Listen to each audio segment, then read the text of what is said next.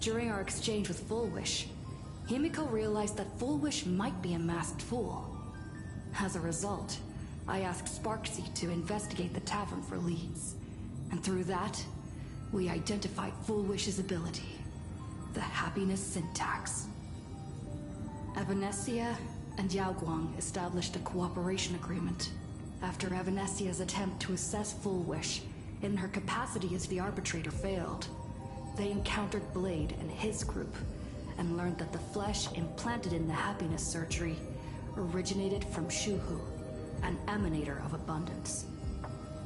Himiko and I went to the TV station to take part in the debate and met up with Sunday and Ashvale, who had arrived ahead of us. However, the debate turned out to be a carefully orchestrated trap.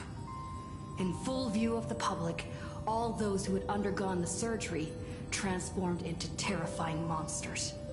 And Full Wish framed both the IPC and the Astral Express as the masterminds behind it all.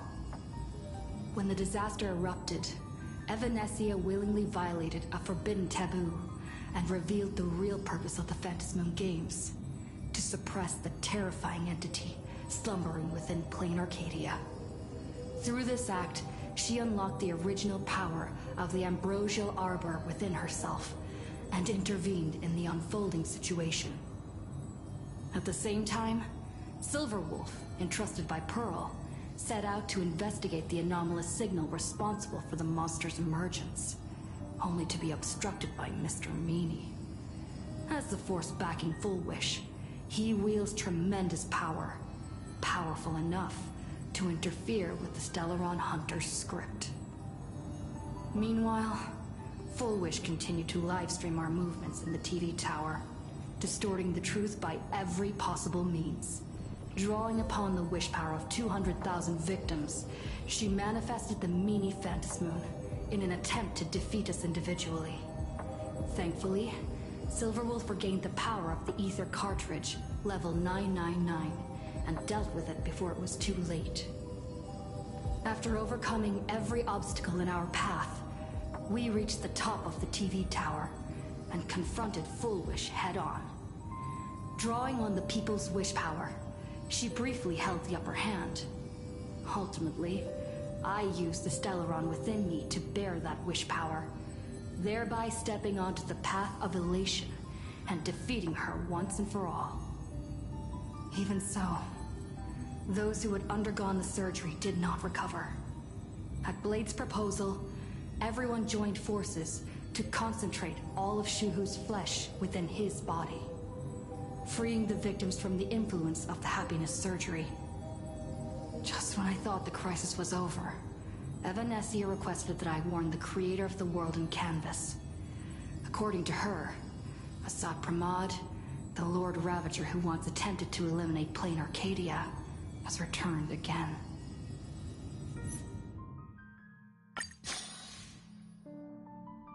Oak City has been severely affected by the incident. Citizens are advised to remain patient and await assistance. Moving on to our special segment, the Phantasmoon Brief.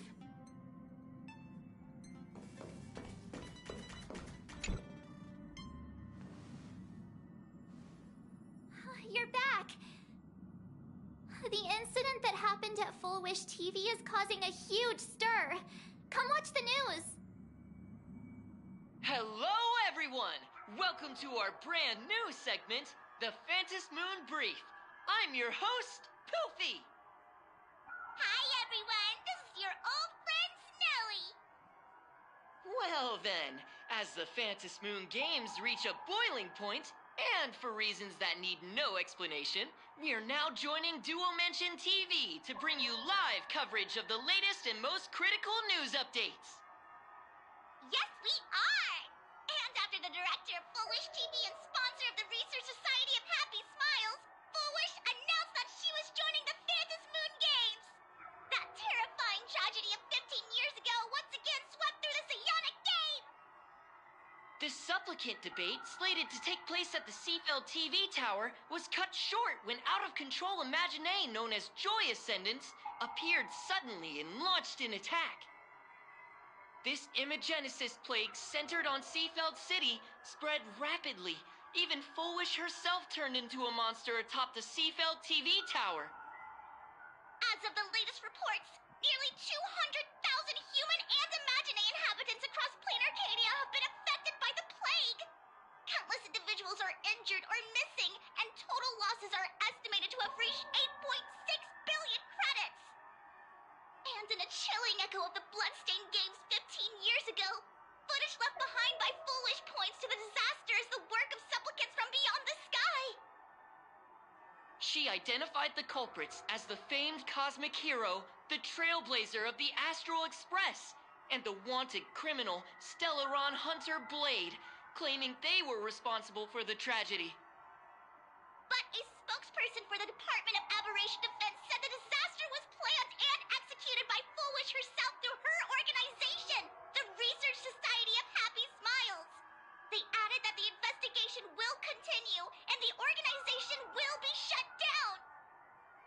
Oh, how familiar that sounds. 15 years ago, they made the same excuses. What is the real story behind this? The Phantom Moon Brief will continue to keep you updated. Over 500 years ago, a prophet made a prediction. In year 1999, a terrifying devil will descend from the sky. Will this prophecy come true? Can plain Arcadia safely make it through this crucial year? We will have to wait and see. Shame on them. How can they just say things like that on TV when it's not even confirmed? And the internet is flooded with fake news about you too. Also, those two hosts, weren't they from Foolish TV? They were spreading nasty stories about you on the news before. And now look, they've immediately jumped ship after what happened to Foolish.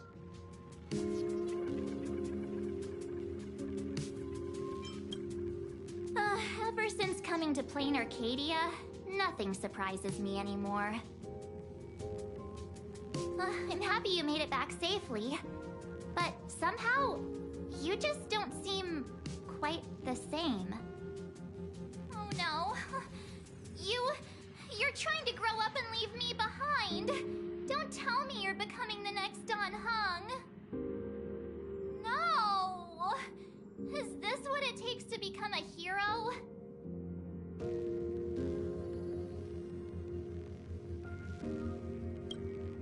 If you're all grown up and serious, we just can't click like we used to anymore. Oh, right. Tell me about what happened at the TV tower. I've heard Don Hung and Sunday's side of the story, but I haven't heard yours yet.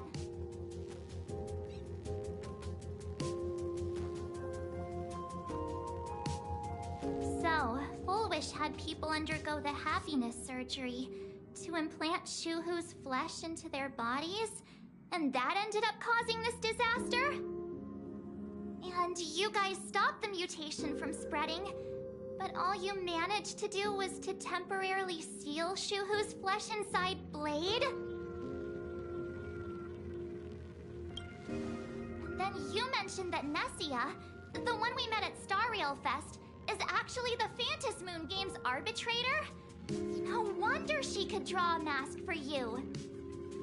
And she also asked you to go deep into the world in Canvas to warn, who was it again? Who is that? Yes, Graphia, Himiko's ancestor. She's an artist from 1,000 years ago. Himiko's ancestor? She's still alive? Wait, that's not even the most important part. Nessia asked you to warn Graphia that the Lord Ravager, Asat Pramod, is back? Why does the Express have such bad luck? By this point, whenever we go on vacation, I'm always ready to deal with random problems. But running into another Lord Ravager while on vacation? This is way over the line. Lord Ravager, at Venesia's request, Shuhu's flesh and Blade's body, and the unfinished Phantom Moon Games. Suddenly, There are so many things to deal with. Feels like we're juggling a bunch of eggs all at once. One slip, and it's all gonna go splat. Are you okay?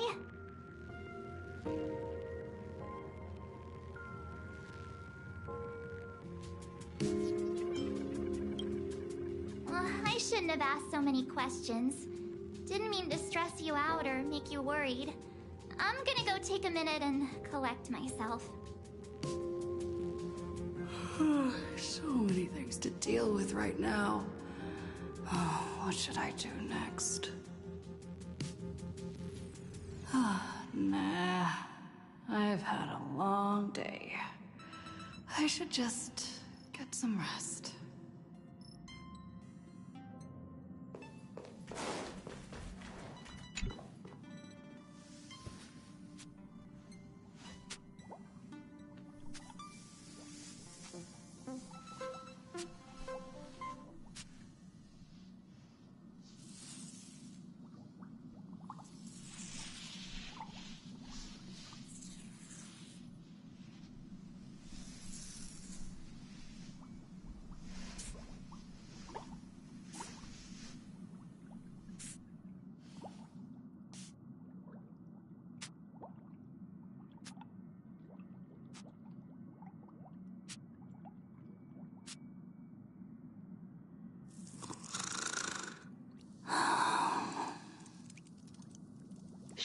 Welt, she's tired. Let her sleep.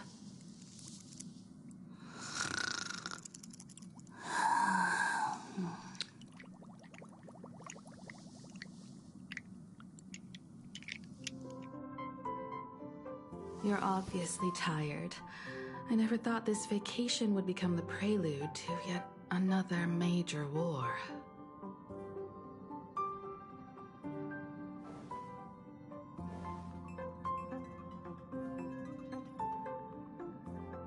From our very first steps, trouble has always followed the Nameless. But this is way too much. Look at you now. It takes me back to when I first got the Express running again. Aside from Pom-Pom, I was the only crew member on board, constantly stretched thin and feeling out of my depth. All I could do was note every problem in the navigation log, one by one. A world's coordinates that needed an update. A glitch in the Express's warp system. The notes were as dense as the coordinates on the astral charts, leaving me completely overwhelmed. Back then, I never imagined the Astral Express would one day have to face a Lord Ravager. But strangely, now that the time has come again, I'm not panicking at all. Come to think of it, it's because of you. Because of all of you. Along the way, we have defeated 2 Lord Ravagers. The Nameless who guided me before I set out once told me, keep moving forward, and the obstacles that once felt impossible to conquer will soon be behind you. And along the way, you'll find companions who are just like you. I've seen you grow through the Phantom Moon games, becoming someone others can trust and lean on. And I heard the declaration you made atop the tower. I'm truly proud of you. That's why I want to share a story from the past with you. A promise from 15 years ago.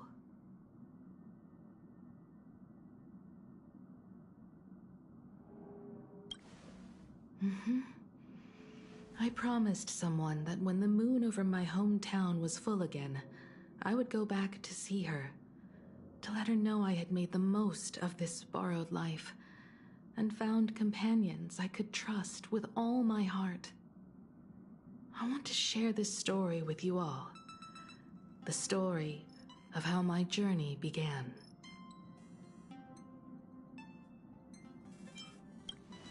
Because it's a long story, filled with many memories of my past. I'd also like to invite you all to the place where I repaired the Express and tell you everything bit by bit. All right, it's a deal. When I return from the world in canvas, you can make us, let Shush make us some coffee. Then we'll settle in and listen to your story. Speaking of the world in canvas, March told me about what Evanescia said to you. Evanessia's request was not made lightly, and she was worried for a reason. Silverwolf saw that Lord Ravager in action too. According to the records from the databank and the IPC's investigation, Asat Pramad's campaigns often span centuries, and the planets he targets all end up destroyed in freak accidents, leaving their surfaces covered in only smiling faces. 1,000 years ago, my ancestor Graphia created the world in canvas. If that was to resist Asat Pramad's invasion of Ahatopia, then could this disaster unleashed through the Phantasmoon games be the prelude to his next invasion?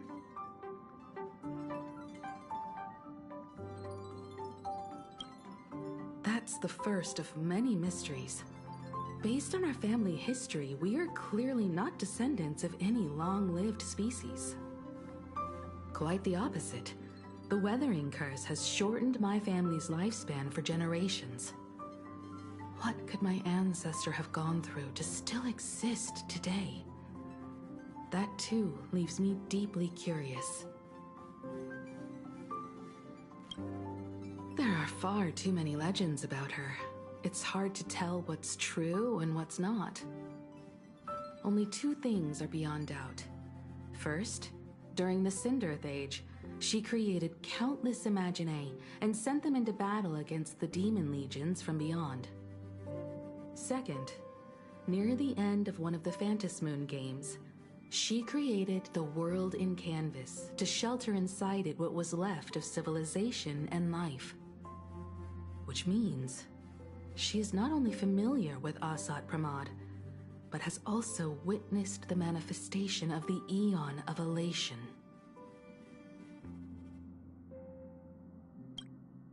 Nobody knows just how big the plane Graphia created actually is. Over 140 years ago, the IPC tried to salvage the world in canvas, but they were only able to reconstruct part of it in the real world.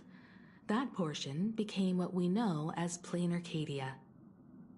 Legend has it that Graphia used a vast ocean as her canvas and channeled the power of elation to step into the painting, which means she has not only seen Asat Pramad, but has also seen the Eon of Elation descend in all their glory.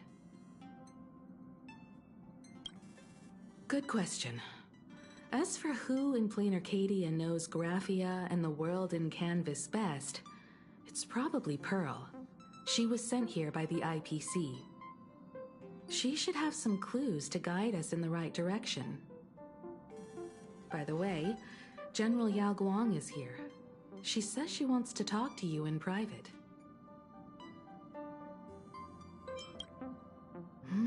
I'm not sure if she comes with good news or bad news. She brought a little gift from the Cienjo, though. Mung bean soda. Go talk to General Yao Guang, then. Don't keep her waiting. After that, come to the party car and fill us in on your next move.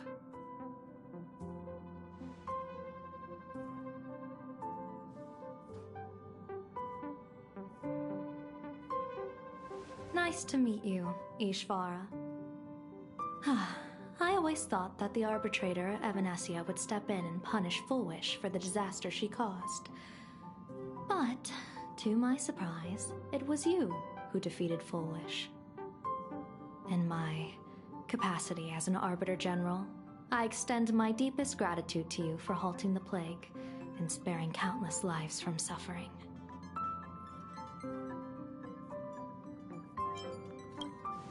What I am about to tell you is something Evanescia risked breaking the rules to share with me.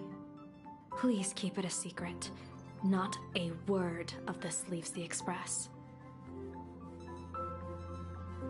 Sealed within Ahatopia's core is Ouroboros, the Veracity.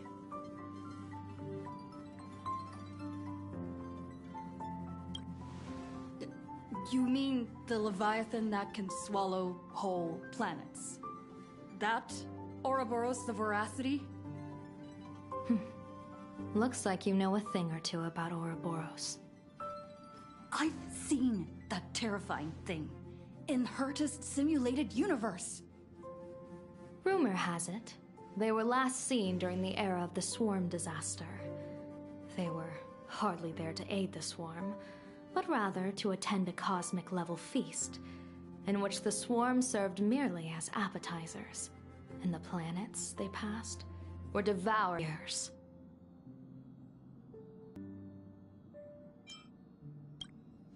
The true situation...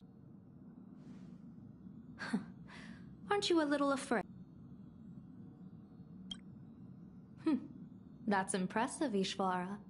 No wonder you survived the calamity. Every crisis comes with an opportunity.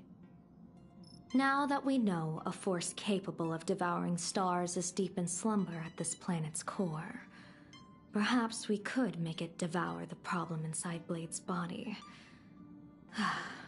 It might just be a risky path worth taking. Agree to my proposal, and will venture into the world and canvas to seek out the Veracity. From what I've heard, you are going there as well. I cast a divination, and the hexagram shifted between the marsh and fire trigrams, yielding the judgment. Heaven and earth are separate and apart, but the work which they do is the same. In other words, though your paths may differ, they are destined to intersect.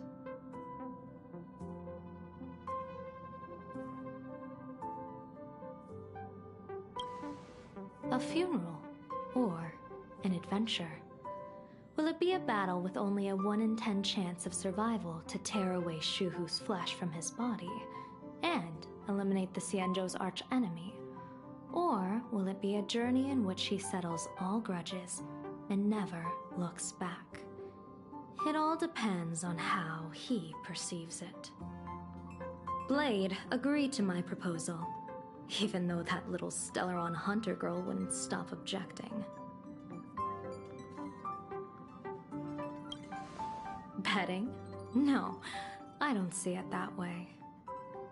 We are not chips laid on a gaming table, nor dice tossed at someone's whim. We trust in people, in ourselves, and in those beside us, knowing they can change the course of even the most desperate battle. That belief is what gave you the strength to overcome Fullwish. It is also the only reason I stay for this world. My purpose has never changed. I am going to draw the elation into my divination, and overturn a fate marked for great woe. I have a plan for how to handle Asat Pramod if he strikes unexpectedly, but I still need more hands to make it work.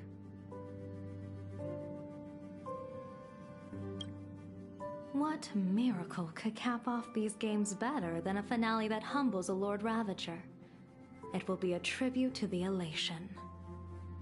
The shadow of the Lord Ravager looms, and from here on, everyone must carry their part of the burden. I will take my leave first. Before I set out, I still want to say a few words to everyone.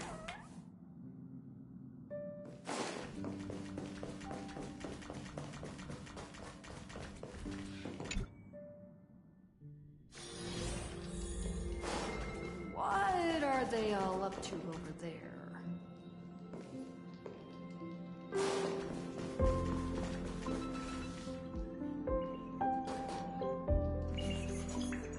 Oh, there you are. We were waiting for you. We're here to celebrate the Astral Express making it through another trial, of course. Pom-Pom's heard all about your latest adventure.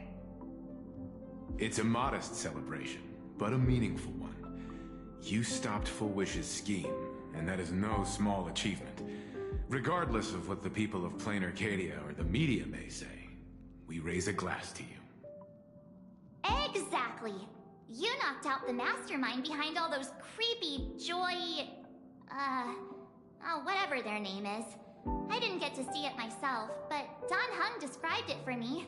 You killed it! Your victory gave Blade a chance to free himself from Shuhu's flesh.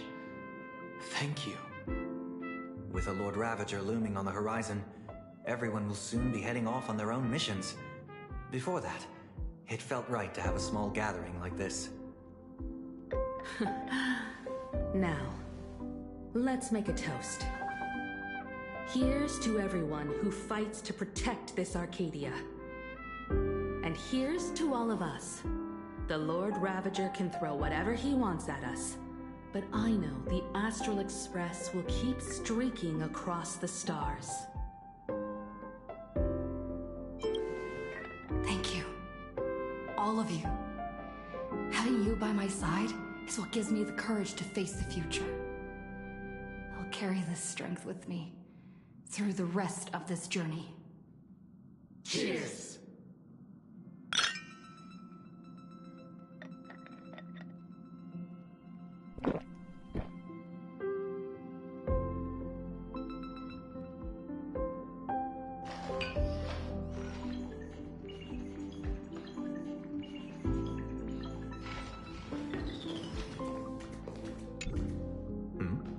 Did you need something?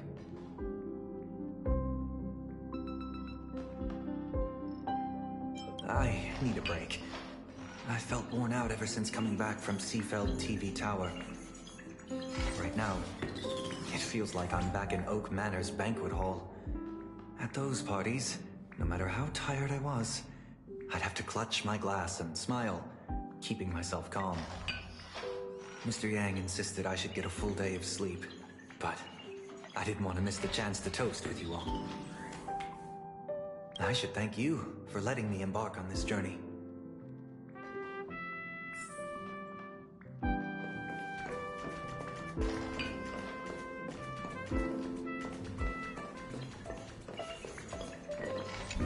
I heard from Sunday about how the televised debate went.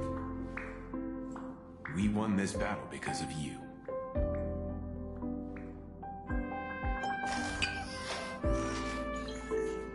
When the televised debate began, the crowd outside the station gathered to protest the Astral Express and nearly broke through the barricades. But the moment the Joy Ascendants appeared, they scattered without a second thought. I guess people know deep down which is more dangerous, a made-up villain or an actual threat. But I am more concerned about you. I've seen the footage of your fight with Fullwish. When you returned to the top of the tower, an enormous surge of power seemed to erupt from you. It reminded me a lot of when I saved you at Herta Space Station. Did you tap into the power of the Stellaron? From what I can see, you're in pretty good shape right now. The Stellaron can be awakened by a wish, but its immense power always has a way of warping reality. As the wave of wish power surged toward you, it brought hope and blessings, but also dark intentions and malice. What might it do to the Stellaron? We have no idea. Be careful with this power you have, no matter how tempting it may seem.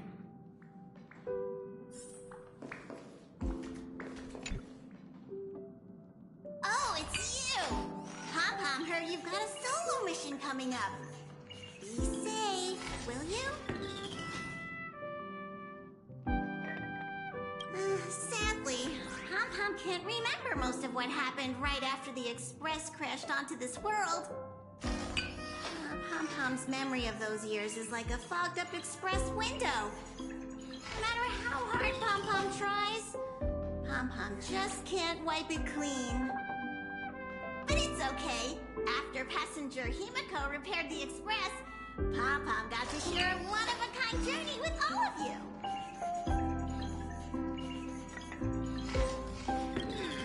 How did passenger Himiko appear? That's odd. Pom-Pom can't remember a thing. All Pom Pom-Pom recalls is having a long and fuzzy sleep and being woken by a knock at the door. And just like that, Passenger Himiko was on board. The day Passenger Himiko knocked, it felt like Pom-Pom was waking up from a dream.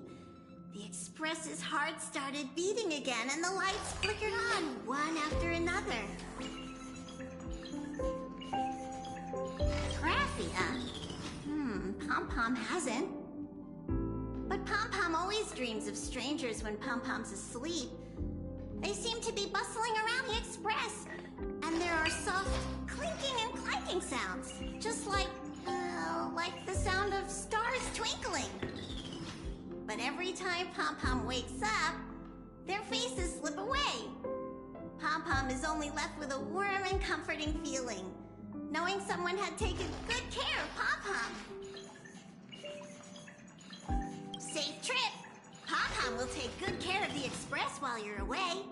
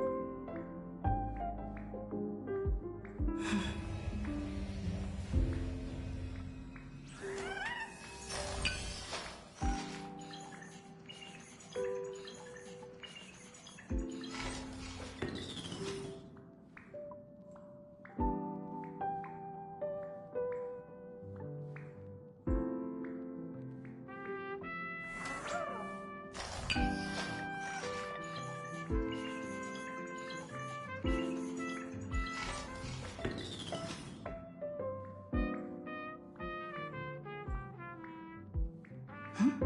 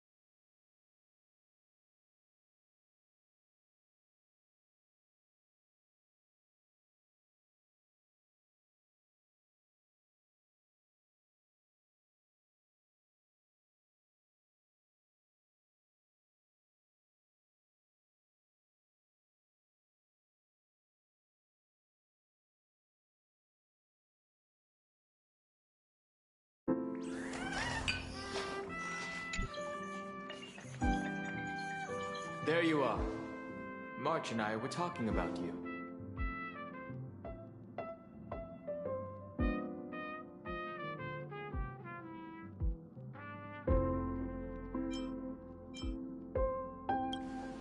Yeah, of course.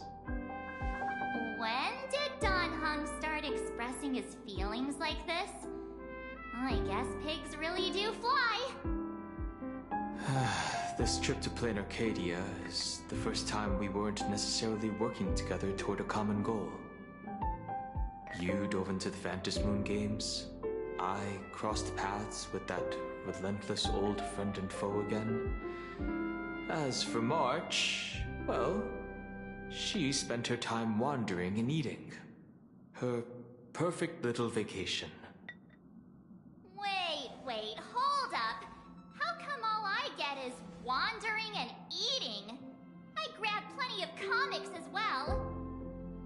I call it cultural exploration. With a little extra time for me to recharge, of course. Right? Now that we're having this little break, it hit me that I might have neglected you and March.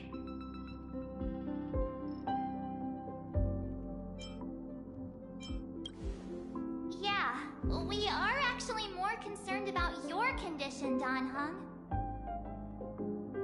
Blade has accepted General Yao Guang's proposal. Perhaps he has finally moved on from past grudges and that abundance curse, and is now ready to do something for himself. It's going to be a path fraught with danger, so I had hoped to accompany him for a bit longer, but he refused. From now on, I will turn my attention to this world. Mr. Yang and I have been asked by General Yao Guang to help with setting up some defensive formations. I've got work to do too. Mr. Ashvale wanted someone to accompany him to the tavern to investigate clues about Asat Pramod. Yours truly figured she'd been resting long enough, and it was time to stretch her legs. So I volunteered. No problem. When you come back, you have to share everything you saw in the world in Canvas.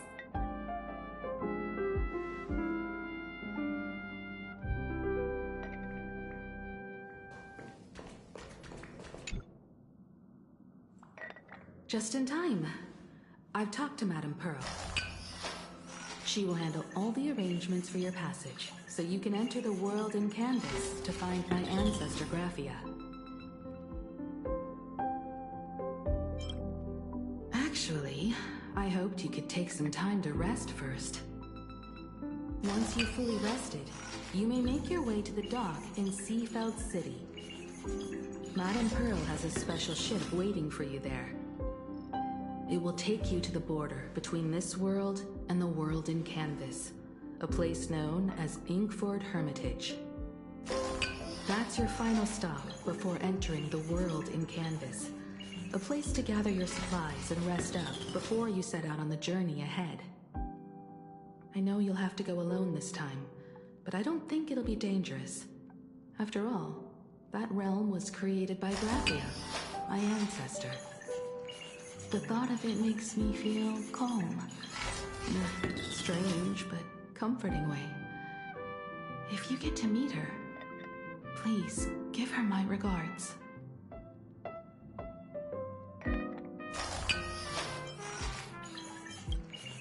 I am indeed quite curious. I'd love to see this ancestor of mine for myself, and hear her story in her own words. But someone must stay here and keep watch. Madame Pearl wishes to confer with me and General Yao Guang about our next steps in dealing with Asat Pramod. So I'll be entrusting this mission into the world in Canvas to you. Go ahead. Set out once you've rested up. I'll be here with Welt and the others, awaiting good news from you.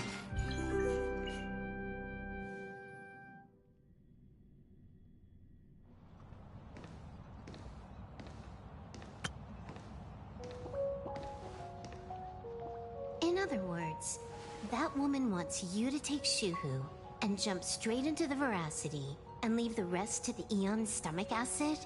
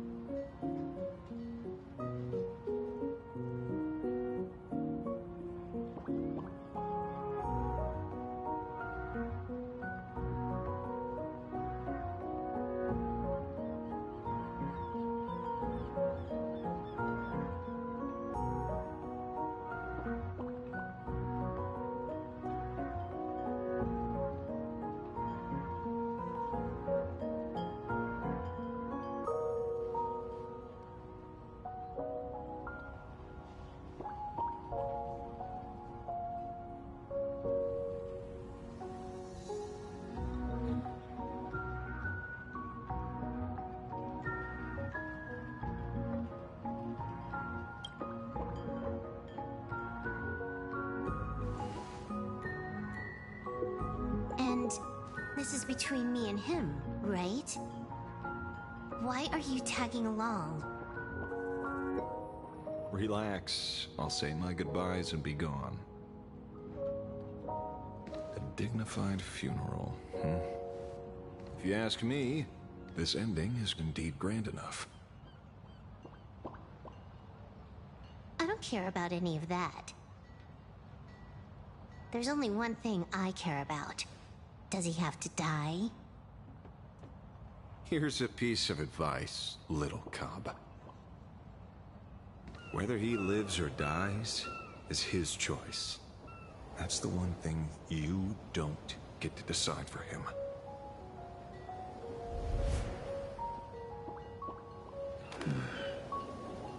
It has landed. What? Nothing. Just a seabird landing on the rocks. A blade forged of mortal steel cannot sever an undying fate. If Shuhu is to be put down, the options are few. And that Leviathan is one of them. In time, people will say this. The culprit of the Juming gave his life for the greater good and plunged into the abyss alongside the abomination.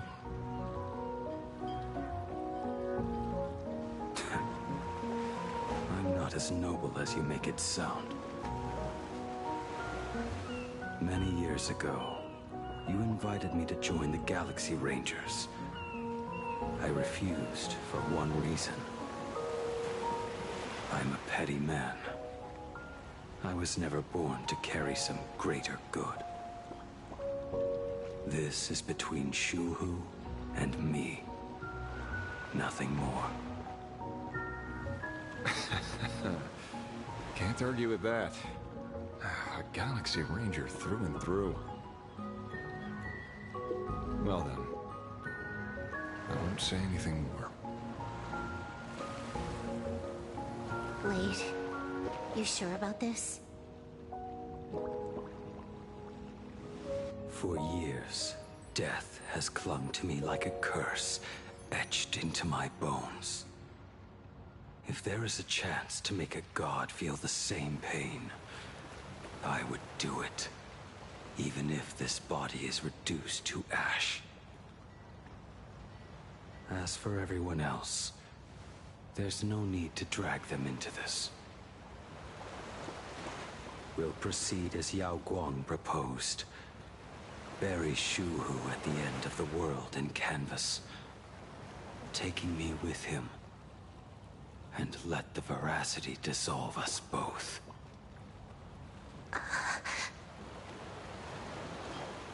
Take care.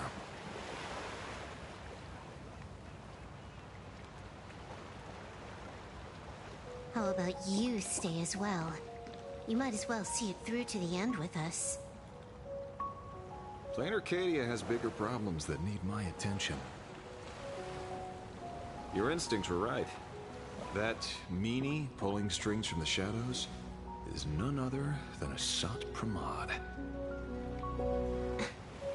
Who else would want to kick a Ha's head like a ball? So, I need to get back and finish my job. Investigating a Lord Ravager sounds like a job you don't come back from. Therefore, it also pays very well. Then here's hoping you live long enough to collect your payment.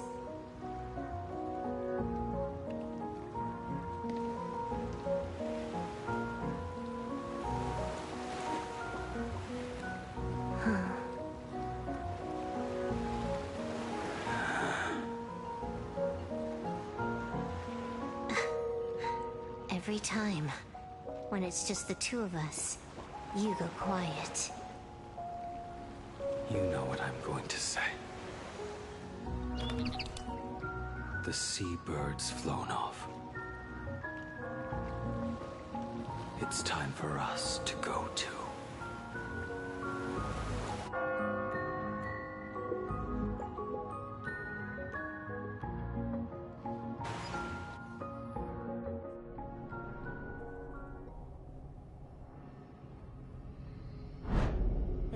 Slumbering at the heart of Plain Arcadia is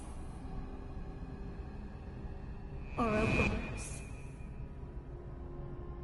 After the swarm disaster, the Veracity vanished, never to appear again for more than 700 Amber eras. Their last rumored sighting was 500 years ago.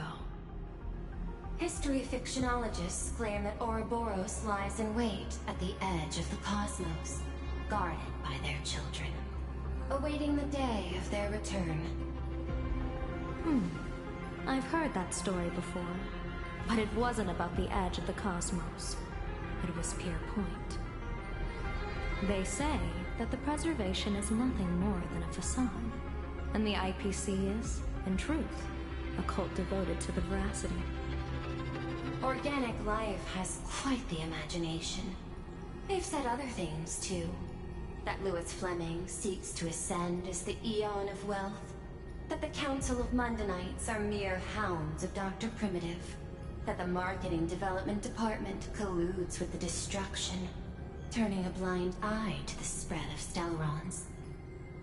Such rumors are endless. I believe the General should be able to tell which are true and which are not. I've never heard the last one, so let's assume it's the only one that's true.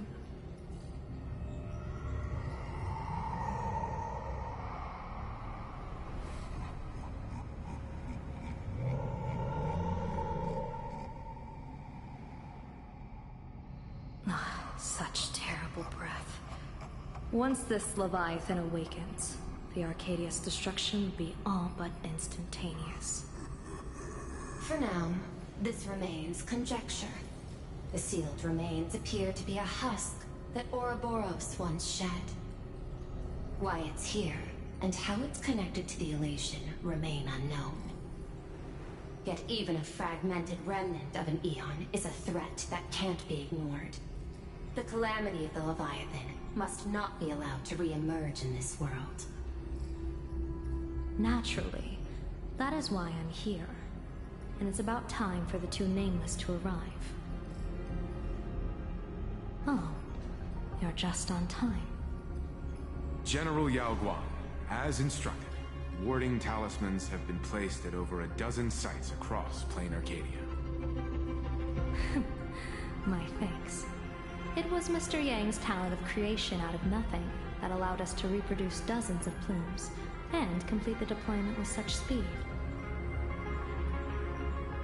Now, with Yin and Yang aligned, and all four aspects in place, as long as we set up the last formation core, the Decalite reflection barrier will be complete. Using the divine eye of the Spiritus to weave a giant web, one that ensnares countless possible futures. General, have you truly made up your mind?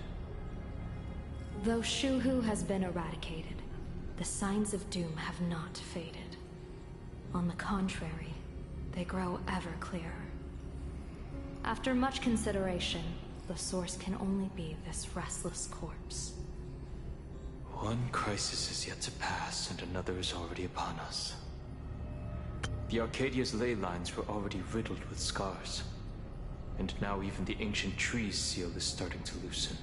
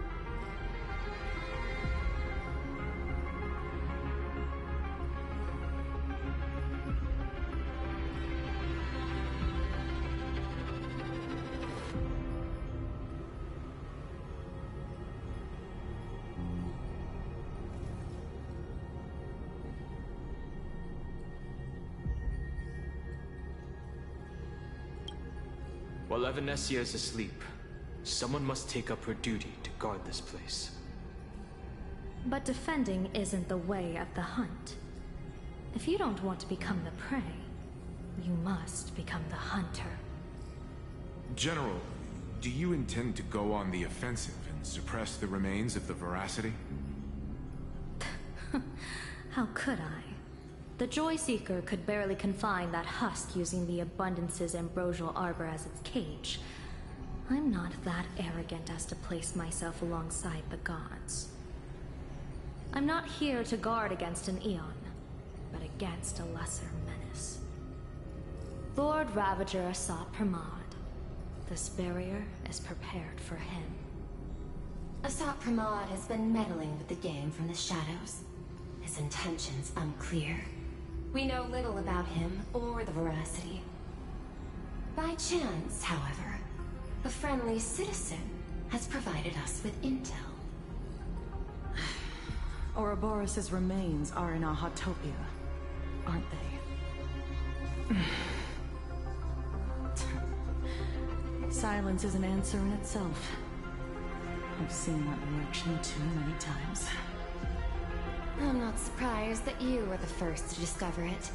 You were in the Torn Scroll too. The probability of you noticing was 24%. That's a little low, don't you think? I'd put it at well over 90. What I don't understand is this. There were countless ways to verify your hypothesis, yet you chose the most unconventional one. You bypassed security and broke into the building to confront me in person. What is your objective? This is no confrontation. It's a warning, Madam Pearl. I'm a security officer, and there is only one reason I'm here. While everyone else is fixated on the Phantasmoon games, only the Department of Aberration Defense is watching other places. Like the location where the new Herald of Death case was closed? Correct. The incident involved 4 Daybreak warriors, 3 nameless, 1 detective, and 1 officer. But just moments ago, a 10th set of footprints appeared at the scene. After the investigation, we learned that the traces were left deliberately. A blatant provocation. The Lord Ravager bent on destroying the Elation came uninvited. Make no mistake. Plan Arcadia is the stage he chose with care, and drawing the Abundance into the fray was hardly a win. Our top priority is to dispose of Shuhu's flesh properly to prevent it from falling into the wrong hands and causing another calamity.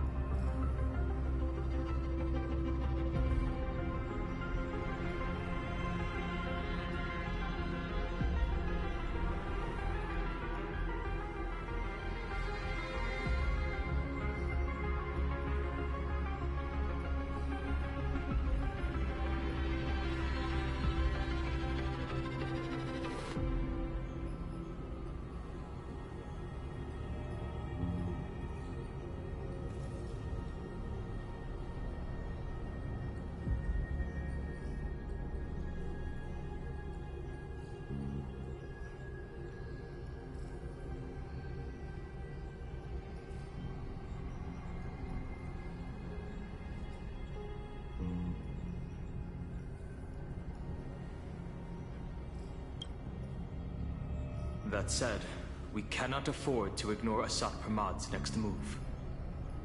This giant web is prepared for that very purpose. Once the entire planet is folded into the divination's trajectory, under the gaze of the Omnitia, all possibilities will be laid bare.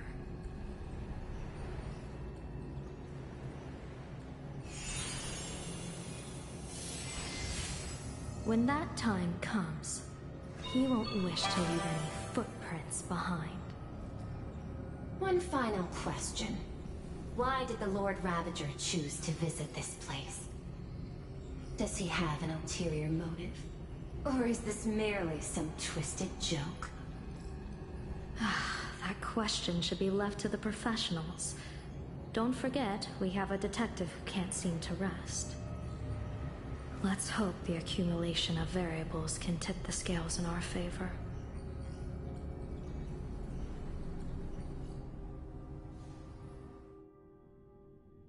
And so, the people set out, and the gondola, bound for distant lands, set sail. At the end of the world, Elation once again declared war upon the Veracity. Hey, frail little humans! Ouroboros split their mouth wide open. Whoever can fill my whole mouth with but a single thing shall receive a reward, my tongue. The fool known as the Shepherd captured a comet, but it wasn't even enough to fill the gap between the Veracity's teeth. The bartender Baraji opened the wine cellar, but they only grew drowsy, drifting off to sleep. And en route, he crept up to the Veracity's ear and told them a corny joke. The Veracity pondered it for 10 amber eras, then burst into laughter at their own amusement. En route spread his hands and said, "See? I filled your mouth with laughter." Then what happened?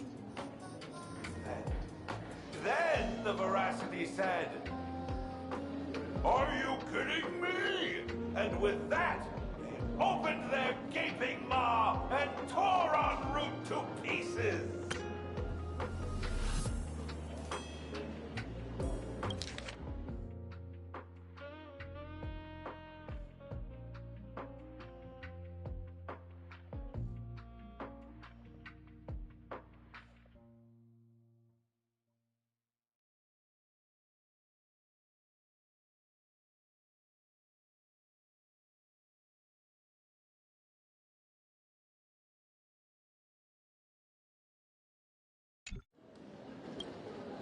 What kind of nonsense is that?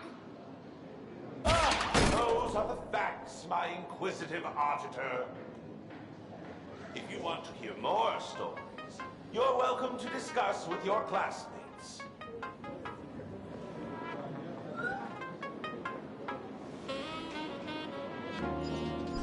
We came here to investigate the Veracity and Asat Pramod, but all we got were stories that only a 3-year-old would believe. Rumors don't just appear out of thin air. It's just a matter of how much truth you think they hold. At least 90% of that was made up. Sometimes that last 10% is all you need.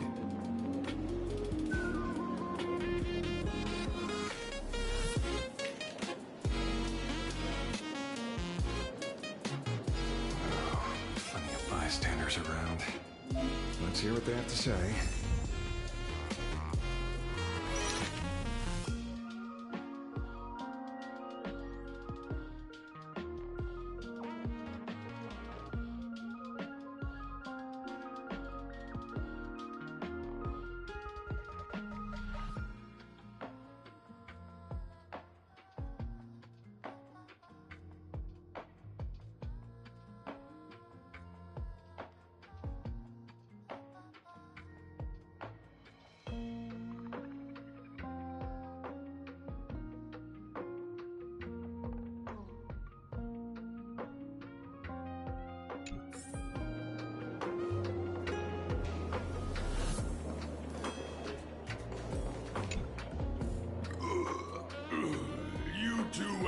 About the Veracity? You thinking about walking that path? Walk the path of Veracity? Do I need to eat everything in sight? You got it! Kids always dream big. Some are bulldozers, some are monsters, and I am Ouroboros. Yeah, and the man. Ugh, can you talk normal? Stop gulping for air. I swore to become a Veracity pastor.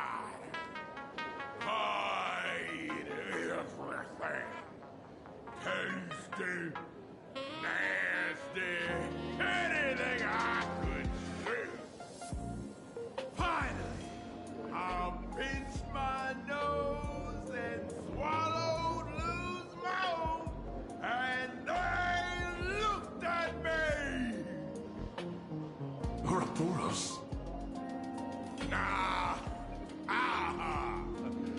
very regrettable.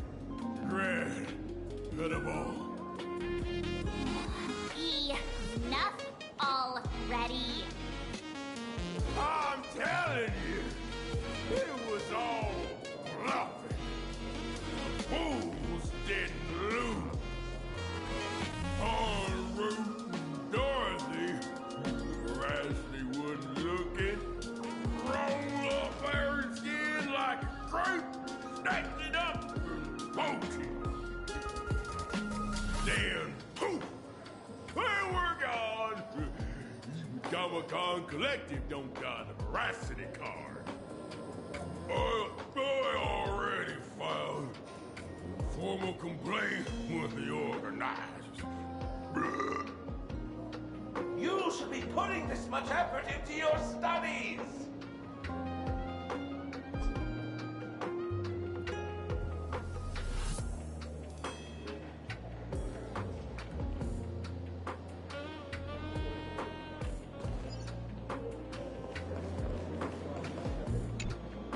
They say a dull pen beats a sharp memory. My memory's dull, and my pen's not much better. Then you must have a lot of stationery? A kindred spirit. Miss, it seems you're one of us as well. I've met far too many fools who can't even read. Oddly enough, those of us who truly love learning are the rare ones. Interested in studying the knowledge of the laughter? I have a reference book here. You can have it.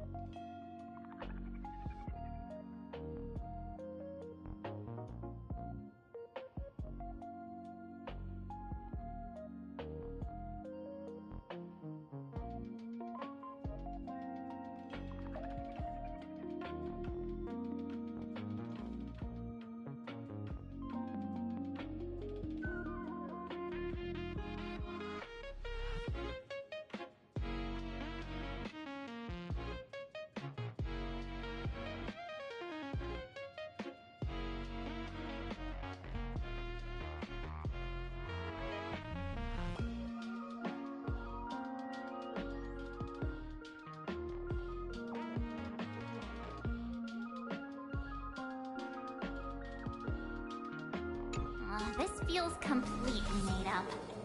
But, thanks anyway. Oh, please. Thank the seniors. To compile this book, they offended every Eon they possibly could, and narrowly escaped death at the hands of each and every one of them. As for me, I'm just the one who keeps the books circulating. Hey, friends! How was your first day of school? Sparksy's here to pick you up after class.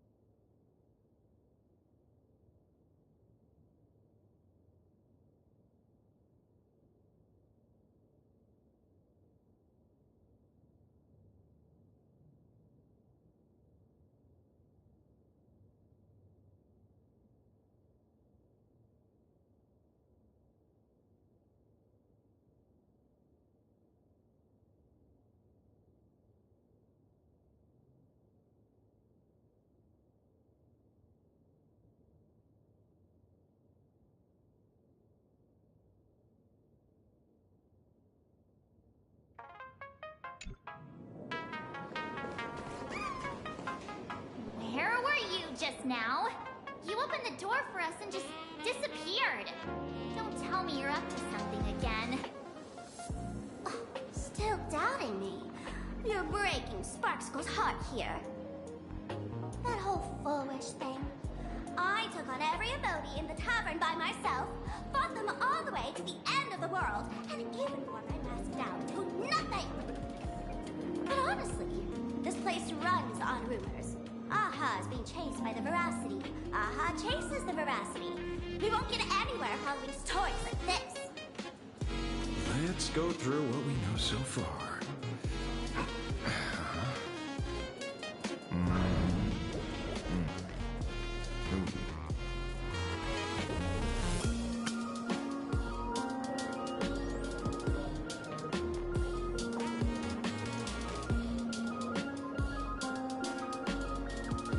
Yeah, it's a complete mess. So, after a bit of thought, Lady Sparksy came up with a brilliant idea. I borrowed a nifty little gadget from a friend. The Unreal Sparks and Spark! No idea how it works, but apparently this light bulb makes you smarter the moment you put it on. Does this friend know you borrowed it? Sopramon has a gun to our heads, and this is what you're worried about? He'll find out one day. Well then, I'll go first.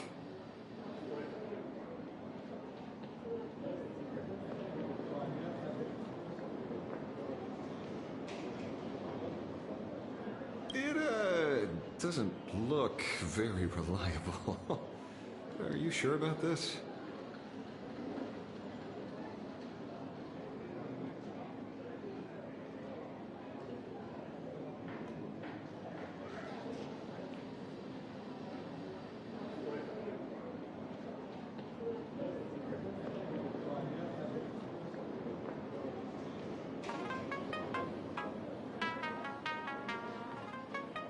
No worries.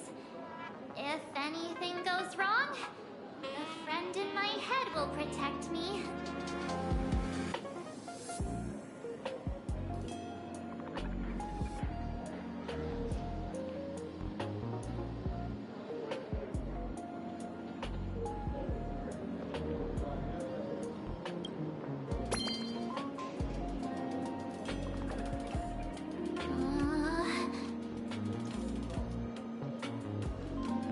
Doesn't seem to have any effect.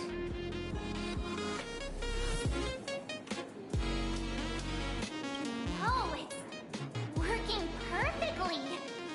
I get it now. All of it. No need to dance around. Our enemy is a Lord Ravager. There's There's only one question we need answered. How does Asat Pramod plan to destroy Elation? Correction. The effect is very obvious. Judging by Nanook's habit of picking Lord Ravagers, I wouldn't be surprised if Asat Pramod was once a masked fool, and therefore knows Aha's weakness. The Arcadia is like a microcosm of eons and paths. People indulge themselves in fabricated happiness, unable to pull themselves away from it. Many have expressed their concerns. This isn't elation. Aha is playing with fire. A classic social realist deduction. Old-fashioned. Ooh, but effective. We're closing in on the truth. Yes. The answer is all but revealed. You are Asat Pramod, Sparksy. Do you have evidence? Of course. The truth is so simple that everyone overlooked it. The evidence is... you were the first person I met when I got off the express.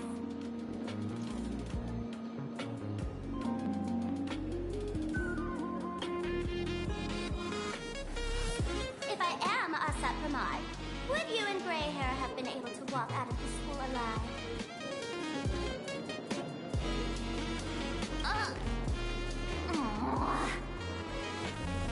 Yeah, fair point. Just take that thing off already.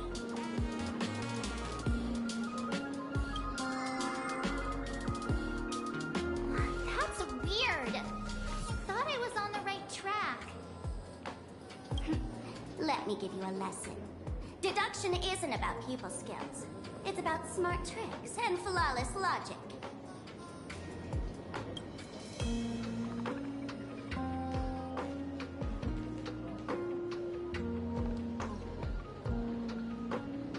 Watch and learn. Sparkle, master of the classic whodunit, has entered the chat.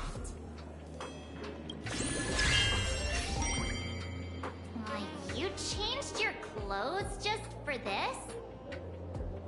First of all, Ouroboros likes to eat. Secondly, whatever they eat disappears completely. Therefore, veracity is also a form of destruction. This is the classic mystery of one culprit, two identities. The one trying to kill Elation is... the Lord Ravager, Asat Pramod, played by the Veracity! What am I even saying? Classic whodunit? This is more like a classic Who's the Dummy.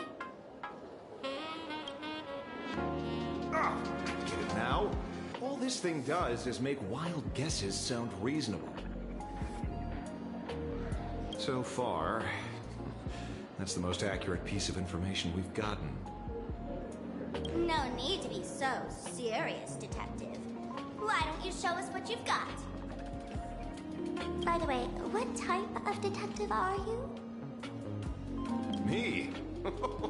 I'm the tough guy type. I don't waste time on useless details. I aim straight at the heart of the problem. You're not wrong. Asat Pramod is Nanook's weapon to assassinate Aha. Whatever his plan may be, the target doesn't change. Remember, as far as humanity knows, there are only 3 ways an eon can fall. A broader path engulfs a narrower one. Divine warfare between eons, and the third one. What was it again? Forcing an eon to turn away from their own path. Whichever it is, none of it sounds remotely connected to plain Arcadia. So, what makes you so certain Asat Pramod is here on business, not on vacation? Because we folks just dug up one heck of a treasure from underground. And in the stories tied to them, we've unearthed more than a few names worth paying attention to.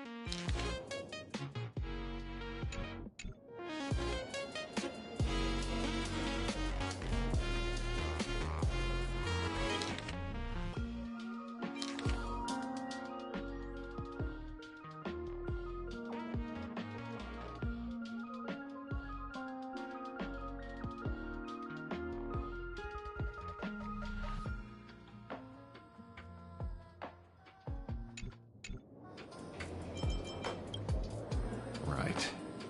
He's the one I can't stop thinking about. The stories change every time, but they all circle back to the same logic. En route defeated the Veracity by some means. You're right. Then who is this en route? Do you know him? En route. Of course she does! Everyone in the tavern knows that name. Long ago, its owner grew tired of jokes, cast aside his mask, and walked away. Some say he became a mourning actor. Others say he jumped into IX's black hole. But none of that matters. What truly matters is that you have my unreal Sparks and Spark. I knew it. Give it back, give it back!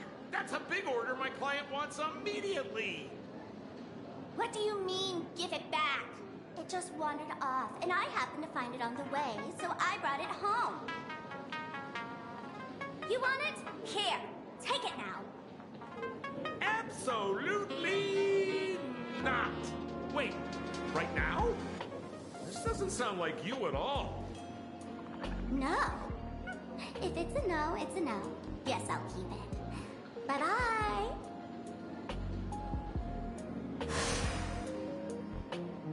Get back here! Sir, do you need to hire a private detective? Hey! Can you catch her for me? Of course. I'll have that thing returned to you safe and sound in half a day. But, in exchange, I'd like you to elaborate a bit more on what you were saying. Oh, so that's why you're here. Now, old Sempo's intel isn't cheap. Waiving the fee won't quite cut it, will it? Name your price. Put it on Pearl's tab. Ha! Just kidding. Money talks boring. Besides, the Astral Express and I go way back. Oh, and I wouldn't scam you two. The en route you're looking for lives up to the name. There's nowhere he can't reach. Only places he hasn't been yet. He's the gold standard of the masked fools. He only shows up where he's least welcome. A morning actor's stage, a friend's wedding, even inside the Veracity's mouth. All for the sake of a good laugh. Oh! That lines up. Sounds like the origin of the legend. So, he's a friend of yours? Not a chance! Back when old Senpo was still a kid, En route was already a name in the history books. He left the tavern during the Second Prosperity. Saying after hearing 30 trillion jokes, he never laughed again. Before he left, En route said one thing that, at the time, no one cared about.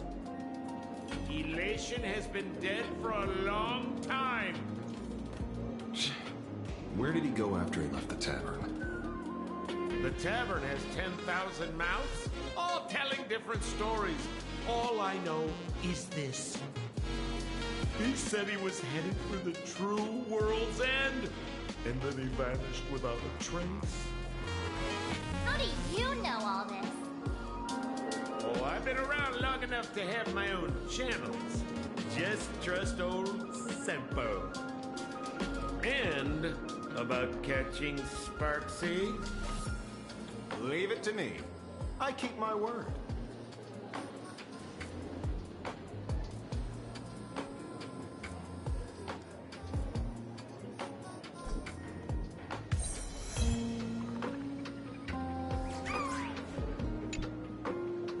See? You only need that 10% of the story to be true. The last thing he said was really scary. So many unanswered questions about en route. He has to be tied to Assad Pramod somehow.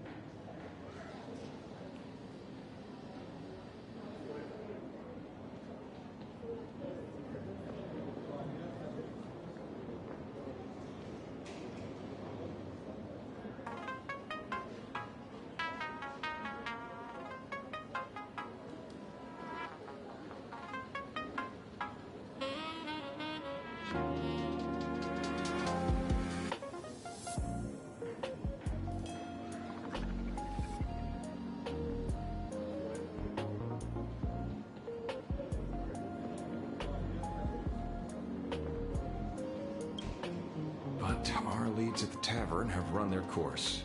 Let's go pay a visit to another expert next.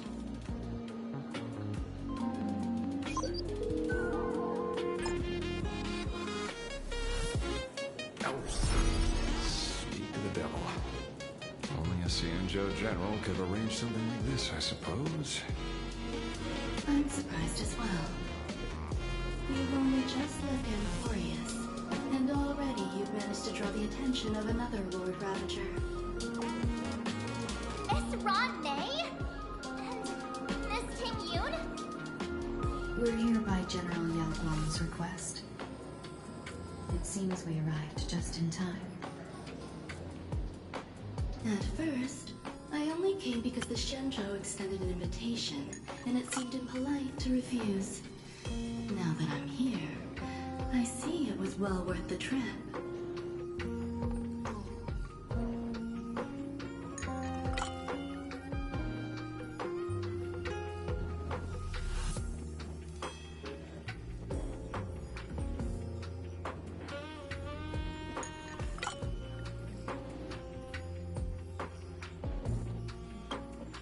So, let me get to the point.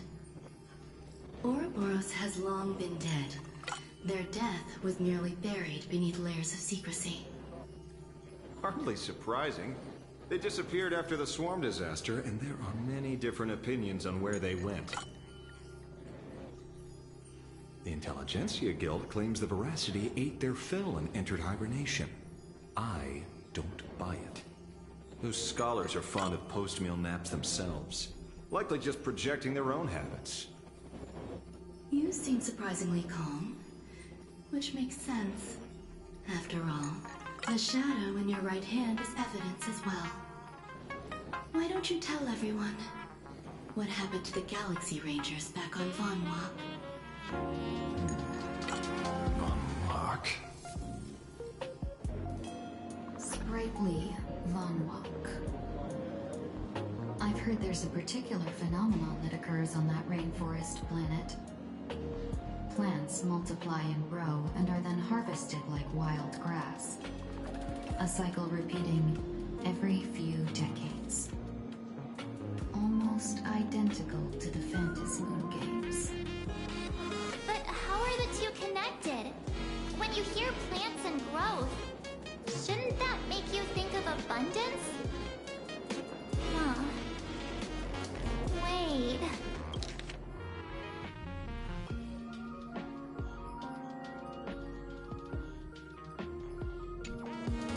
It seems you figured it out. By coincidence, abundance is another thing the two worlds have in common. When coincidences pile up, they cease to be coincidences, Mr. Ashvale. No.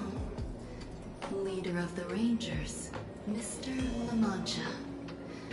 Perhaps you could explain this to our nameless friend. Back on Vanwalk, I'd already long since stopped being a ranger. Your conjecture is basically correct, Miss Ron May. You're not the only genius to take life as a subject of study.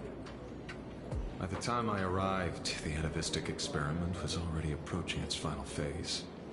Dr. Primitive had set his sights on an ancient Leviathan.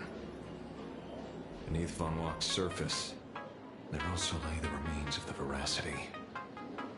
You stopped him. The Rangers stopped him. Back then, Mr. M was still human. Now, deep beneath Ahatopia, another corpse of the Leviathan lies buried.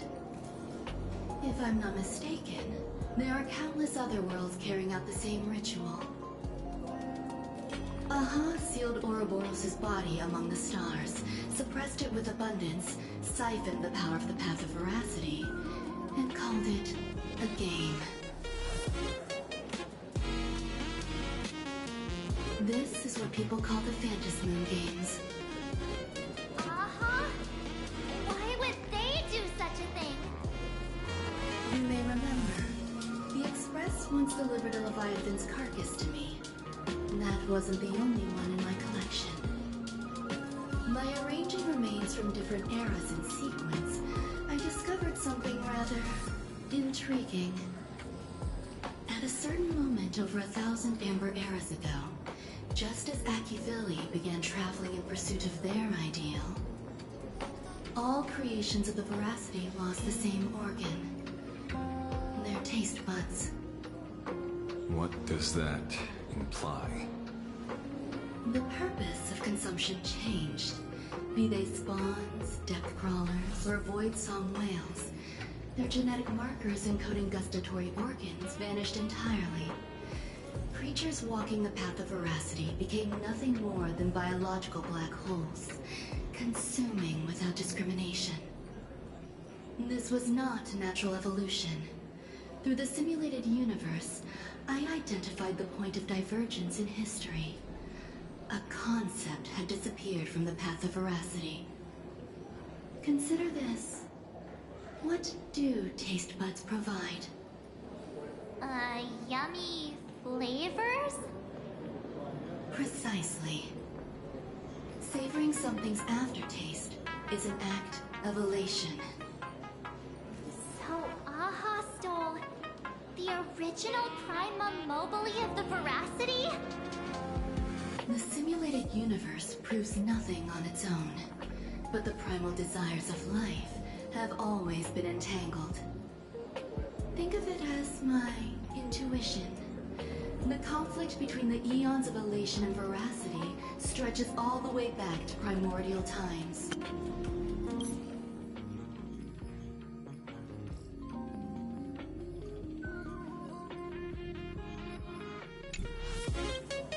How many people know about this?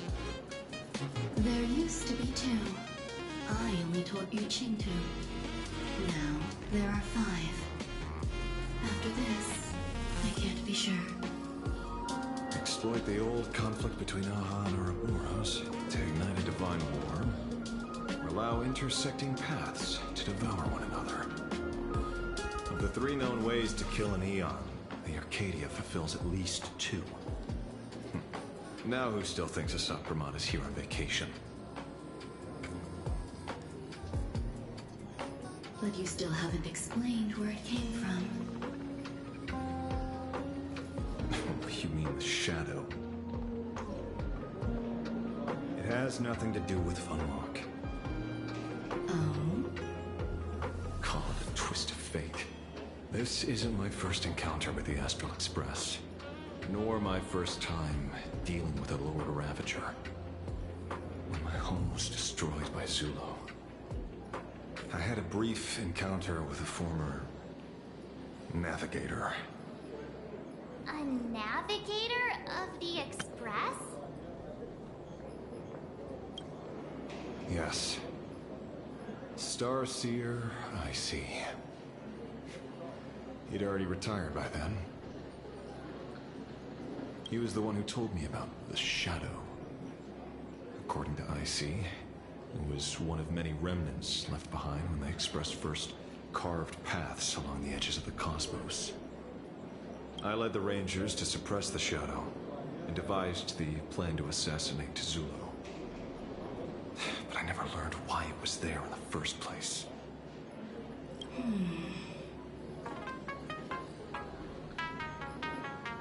Don't you find it strange, Mr. Ashvale?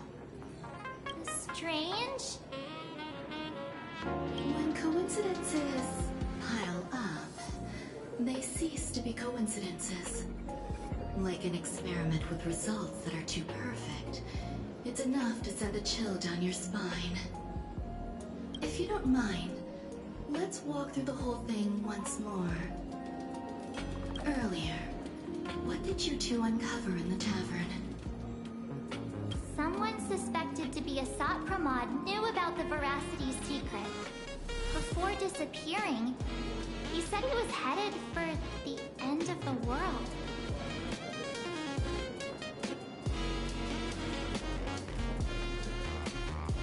And then, who did he say the shadow belonged to? A former navigator. The Shadow was a remnant left behind when he charted the cosmos.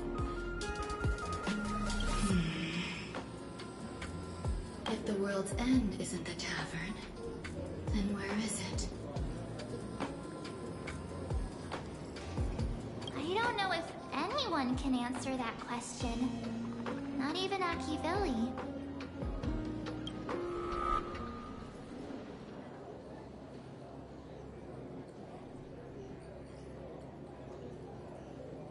Wait. Don't tell me. En route only goes where he isn't welcome. After leaving the tavern, he went to the Astral Express. The detective game is over.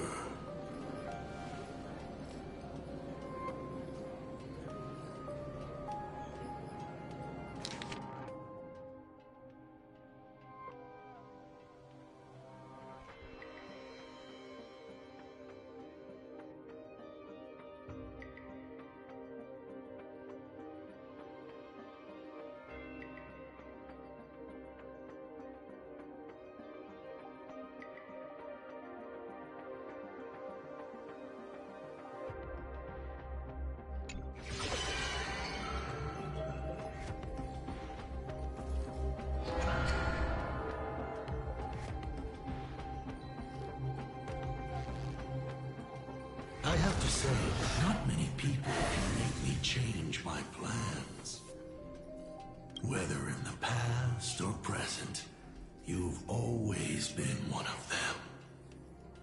So, it is you. You know how it is, kid. I've always enjoyed arriving uninvited.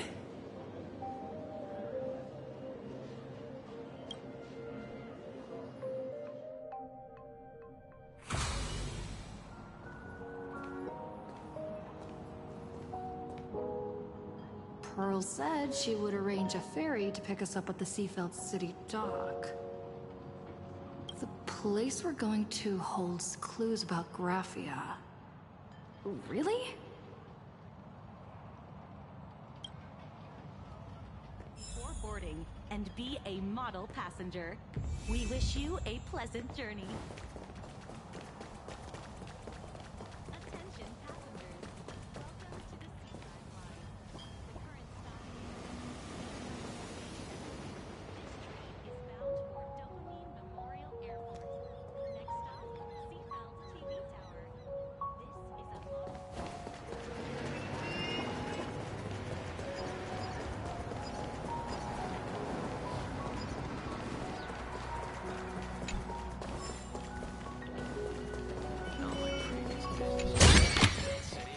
The drop rates are this bad.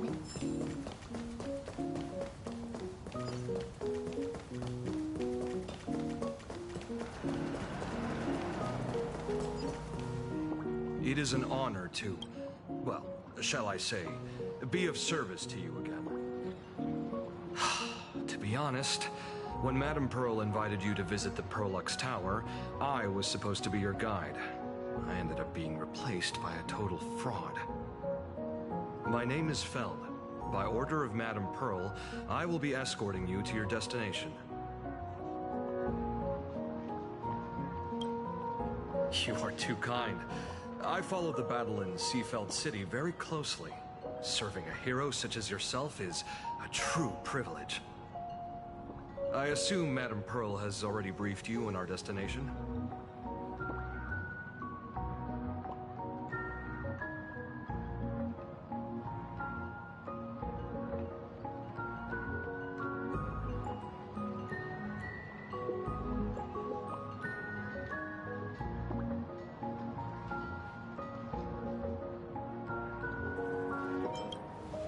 I see. It so happens that Madame Pearl is tied up with an unforeseen event, so allow me to brief you in her stead. The destination of our boat journey is a hotel known as Inkford Hermitage. It is situated at the end of a Dovebrook tributary that ultimately flows into the sea. It is one of the points where the world in canvas intersects with reality.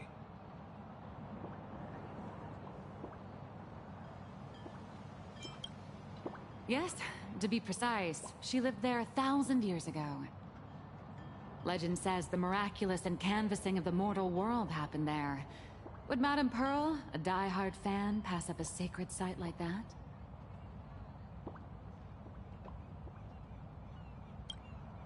Word is that Madame Pearl just flicked her wrist, signed a check with an astronomical figure, and bought the whole plot of land.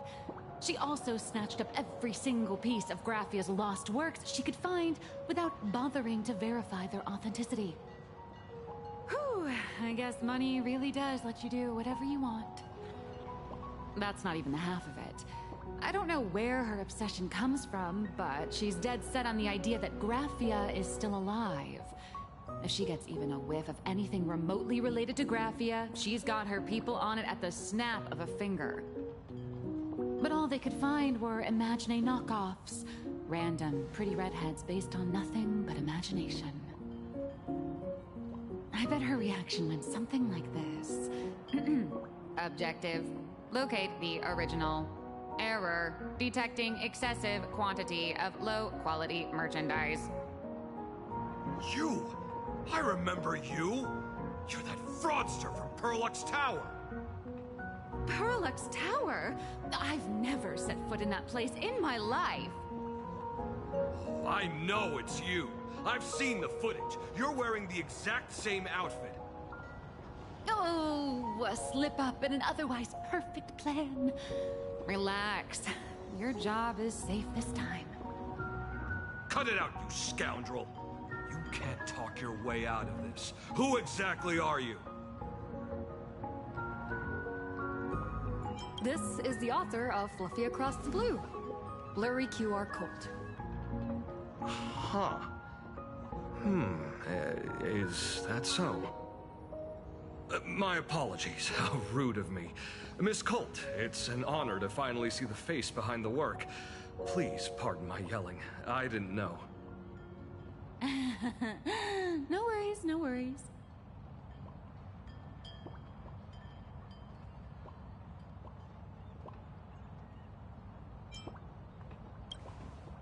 It's only normal for a famous comic artist to travel with bodyguards, no?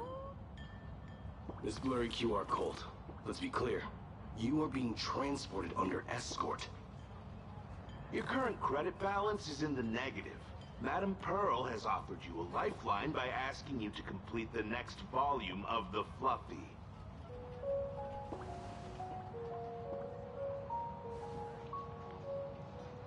Whoa, this is not my fault.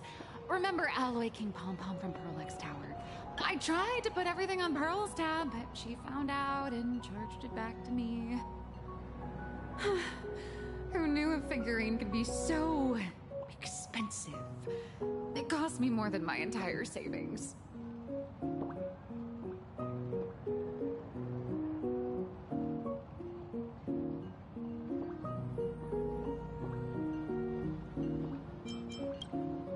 Hey, I pay for my own meals. Is that so shocking to you? Is it? So you're escorting her to, shall we say, an intensive creative retreat? Correct. The objective is to deliver the manuscript and clear her debts. The estimated duration is 56 days. Hear that? It's not a hotel. It's hell. Where you get whipped for not finishing your scripts on time.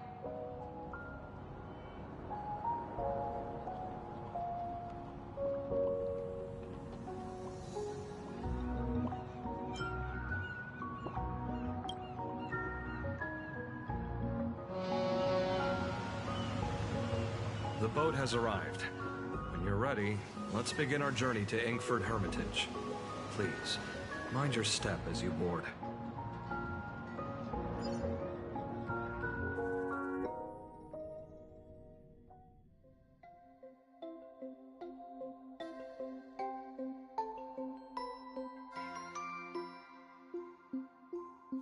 We have arrived. This is the snowy shore of the canvas world, Inkford Hermitage. Oh. Are those Wispae floating on the water?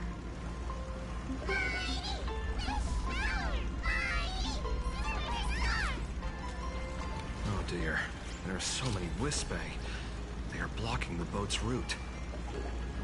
But no need to panic. Please follow my lead.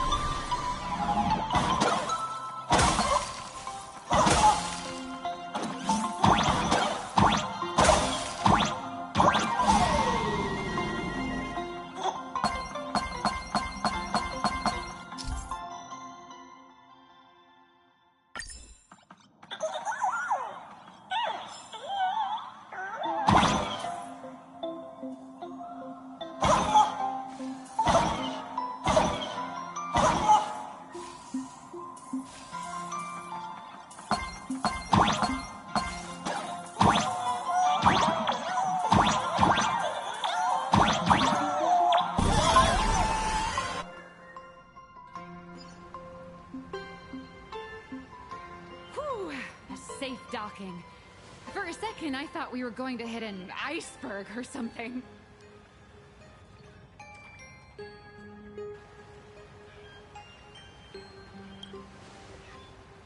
They probably sensed your wish power. You are the Phantas Moon Games superstar, no? Look! I was trying to hitch a ride on you.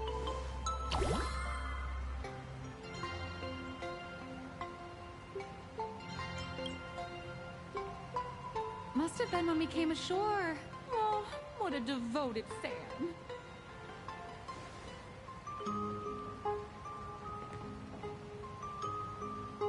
Everyone, welcome to Inkford Hermitage. I was imagining a Benzai Tengoku style manor or something. So you demolished your idol's old residence and replaced it with a luxury hotel. Of course not. Benzai Tengoku vanished more than 1,000 years ago.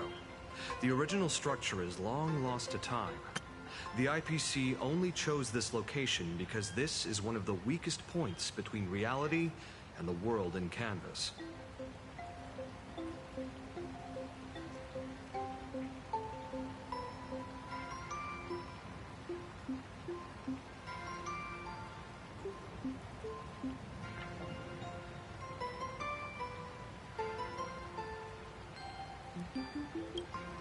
Many Imaginae are born every day, but just as many ancient lineages of Imaginae hide themselves away in the world in canvas once their wish power dry up, or as they grow weary of the mortal world.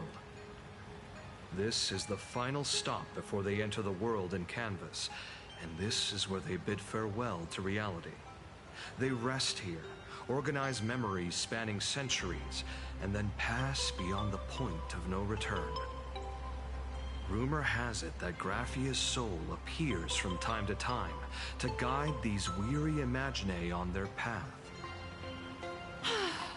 There's a sense of parting in the air. No wonder the soul of the mother of Imagenesis feels an attraction for a creator. This must be the finest well of inspiration. Miss Colt, now that you're in this well too, you ought to make the most of it. Let's go. I'll lead the way.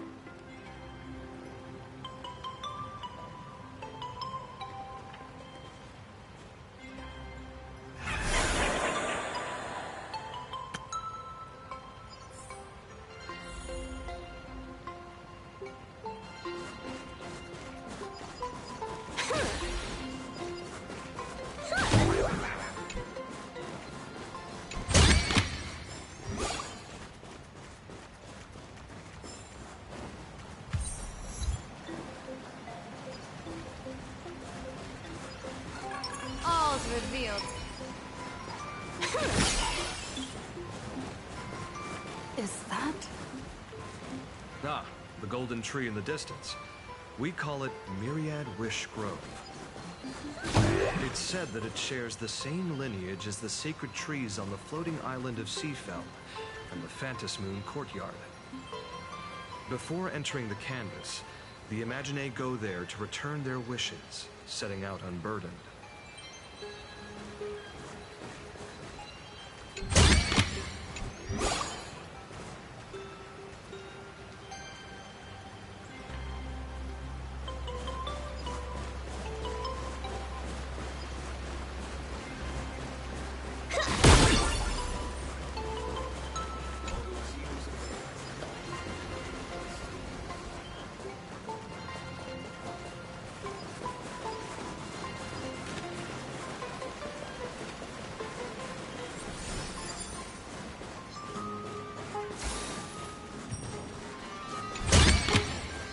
The drop rates are this bad.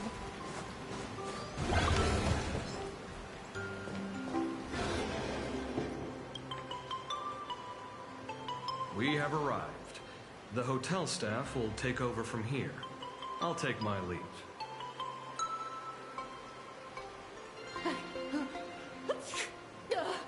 Oh, it's freezing. It's cold enough for a typical snowstorm mansion murder mystery. Anyone here? Hello? Honored guests, my apologies for the late welcome.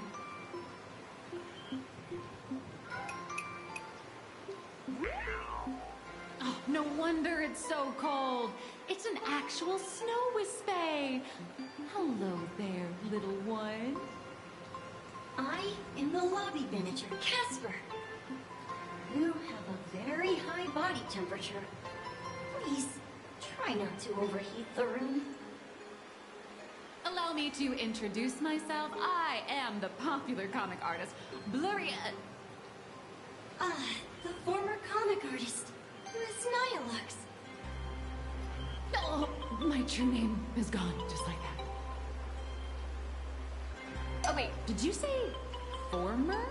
The big shots upstairs gave me a heads up. You are now an asset of Perlux Corp.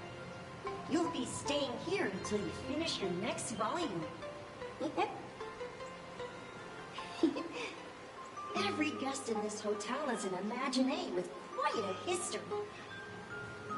That Arcadian over there, that's a former superhero. Which one? Never heard of him. That one over there is one of the oldest strangelings. They're a former Kappa. These days, they work as the hot springs manager. A Kappa? Didn't that lineage of Imaginae go extinct when the IPC first arrived?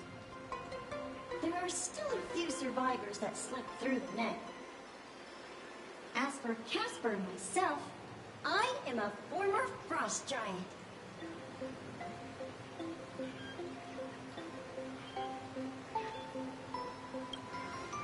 Little old me was once a tall, mighty, and majestic giant. Of course, that was back in the Cinder Age. So you're basically an antique who knows a bunch of old secrets. What corner did they dig you out of? From a block of ice. It is sad how a giant block of ice melts into tiny pieces over time. I have forgotten the names of most of my friends. And I have not tasted a crispy, charred Void Ranger in a long, long while now.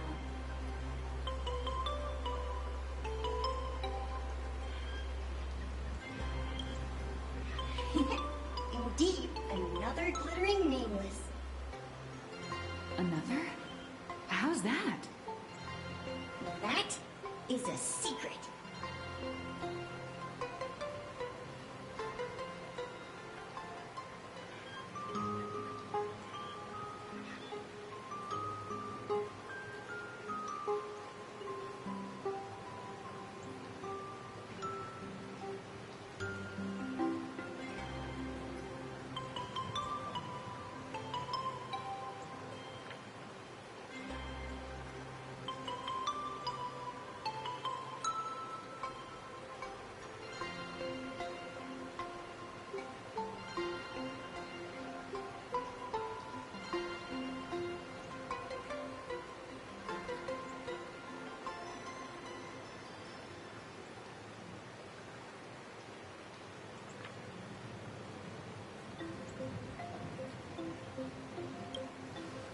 sightings of Lady Graphia are as common as the snowflakes here. Ever since the news spread that her soul would reside at the hotel, all those Imaginae who mimic her and the weirdos who insist they have a connection to her have flocked here. You see, they all claim they have some sort of connection to her, or hold some secret about her. I bet they're just trying to scam people out of wish power and credits. Just like all those people who swear they're AHA. You're not wrong. But whenever the higher-ups ask for a report, little old Casper here can always pad it out and hand over a long list of names. Nameless, good luck with your inquiries. Bye now.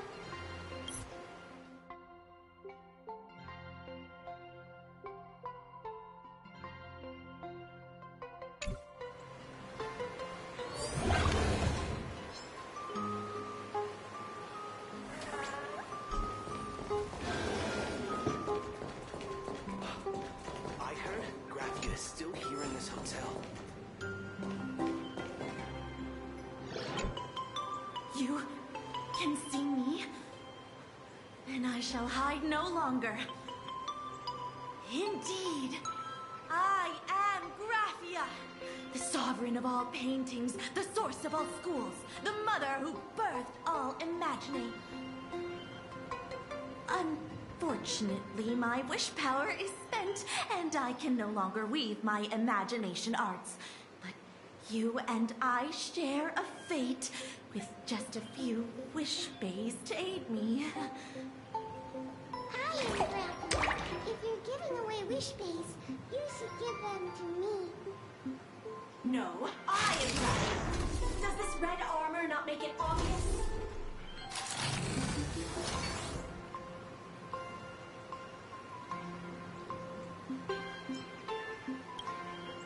I don't care which. One of you, come help me fight a Lord Ravager. Lord Ravager? To be honest, we are Graphia, but we're not Graphia. Simply put, we are Imaginae born from people's imaginations of Graphia. As for me, I was sketched by a rather unskilled illustrator for a history textbook, which explains why I look a bit rough. I am a wispy form from the concentrated longing for Graphia in plain Arcadia. I am the armored goddess Graphia from the 52-episode animated series Apocalypse of Ashes, Mecha Wars. Care to witness my signature move? Dance of the Inblade.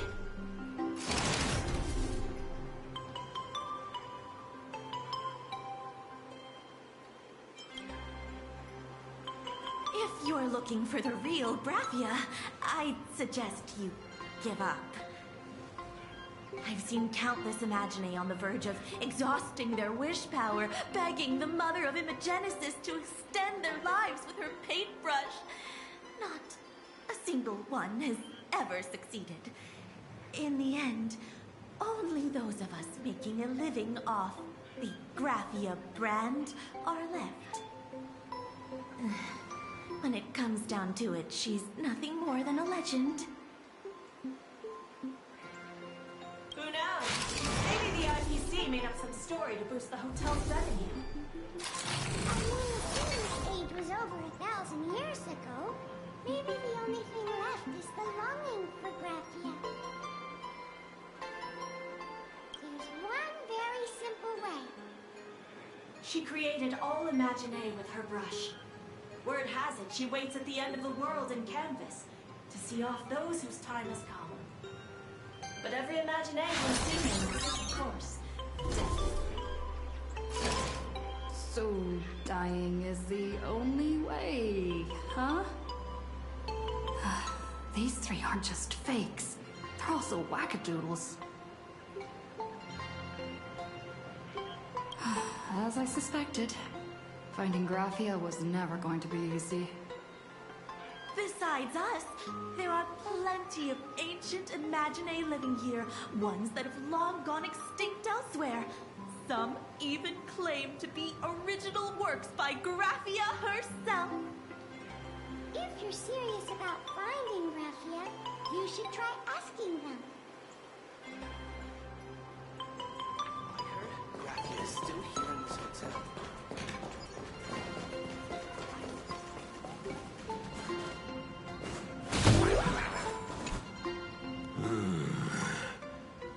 I sense more stray thoughts and disturbance in the water.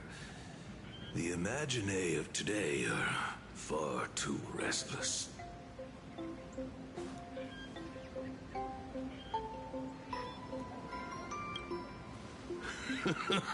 Yes. This old soul is just scraping by with what little talent I have left. The humans here call me Sudscour. A filthy name, but fitting for this frail and wretched form. Are you here at the hot springs to wash away your stray thoughts? Or just to chat with the last kappa of Ahatopia? Well, as you see, my kin have either been swallowed by the muddy currents or have fled into the canvas. Long ago, my people lived in every river and pond in Ahatopia. We tended the crops for the artists, and in return, they painted our descendants into existence.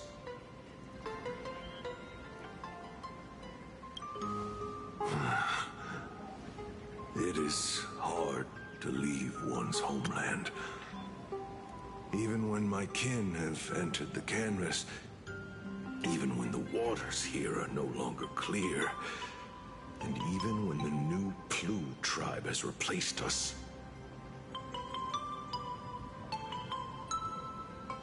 This is still my home. It needs someone who remembers the old days.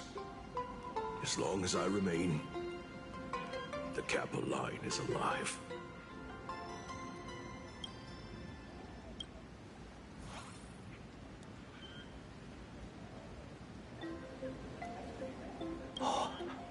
Lady Graphia is the one who guided all Imaginae. Her name shines like moonlight through my dimming memories.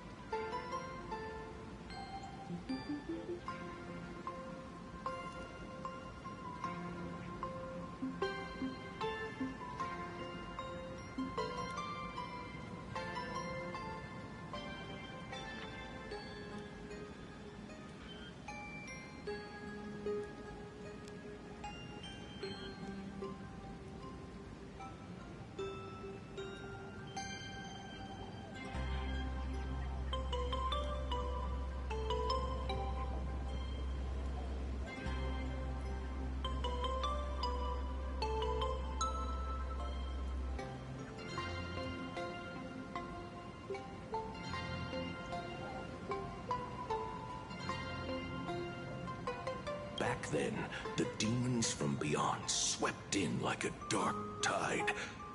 The filth and flames they brought could turn even the clearest stream into a toxic swamp.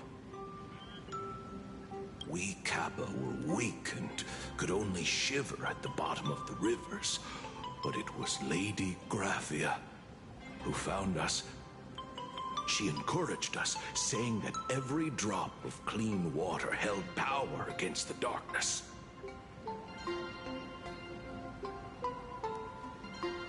She taught us how to use water to protect the displaced mortals and wash away those impure monsters.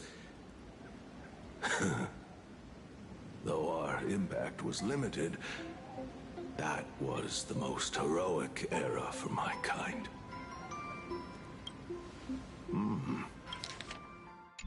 Legend says that when she was a painter, she was a woman of radiant beauty.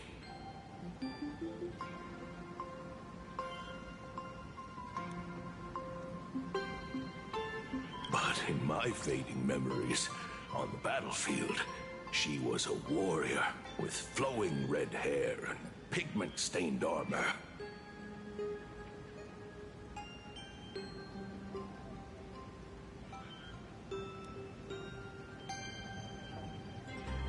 Some say she fought like a demon, but to me, her eyes shone brighter than the smoothest river stone.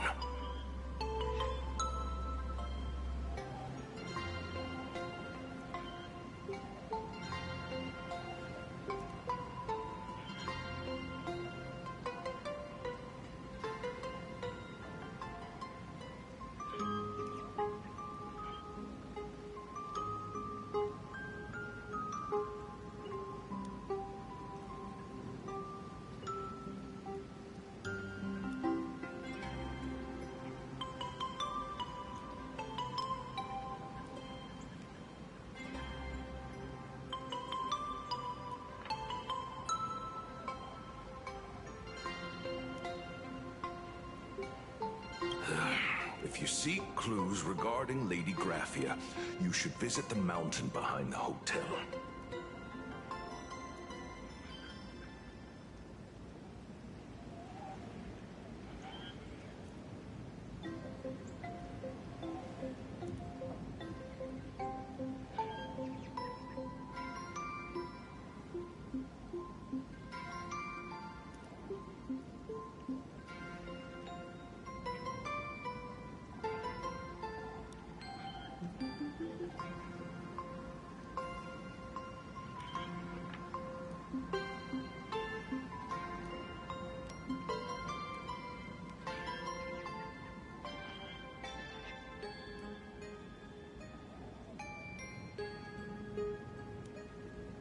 There are atonement statues left by Imagine there, filled with their prayers.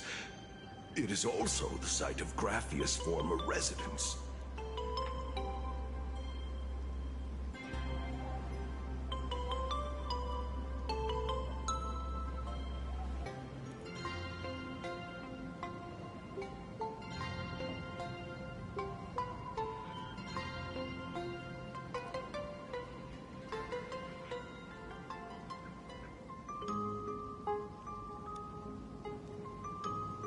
Casper likes to wander around there.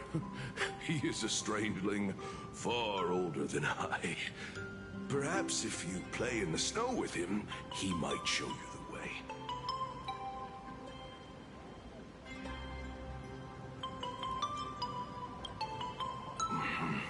That is all I can tell you. After all, I am just a stubborn old Kappa, trying to keep this one pool of water a little cleaner.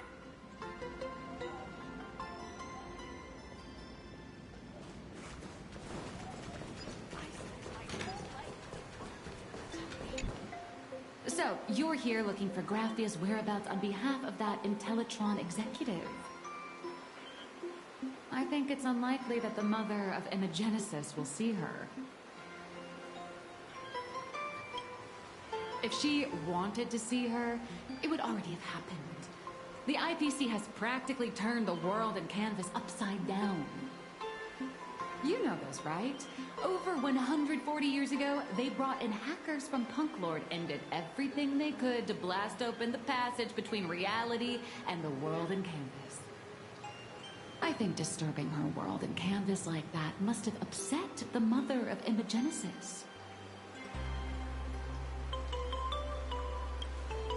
A friend of Graphia's? Just how long has that person been alive?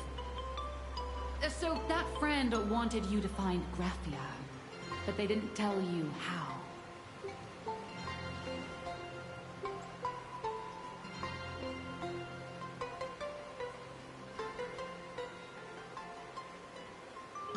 The only thing Evanessia left that could be a token is the mask she painted herself, right? Normally, I'd suggest you play that little snow puffball for info. That good luck with your inquiries line definitely had a subtext. But since you're asking for a bright idea, you must have heard that in a certain corner of the universe, there's a mysterious ritual that can summon historical figures to the present day. The Holy Grail War!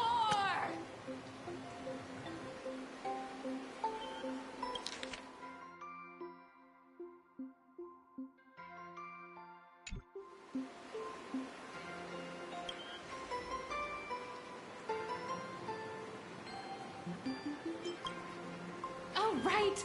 That was your big adventure in Penacony. Oh, how nice. I hope Plain Arcadia holds one too. Then I don't need to explain the method. First, we need a catalyst. Do you have Graphia's brush or palette? Doesn't look like it. No matter, Miss Cult has got you covered. We use ley line resonance. This hotel is built on Graphia's former home. It still has a connection to her, like that vibrant golden tree.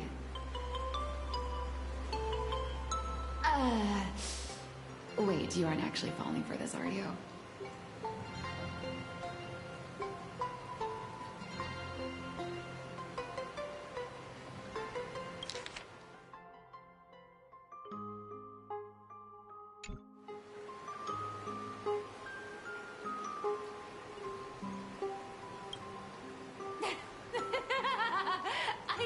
I was just...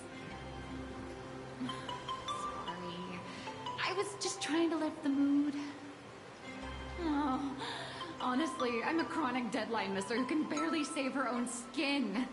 How am I supposed to help you? I've heard enough. Break time is over, Miss Nihilux. Now that you understand your situation, stop wasting time. Start drawing! I just checked in, and I have to work already? I'm not some fully automated painting Mechatron.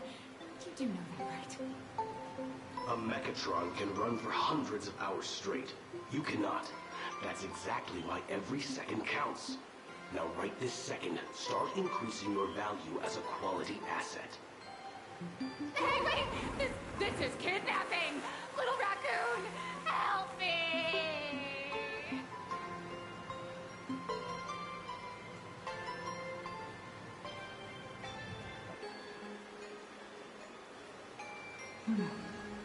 Nihilux has a point. If that Casper guy is a survivor from the Cinderth Age, maybe he really does know something. Anyway, I'll start by asking around here.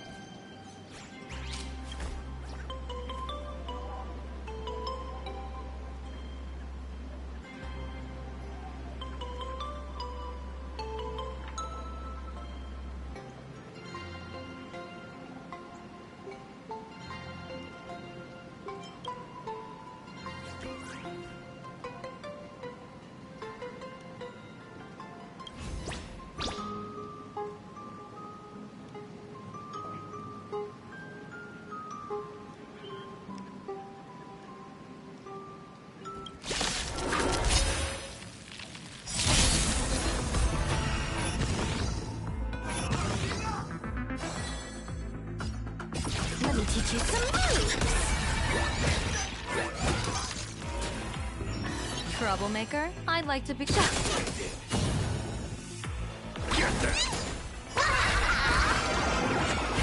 luck. An explosive start.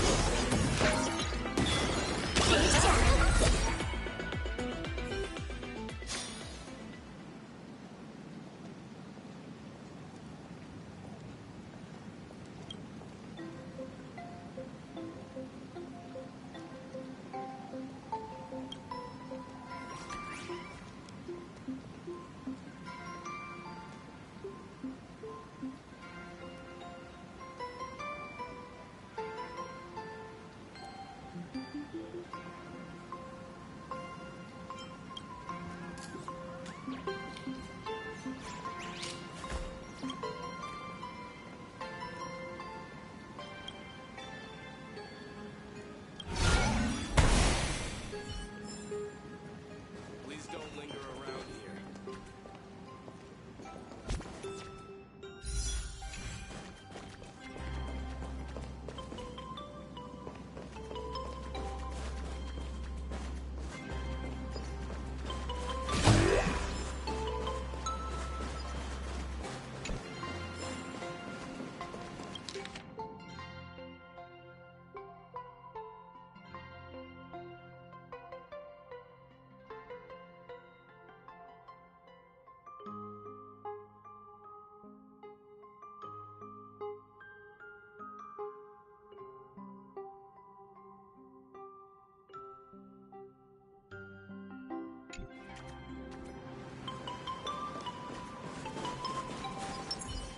All's revealed in divine.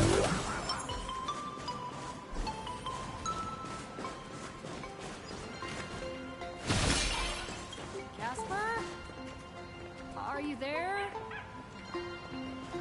Nope. I'm not.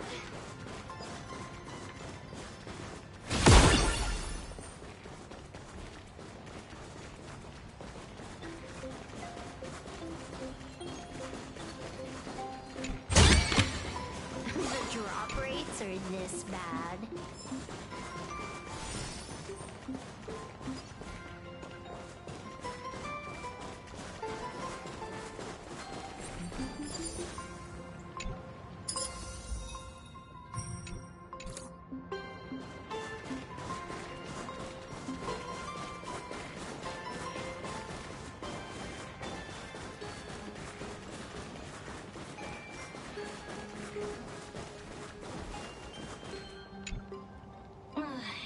You found me, current nameless.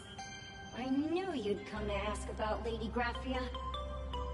But if I try too hard to remember things from such a long, long time ago, my soft, squishy head starts to throb, and then I start melting. Drip, drop, drip, drop. So much of my memory feels like it's shrouded in a blizzard, and I can't see anything clearly. I'm sorry, but I don't think I can help you.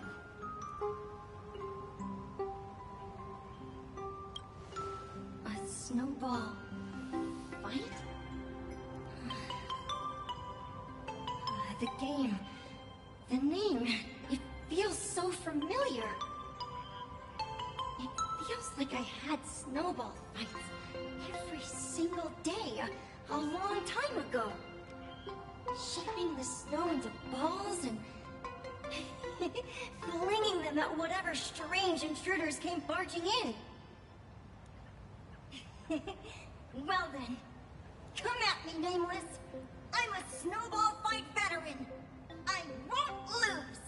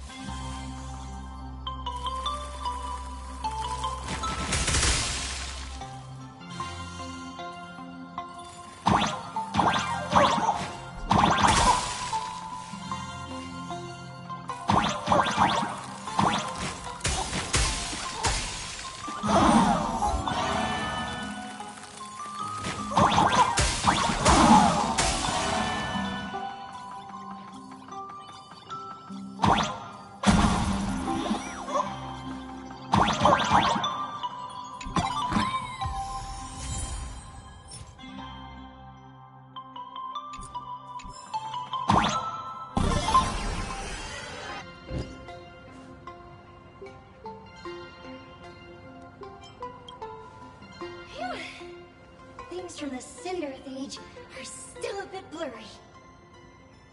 But I definitely met Lady Graphia. I had snowball fights with her. She was a great painter who led us in snowball fights. She'd even paint portraits for everyone. Back then, when we wanted to see her, we'd go to her doorstep, light the ground lamps, and shout, "Snowball fight!" Then Lady Graphia would poke her head out of the window upstairs, unfurl the scroll, and whoosh! Slide right down into the snow. Then we'd have snowball fights against the Void Rangers together, under the giant moon. If we won, I got to swallow the Void Rangers whole. They were fluffy and tasty. There was someone else. Just thinking about them makes my blood boil. He was a snowball fight master. I remember one time, 8 of us teamed up to challenge him. But that guy knocked us all down with his snowballs like it was nothing. All from so far away. 6 of my friends were lying on the ground, feeling beat. Losing the game got everyone so down that no one uttered a word. As for me, I think I got hit right in the neck. I saw my own giant body thud onto the ground, and my chin felt ice cold. 8 people? In the Phantasm games? Perhaps Snowball Fight is a euphemism for the Sindarth Age Wars? So, in that round of the Phantasm games, Graphia must have fought a terrifyingly powerful opponent. It seems only she and Casper survived the fight. I saw her once. Just once. By then, Ahatopia had already been transported into the canvas. It was so quiet and lonely. I couldn't find my other 6 friends, but I remembered where Lady Graphia lived. So, I went to her front door again, lit the ground lamps and shouted, "Snowball fight!" It felt like only a second had passed. Just the blink of an eye, yet somehow it also felt like forever. At last, I saw her drift out. She held me and cried, saying, "I'm sorry, and you've done well," over and over. It was just one lost game. We could have just won it back some other time, but that was the last I saw of her.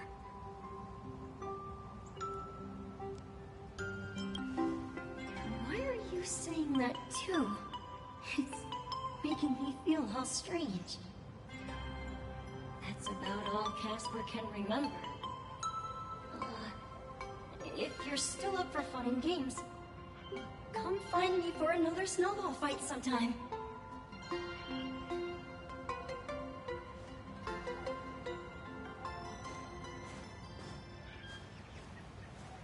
So, to summarize, Casper likes to light the ground lamps and call for her near Graphia's old home. Now, where can I find those ground lamps?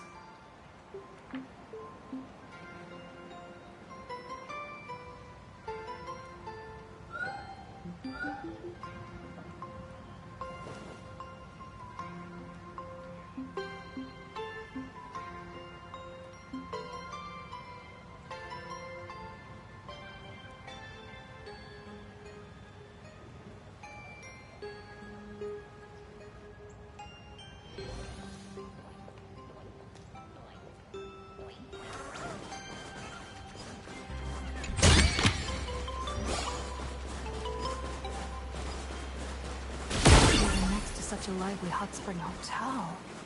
There's a secluded mountain path like this. These atonement statues all look like small animals. I should find a prominent spot for the ground lamps.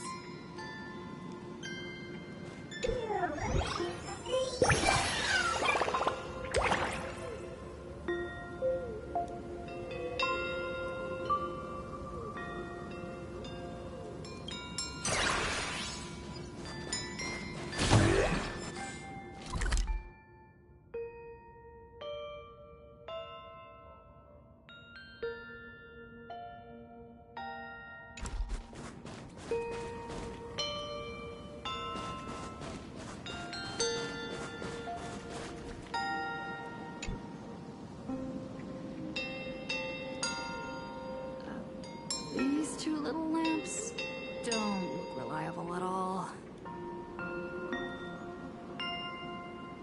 Whatever. It's not like I have any other way.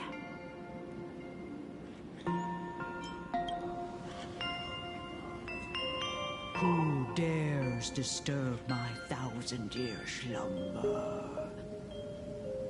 Not only will I refuse to grant you 3 wishes, I shall also lock you in my canvas to suffer in my stead!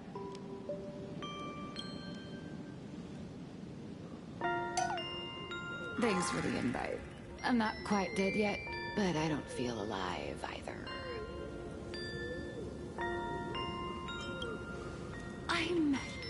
I'm testing the deadline. I snuck out.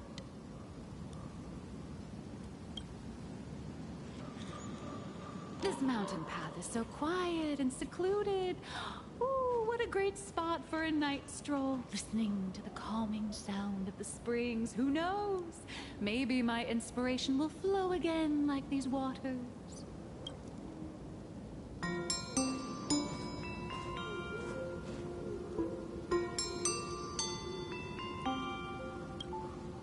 I was hoping to find some inspiration out here.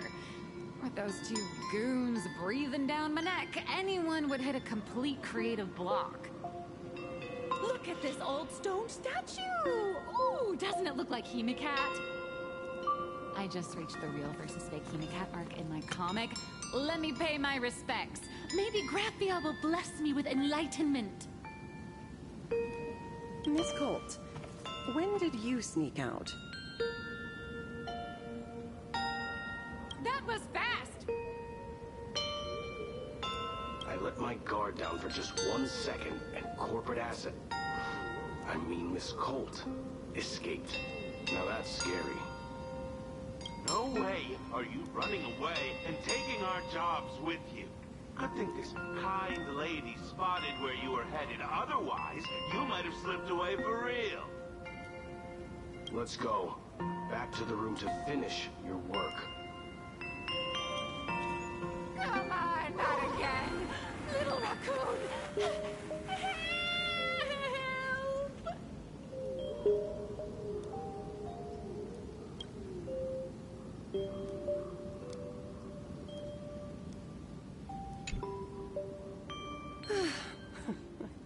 Being an artist sure is grueling. I remember being held in a room and watched by 6 or 7 people, too. I wasn't allowed to leave until I finished painting either.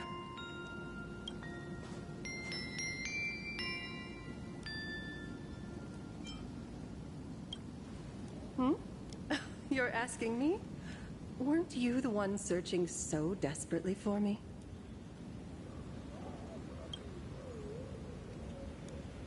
My name is Murata Graphia, guardian of the world in canvas. It is a pleasure to meet you, nameless of the Astral Express. You're saying you are Graphia? Huh. She really does look a lot like Himiko.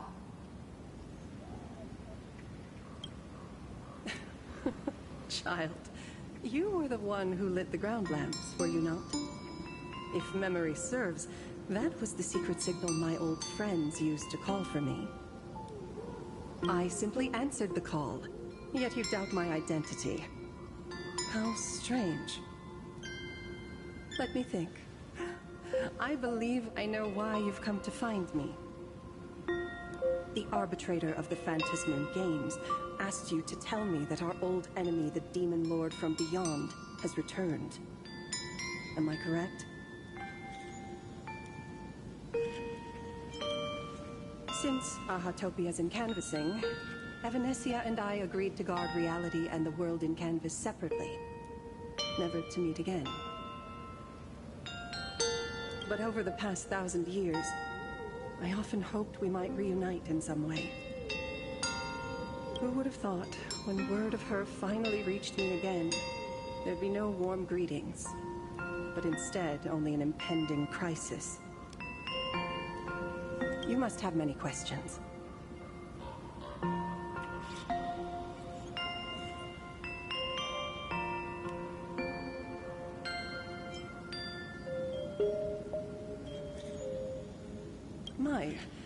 You certainly have a lot of questions. But before I enlighten you, during the Sindirth Age, That demon lord from beyond once took the form of a friend to infiltrate the Resistance, causing catastrophic casualties. I must confirm your identity, Nameless. Do you carry a token from Evanesia? She painted a supplicant's mask for you.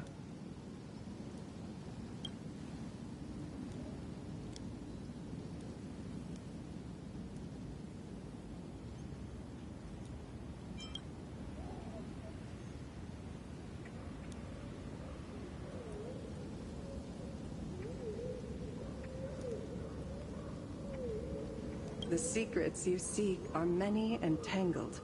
Perhaps I should start by telling you a story.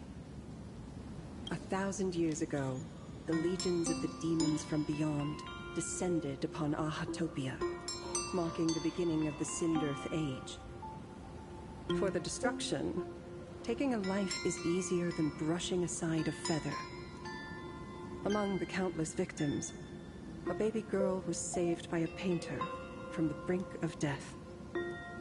He took her in as his daughter and named her Graphia.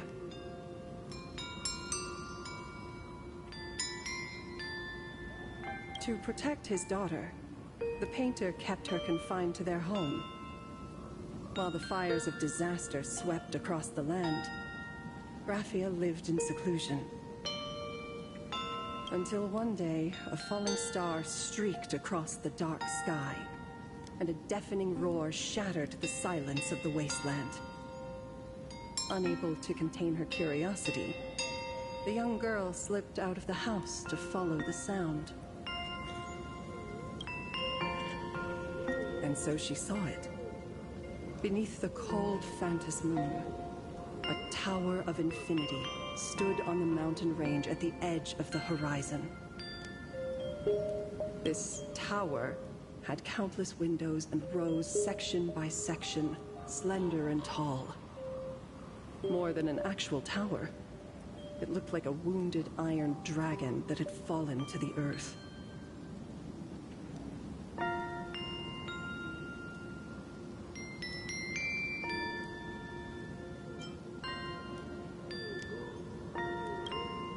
Indeed.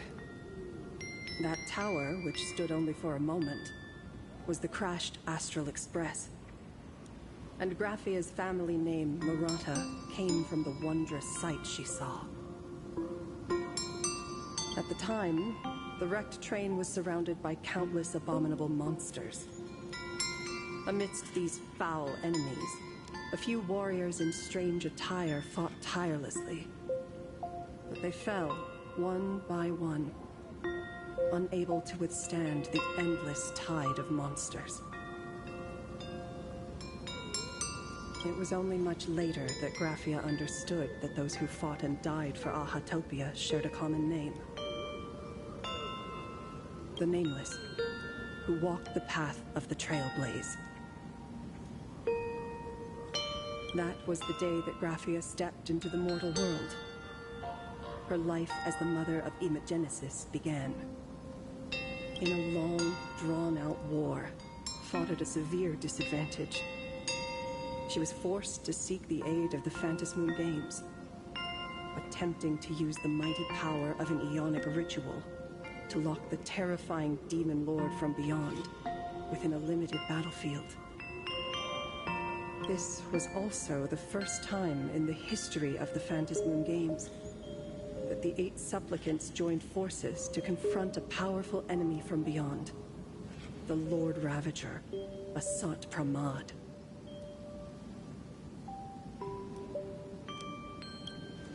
She lost.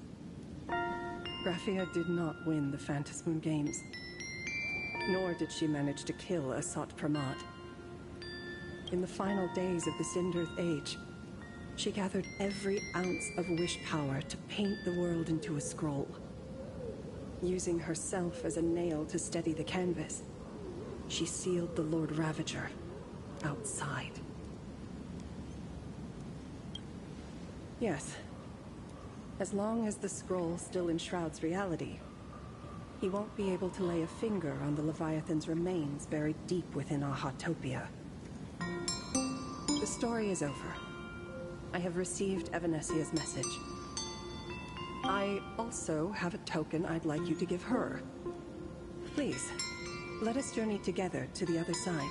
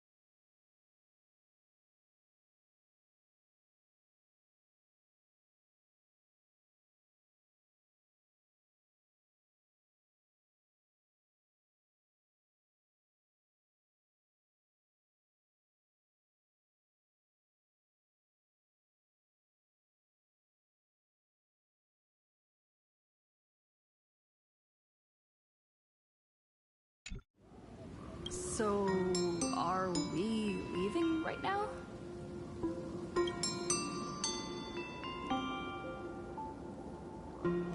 No, there is no need to rush. You have a friend here who is lingering with a heart full of farewells. You mean... Blade? Follow this path down to the riverbank of Myriad Wish Grove. You'll find many Wispe gathered there. When you are ready, choose a Wispe.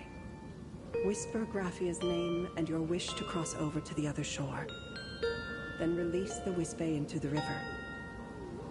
When the time comes, I will bring the ferry to deliver you into the canvas.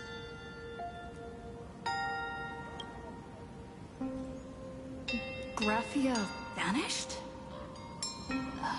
How elusive. Anyway, I should head to the riverbank of Myriad Wishgrove first.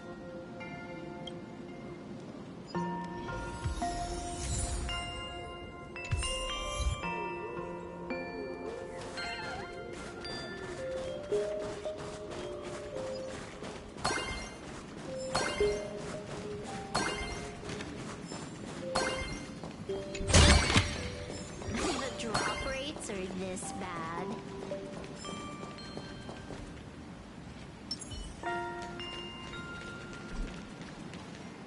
I've heard that in the same forest, giant trees will fight each other for nutrients. How about this? We just feed Shuhu to that tree in the courtyard. It would save us a long trip. Say something. Didn't know you were a forestry expert. I'm not joking. I'm serious. If the Elwood absorbed another emanator of abundance, it would likely bring about an even greater catastrophe. Right now, there is no other option besides the Veracity Husk.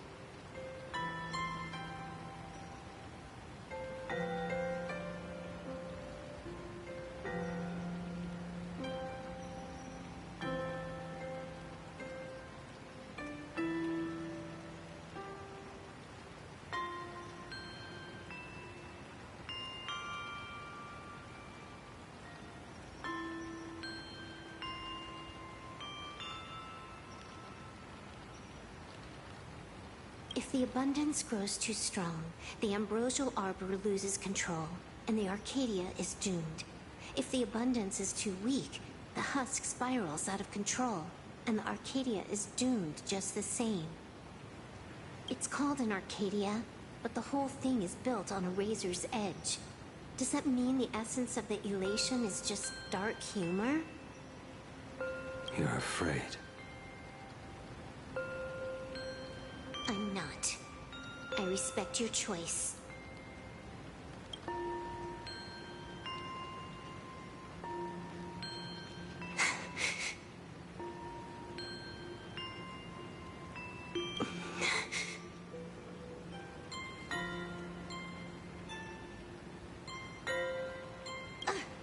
Fine.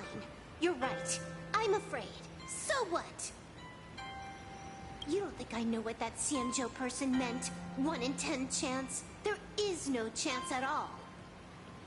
Listen, I just can't stand by and watch one of my kin sacrifice himself. Kin. What else? Friend? Colleague? Playmate? The guy who carries my bags when we go shopping? I suppose all of those fit. Fit? How? Ugh. Sometimes I can't tell if you're actually dumb or just plain dumb. I hear you. Just assume it's the former. Simpler that way. My mind is made up. You should understand. Misplaced emotions will only cause the mission to fail. You really are just plain dumb. To be honest, I'm the same way. If I could see Firefly cured of her illness, Kafka finally finding the heart she's looking for, and that girl reclaiming her future, then I'd be willing to pick up that level 999 cartridge too. Even if it means becoming nothing but a shadow of the Dark Zone. Don't. At the TV tower, you already severely overspent your time. Don't touch that thing again. Besides, why are you telling me this? You should tell them yourself.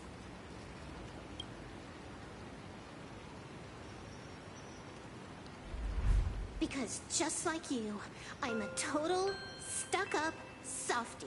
Happy now?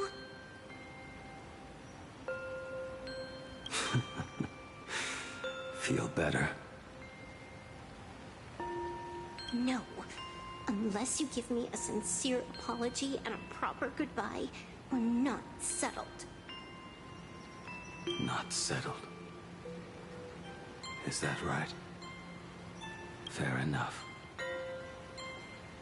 Whether as Ying Xing or as Blade, my journey has reached its end. Before the final verdict, I should say a proper goodbye to my kin.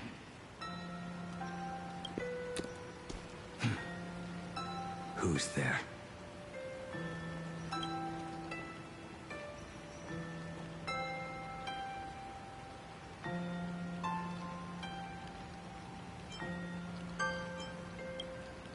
I get it.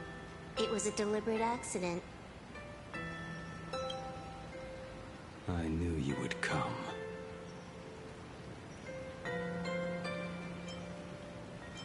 I met the legendary Graphia. She told me a way to enter the world in canvas. If we simply chant her name and release a Wisfei into the river, she'll come to ferry us. A legend from 1,000 years ago. And she's actually still alive? It really makes sense. After all, you two are practically the same age.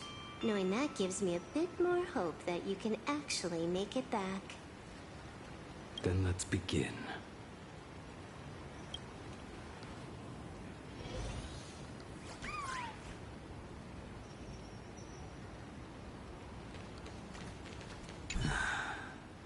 You are unusually talkative today. Are you trying to buy time?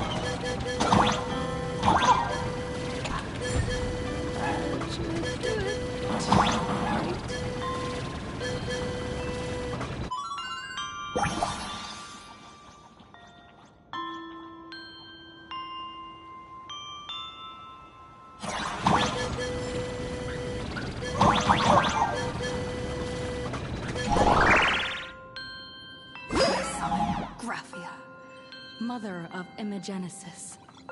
May she come forth and deliver us into the world in canvas. No Wispe were harmed in the making of this operation.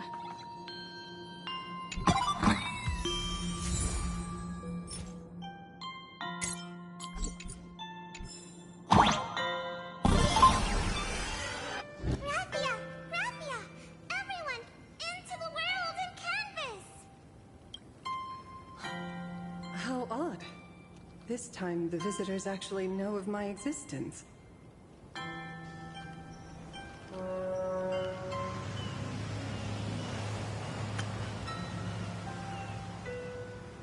Strange. Why is the boat coming from downstream?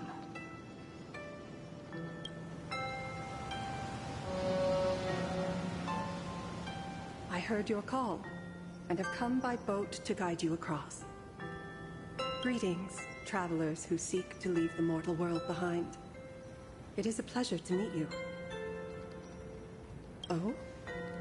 Not an Imagine, but someone here to settle the past and family members seeing them off? I guess so. The power of abundance. What a nostalgic scent.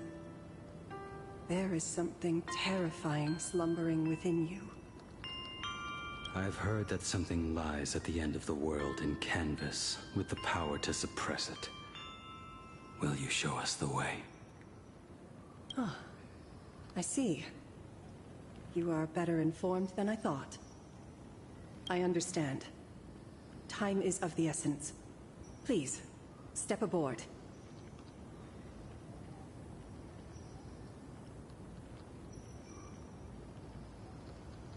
Thank you.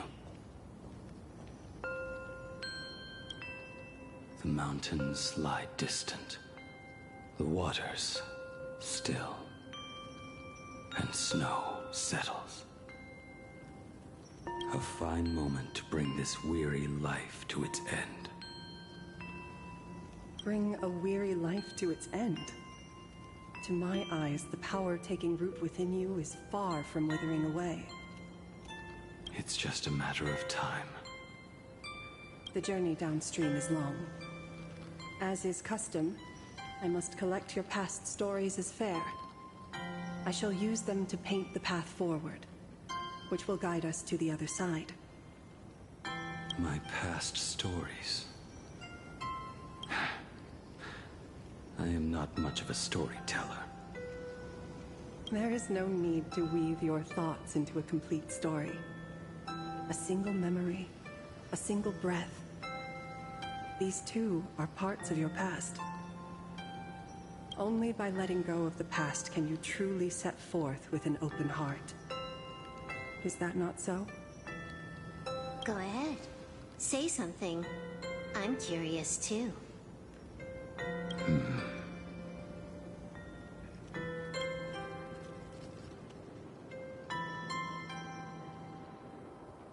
Then, I shall begin with that lone island of Insumosu. It was a desolate wasteland, untouched and forgotten. Desolate, cold, the perfect place to lay the dead to rest. I planted rusted, broken blades in the wasteland as a mark of my departure. Little did I know that even after joining the Stellaron Hunters, I would find myself returning there time and again, bringing along a few new swords with me. Their owners, some of them sought my life, only to fall by my hand. Others simply wished to see me one last time, as their own lives flickered out. I was once a craftsman, and those swords, they were all my own creations.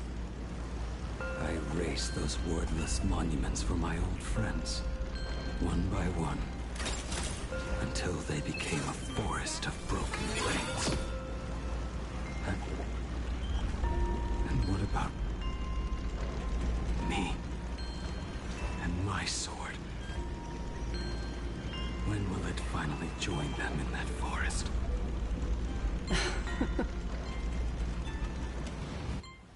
I will follow your words with my brush and paint the ideal end.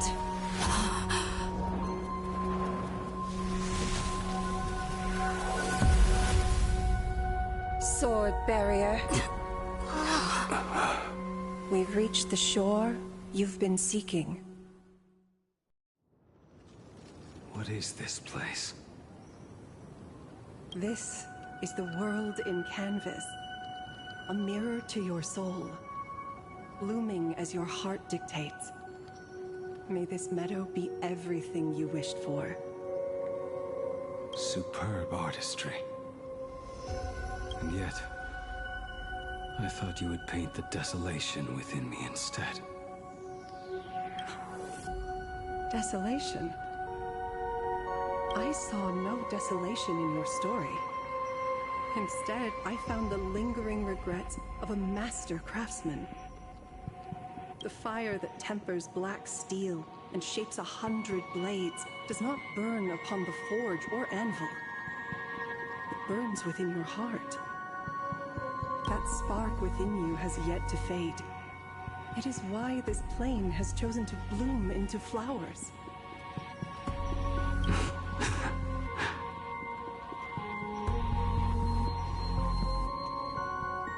We've got no clue what you two are on about with all this cryptic talk. But you smiled just now, didn't you? No, I didn't. We should go.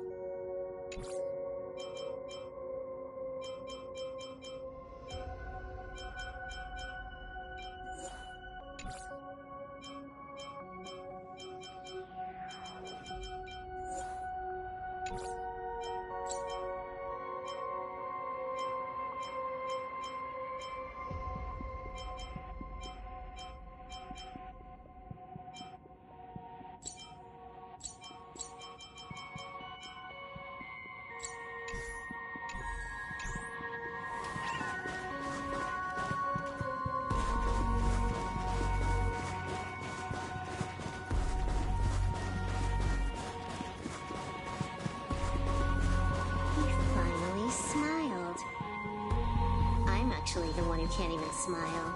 This sucks.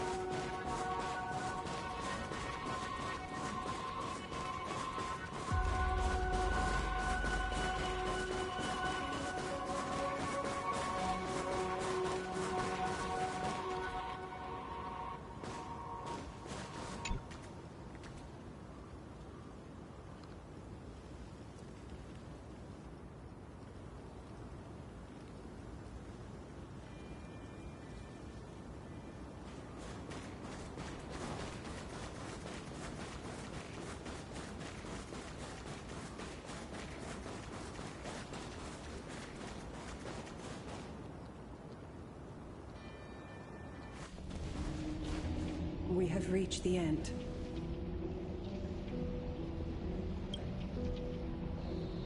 That blue maw. So, this is it. Correct. Driven by the buried secrets of Ahatopia, you have come seeking liberation. And now, I have shown you the silhouette of the beast's maw. If you should find a way to get out, I ask that you swear to keep this secret.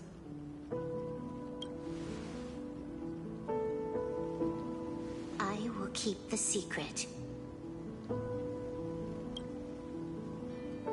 That blue maw, can it truly consume the abundance? Only a beast of insatiable hunger can end a plague of eternal growth. I have stood watch in this realm for a millennium, beholding the eternal conflict where the veracity and the abundance remain locked in strife. Oh, undying soul, the fate that awaits within those depths lies far beyond the reach of our conjecture.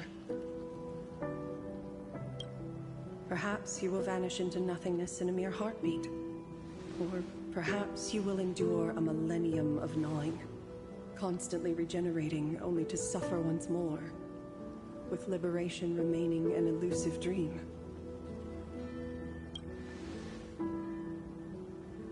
Beneath that calm of yours, I can feel an old friend lingering. Agony.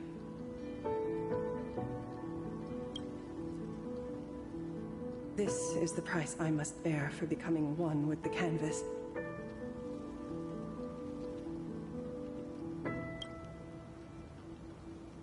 You're telling me if he leaps, he has to stay down there and be torn apart for ages? I'm not okay with this. Yao Guang never said anything about this when we went over the plan. I have lived for nearly a millennium.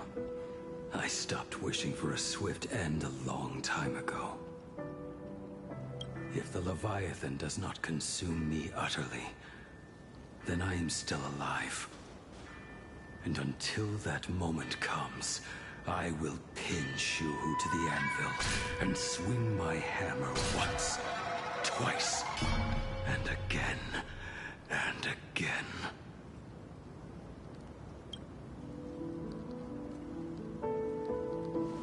Is there really no other way?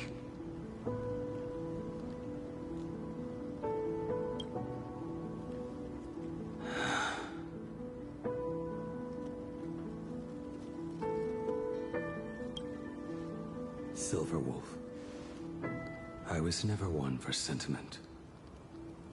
I'll only say this.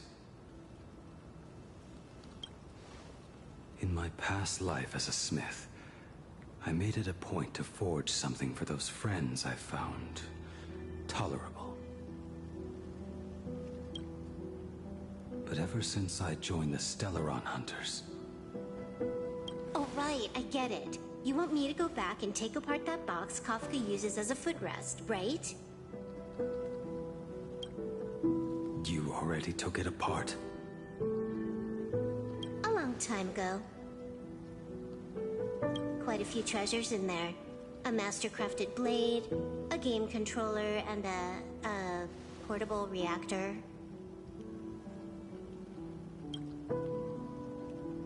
That's the armor core, reforged from the remains of the Glamoth Queen.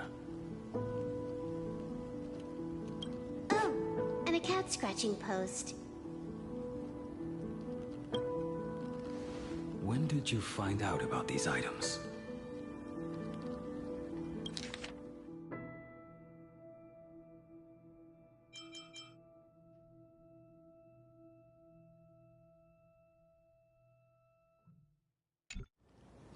You? You mean we. We all found out. Think you hit it that well? Please, give me a break. We're a pro team, you know.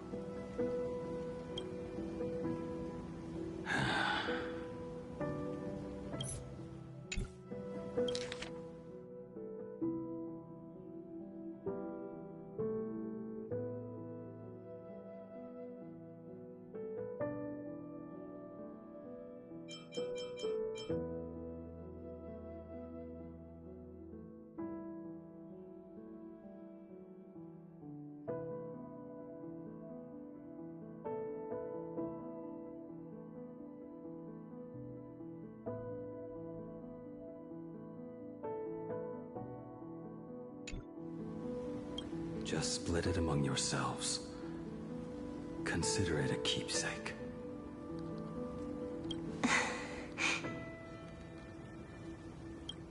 Kafka should be the one saying this, but... You are the most perfect blade the Stellaron Hunters could ever have.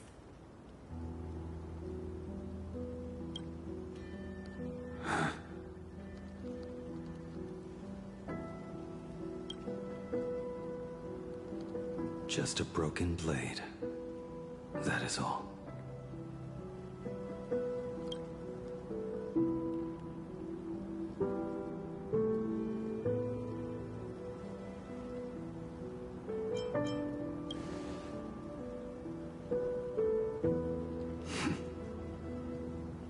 Thank you.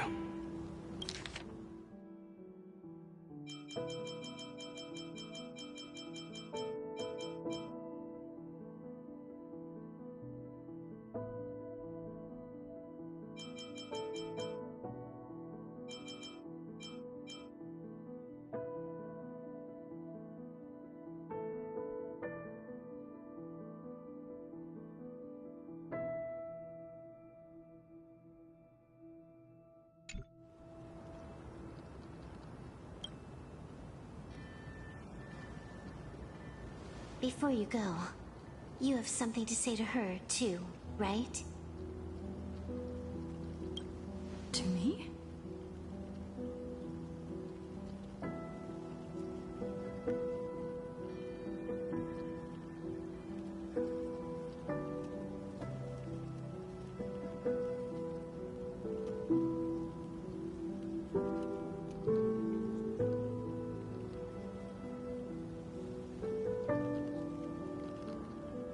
Don't take offense. It's just a few words.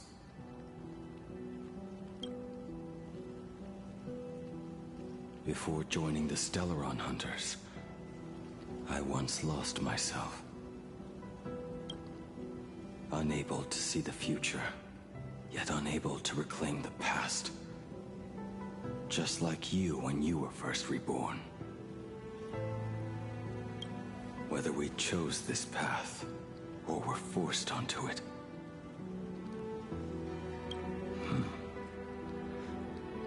Leave no room for regret. And never deny the path you've traveled.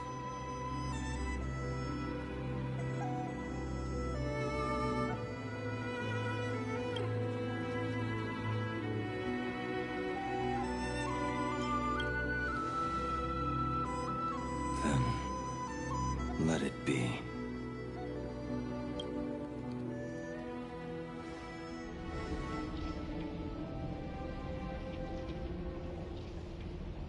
It's time.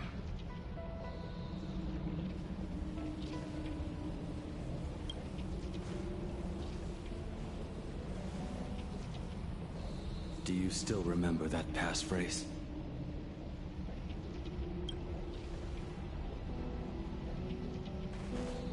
No need to step forward. Just recite it in your head.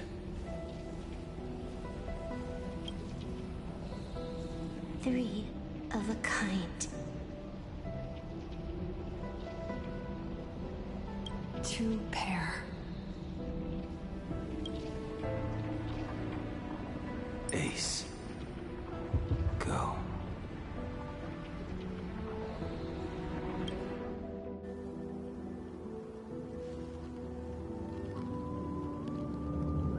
Farewell.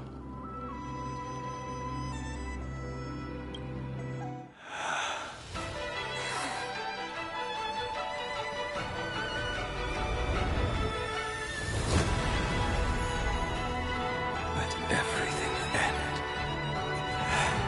Or truly begin.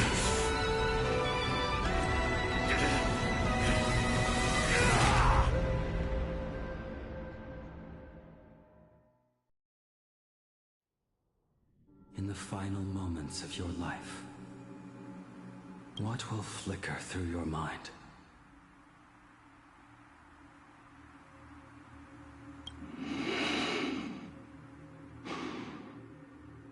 The devouring. Has it begun? How much time has passed?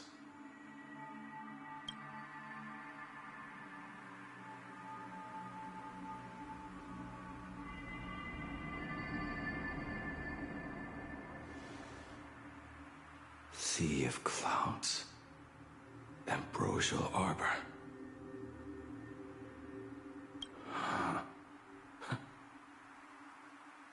To think that with death so close, this is the scenery my dreams would conjure. My heartbeat. It's barely audible now. Shuhu. Are you still alive? Am I still alive? Finally woke up, Yingxing. Master. I am sorry. You have the wrong person. I am not Yingxing. A lad your age, yet your head is more muddled than mine. You're talking nonsense in your sleep, boy. It has been ages since we last met. Tell me, have you let your craft go to waste? Your master wishes to see what you can do.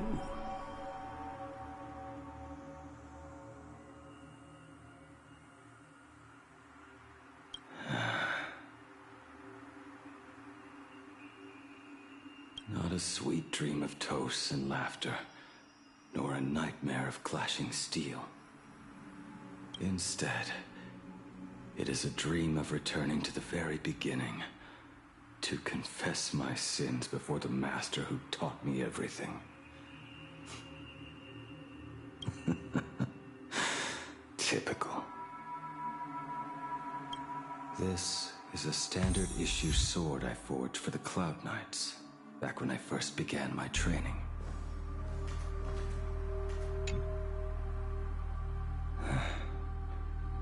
Looking at it now, it is a crude piece of work. Senior Frenner, are you truly from a short-lived species? Why do you ask? I mean, no offense. I just wondered, why would you come all the way to this Yanzhou to learn the craft? My home became a grazing ground for those boresome beasts. My parents, they're fertilizer. Unlike you, I won't live to see them wiped out. But my blades will. Look at this blade. Fresh from the forge today. I made it. That is so cool! Stop flattering me. This is just a standard issue sword for the Cloud Knights. According to the template, its name should be New Blade 01. Senior Fratter, how could you so thoughtlessly name your own creation? The very first assignment Elder Huayan gave his disciples is what defines a blade. He always says a name carries the weapon's destiny. A lone cloud drifts. A crane departs the woods. Let's call it Departure, Junior Frater. Senior Fratter, I thought you'd go with Lone Cloud or Guiyun.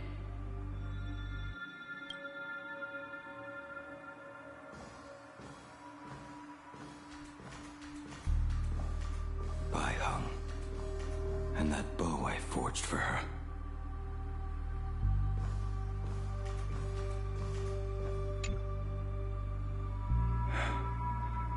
In the end, it was I who forged the greatest sin. For me? Thank you. I told you, didn't I? As long as you set your heart on what you love, nothing can stop you. Hey, did you give this bow a name? I named this bow Lure after a mythical steed from the primeval Imperium. Legend says it was one of the Emperor's finest mounts, a divine beast that could tread over any chasm and lead its master back from the brink of death. How did you get so off track? Why pick a name meant for a horse? That won't do. It does not suit me at all. I'm gonna call it Recurve Bow. That sounds terrible. It's like my mother naming me Human. At least change it to something elegant, like Winding Stream. Fine. Have it your way. Look at you! Skilled with both the pen and the sword. You really should not be trapped in this flame wheel forge for the rest of your life. Hey, perfect timing! I have a few friends getting together on the Lafu. Wanna come along? Staying in a single place your whole life. That won't do.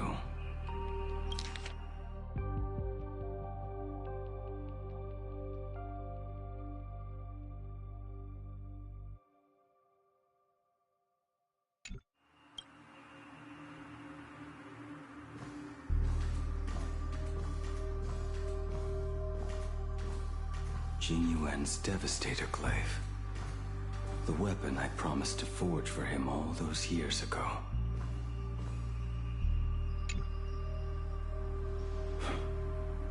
Old friends have drifted across the stars, but he remains. A genius. I suppose Master Jingli's swordplay should be no trouble for you then. You little rascal. Do not try to act like my senior just yet. I am from a short-life species. Xianzhou's swordplay takes hundreds, even thousands of years to master. I simply do not have the time. I heard your bold claim. I'd rather leave this world in a blaze than live until the end of time. It seems you think little of us Xianzhou people, then.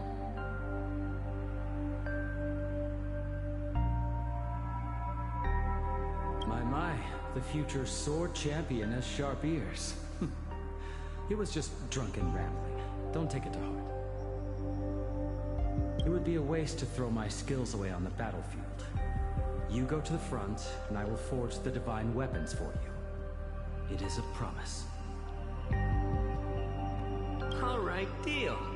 Then I want a Devastator Glaive, 4 meters long, decorated with green silk, and you should engrave the blade with cloud patterns. Or maybe lightning. Wait until you have grown a bit taller.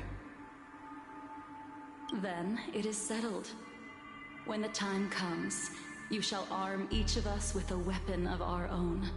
Let us face the fires of war in your place, and handle all that tedious business on your behalf. Come, friends, drink up.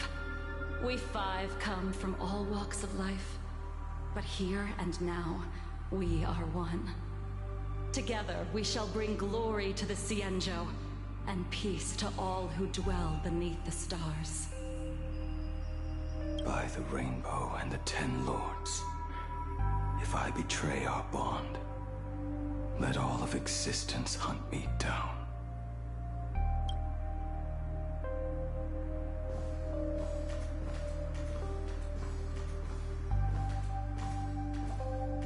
The prosthetic arm and sword staff from Mr. La Mancha were works created by my master and me.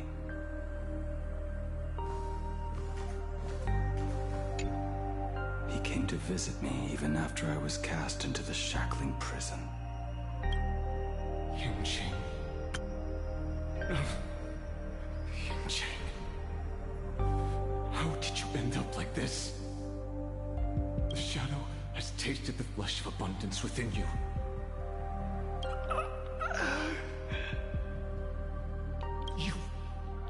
You cannot even speak anymore. Yunjing, look at me. Lift your head. It was only thanks to you and your master that the shadow of veracity was sealed. I owe you both a debt of gratitude. So I have but one question. Do you want out? If so, just nod. There is always a way out. Just give the word, and I will carve a bloody path to get you out. Right now.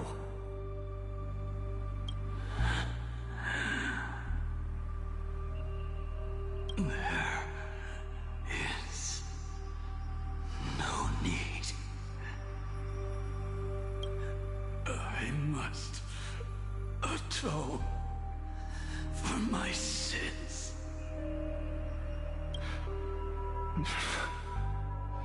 Perhaps if I had taken you away from Flamewheel Forge back then, your fate would have been entirely different. I respect your choice, just as I did all those years ago. Pity. So much in this world does not go as we wish.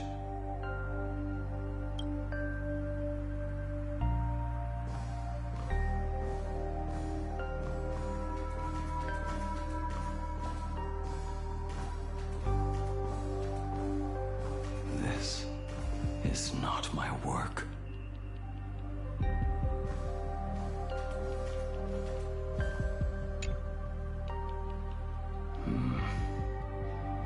This was where my life as Blade began. So you're Blade. You sound like quite the expert on swords. Oh, good timing. What do you make of the sword she's carrying? The blade itself is fine, but the technique is wrong. Swordsmanship is no song and dance. Power starts at the feet. Only when the eyes and mind follow through will the strike land.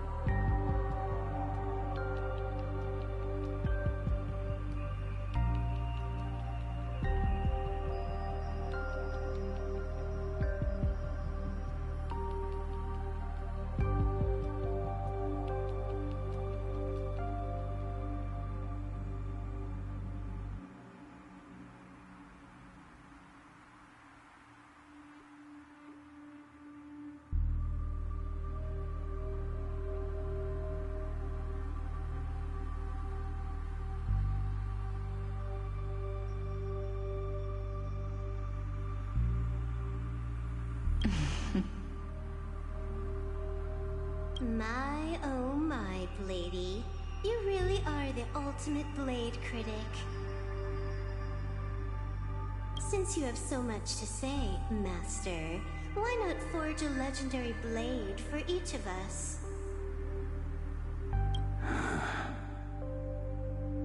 I put down the hammer a long time ago. My hands cannot do what my mind wants anymore. Fighting with a weapon that does not suit you is just a quicker way to die. From now on, if a sword is needed, let it be mine.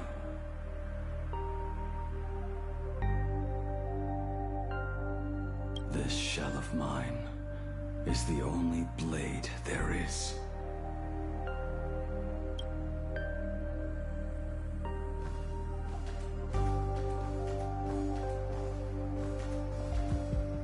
A weapon given by Ying Xing to an old friend.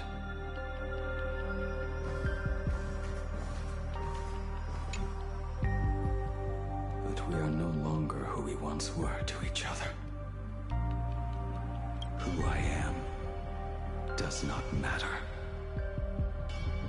What matters is, do you remember this weapon? I don't understand what you're talking about.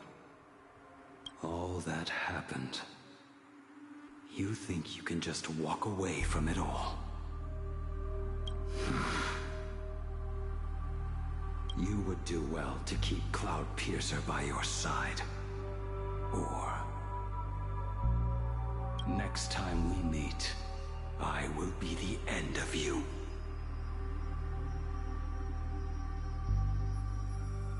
What a pity. In the end, we still cast our weapons aside.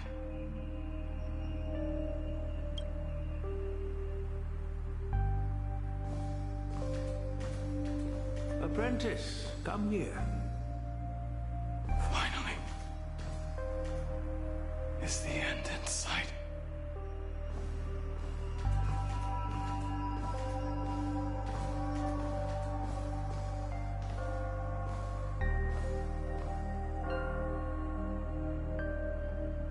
I am here, Master.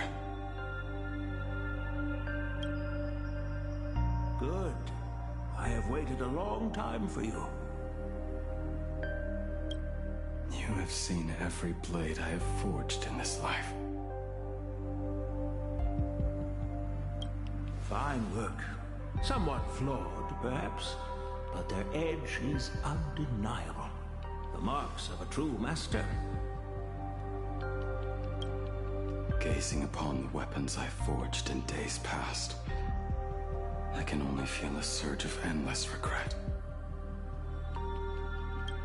The hammer falls and cannot be undone, yet I have spent my life taking one wrong step after another. I betrayed my friends and broke my oaths. Even with these divine blades, I failed to protect those I held dear. My hands are stained with blood. I loathe the reflection it casts back from my blade.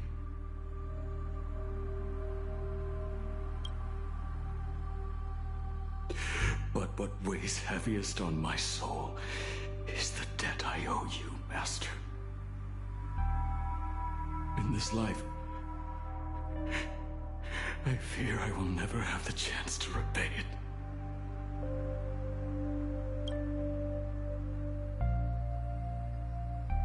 Let it all out. You feel a bit lighter now, don't you?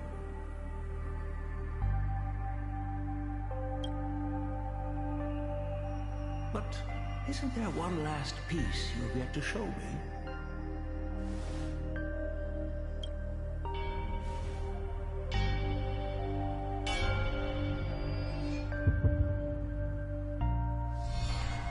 It is yet to be named, has it not?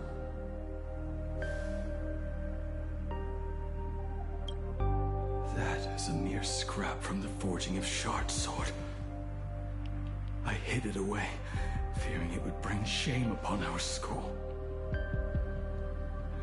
Master, how did you... Can a mere boy keep secrets from his master? I entrusted General Yao Guang to bring it to you.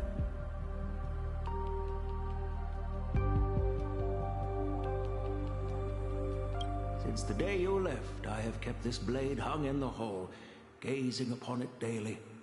That raw, youthful spirit within it, it burns to the touch. It is the same light that shone in your eyes the day you bowed to me. It is the keen edge of a craftsman.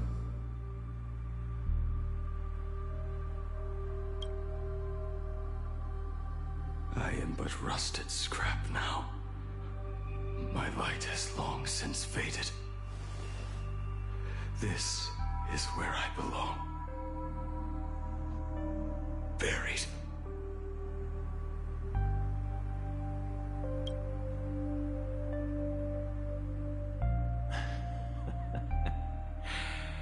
Crushed ore, old materials, rusted iron. As craftsmen, we spend our entire lives in such company. Waste not the bounty of the world, but perfect it through craft. To take what is useless, to take every failed scrap, forge it anew. Isn't that our very mission as craftsmen?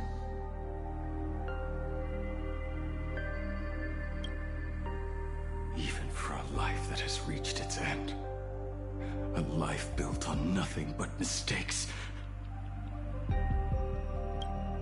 As it is with the work of a craftsman, so it must be with the life of a craftsman.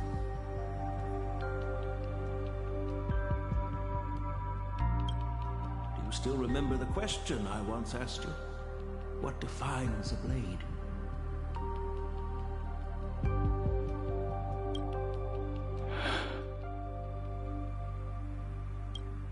The answer already lies within you. Go now, and forge it anew.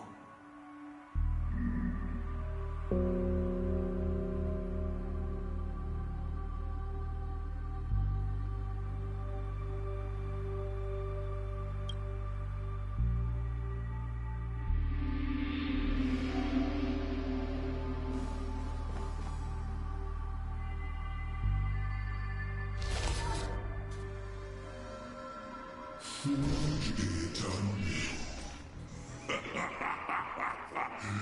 Interesting. Now I wish more than anything that I could just live a bit longer. Jesus said that back when he was nearing his end. Shoo. You fought me all this time and leapt into the Leviathan's maw. Nothing more than a bid to drag me down with you. A pity, truly.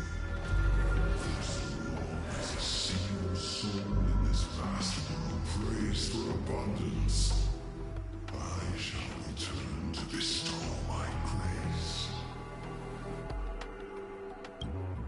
And now, I have come in answer to your prayer. Within the Leviathan's law, I shall grant you 1,000 years of agony, as your flesh will be remade, only to be devoured again and again. You shall find no release. Is this not exactly what you call forge it anew? Poor child. You and the Xianzhou citizens are always so short-sighted. Trapped in this waking dream called life, you cling to what is gone and tremble at the thought of being forgotten. Yet when I come to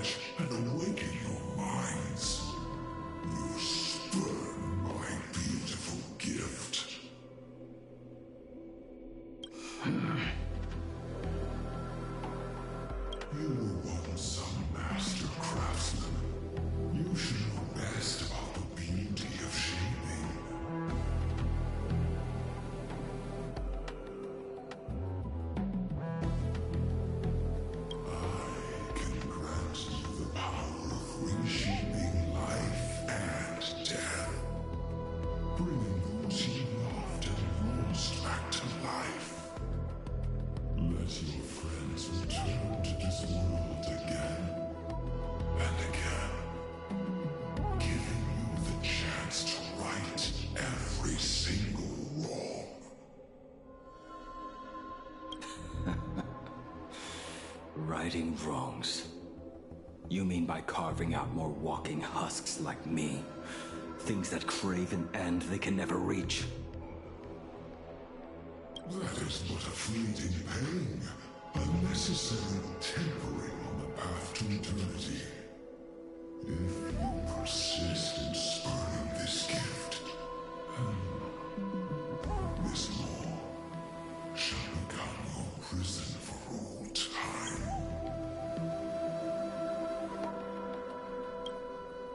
Your body will churn for millennia, caught between being digested and reborn. Every inch of your flesh will remember the agony of being ground to pulp, until your very will dissolves into nothing, leaving only a hollow husk that can cry out my name. Are you done talking?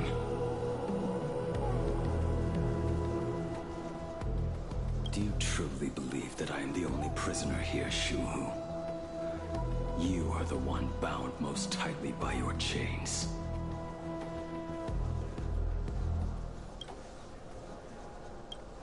For so long as a single soul in this vast world prays for abundance, I shall return to bestow my grace.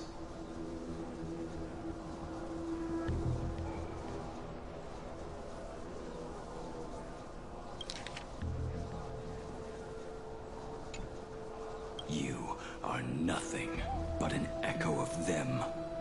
A slave trapped within your mission of compassion. You mock our obsessions.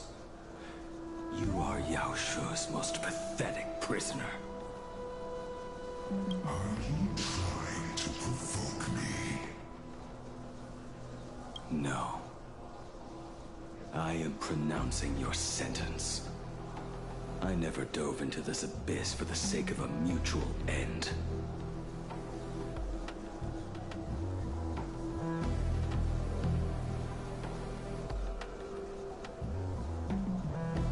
I came for forging. As long as you cling to life, you must keep reshaping this body to fight back the gnawing from the veracity.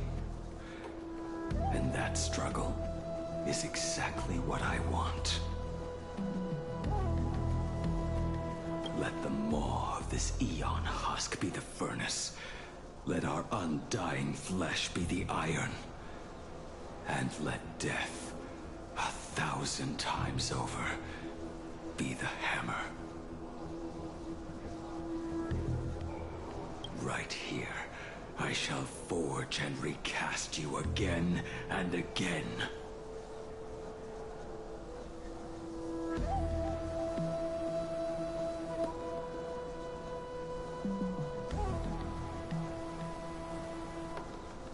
Not to destroy you, but to create a cage that can hold you prisoner for all eternity. And the thorns of this cage shall forever be aimed at that savior who branded you with your mission, Yao Shu.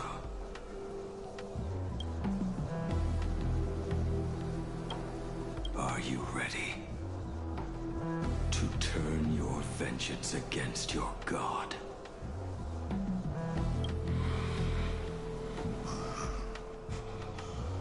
I see now. So, this is how you forge it anew. Very well. Let us see how this duel between the condemned unfolds. This forging within the furnace. In the end, which of us shall forge the other into a blade?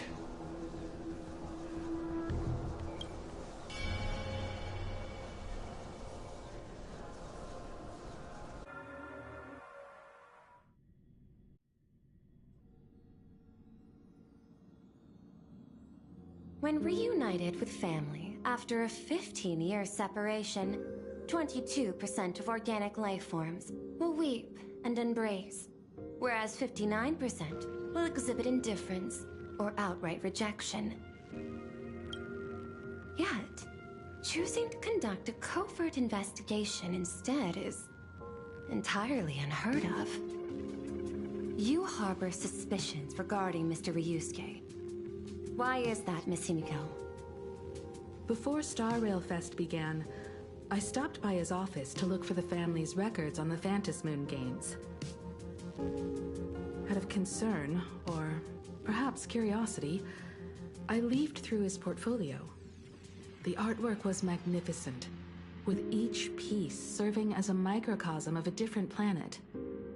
That was when it suddenly dawned on me. 5 of the worlds he captured in these paintings are now gone. Lost to the fires of war waged by the Antimatter Legion.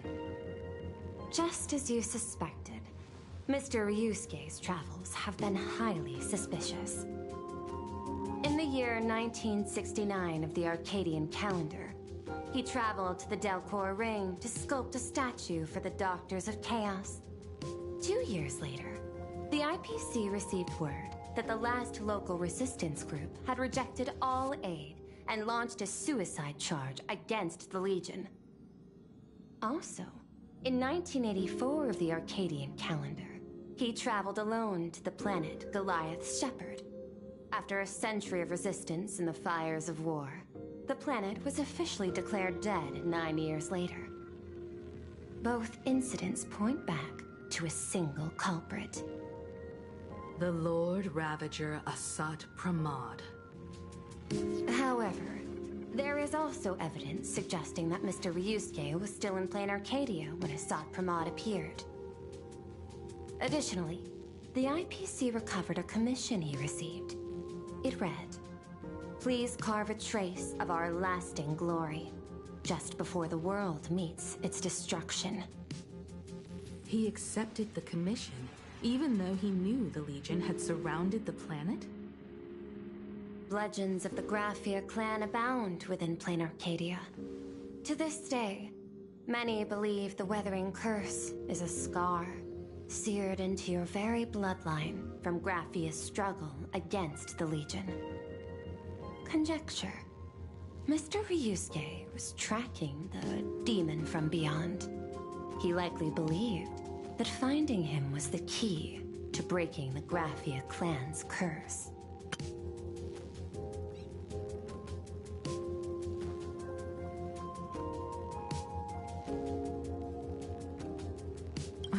Any other conjectures? There is another possibility. Please forgive me if this sounds out of line.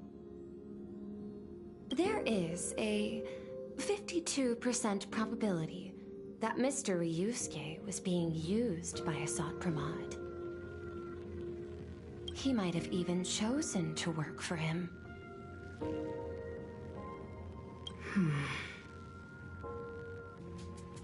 I'll have a word with him. I'll leave it in your hands, Miss Himiko.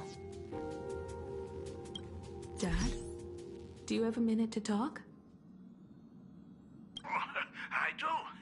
I'm 1000% free for you.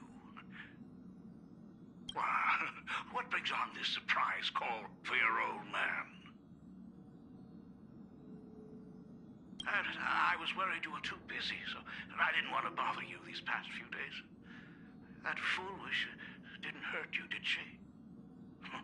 Actually, what am I thinking? A mere herald of death is nothing to my Himiko. You probably handled her in no time.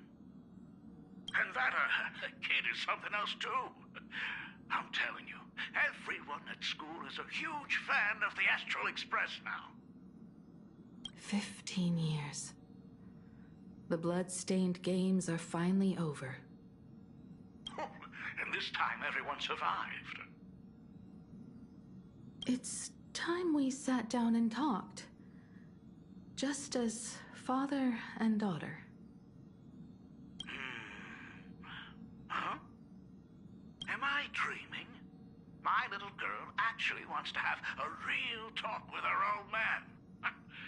Well, I don't care if I heard you wrong. I'm taking this to the bank. Praise the Astral Express. Praise Machiavelli.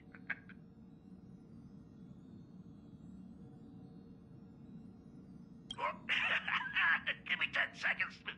No, make it 8. Your old man is on his way. There's no need to rush like that. Love you, kiddo. I should have seen that coming. Himeko, open up. It's your dad.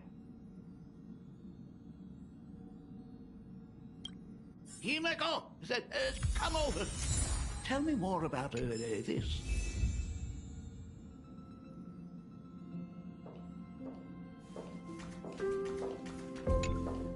I originally planned for us to meet at the school, but since you're already here, let me show you around the Express.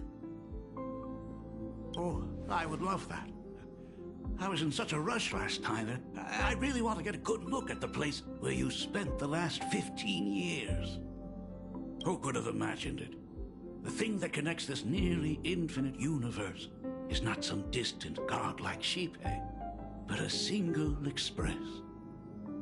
I have met many artists who dreamed of boarding the Express just to get a closer look at the legacy of trailblazing. So I am curious, how will the great artist Ryusuke evaluate it? Me? Well, I'll give it my all. I was only joking. There's no need to be so serious. There's actually so much interesting stuff on this express.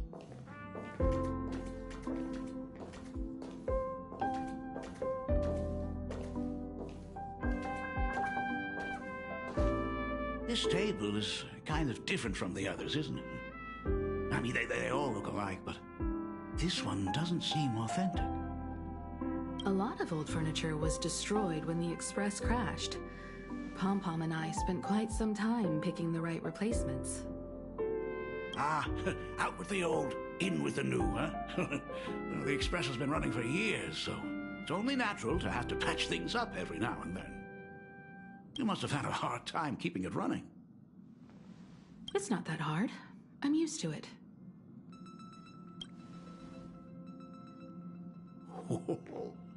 Just as I thought. The Astral Express looks amazing inside. These chandeliers.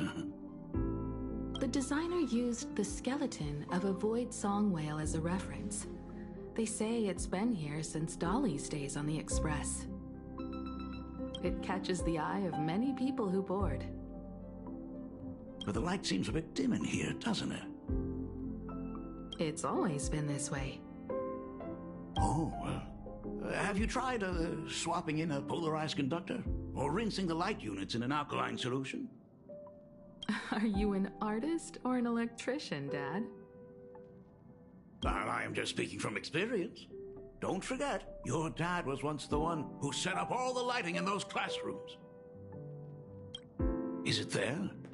Oh, let me see.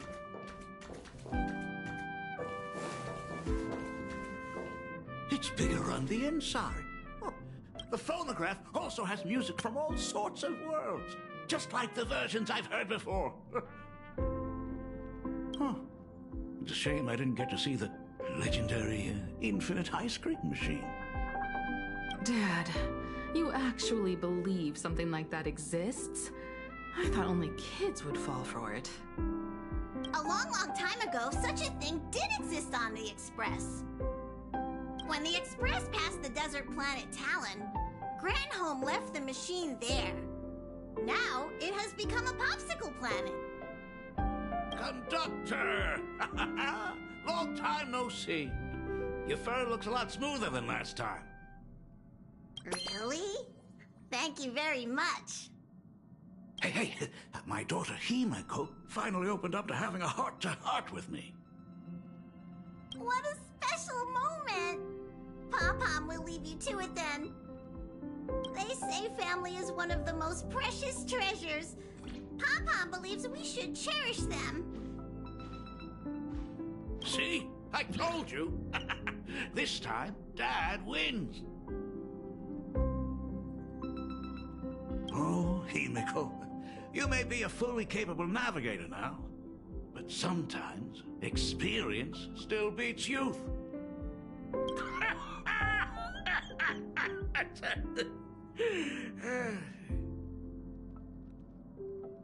Aren't you tired of talking non-stop? Are you actually worried about me? Oh, I am so touched. Perfect. I'll make you some coffee.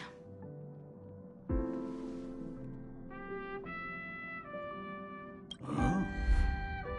Huh? Ah, well, might as well swing by the meeting car to say hi to that, Intellitron buddy.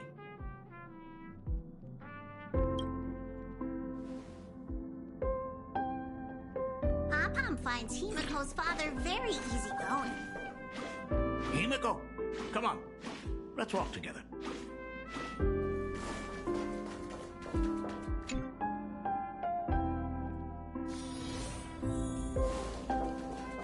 Intellitron buddy! Long time no see. Ah, welcome to the party car, Mr. Ryusuke.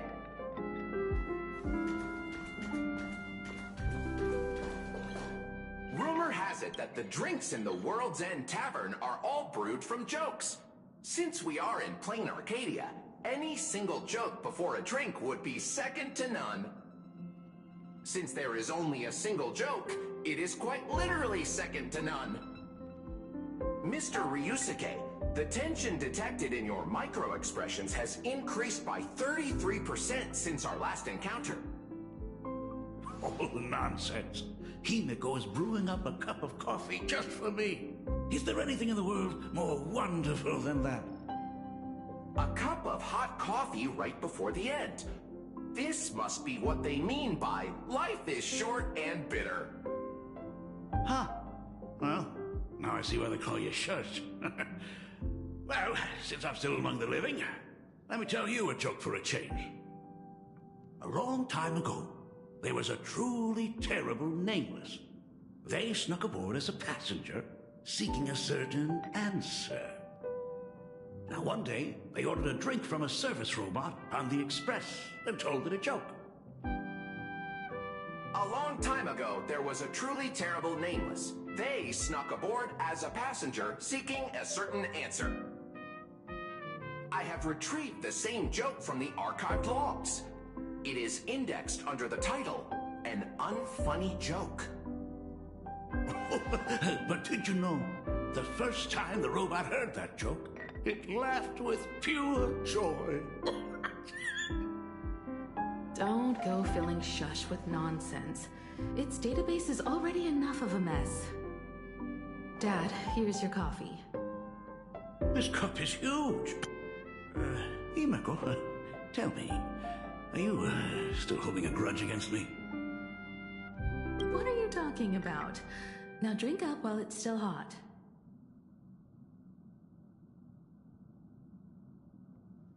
Analyzing components. Results show coffee concentrate, Heldoran butterfly scales, a species of fish from a gas giant, trace amounts of iron particles, and various other unknown substances. Mr. Shush, you must be exhausted after telling all those cool jokes. How about a nice hot cup of coffee to warm you up, huh?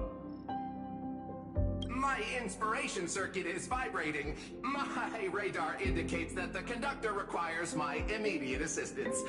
Good luck, Mr. Ryusuke.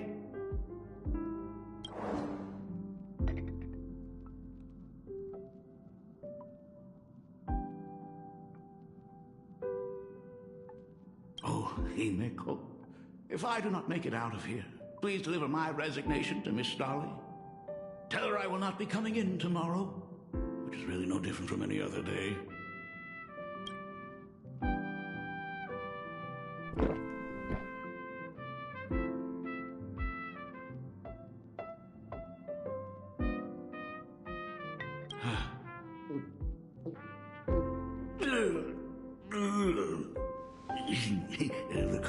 tastes like heaven.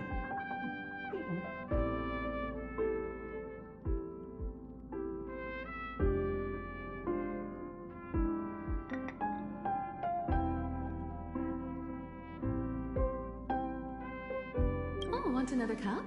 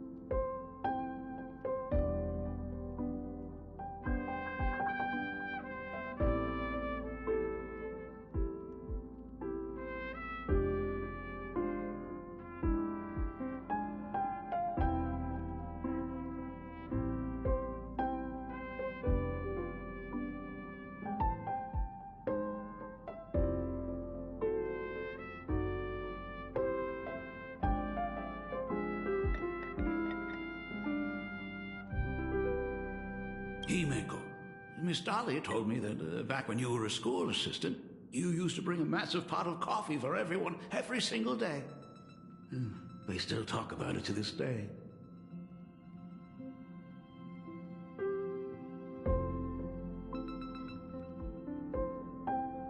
It would be selfish of me to keep this all for myself.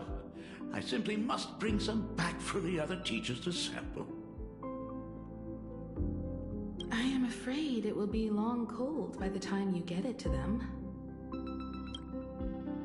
But as you said, it is time for us to head to the school.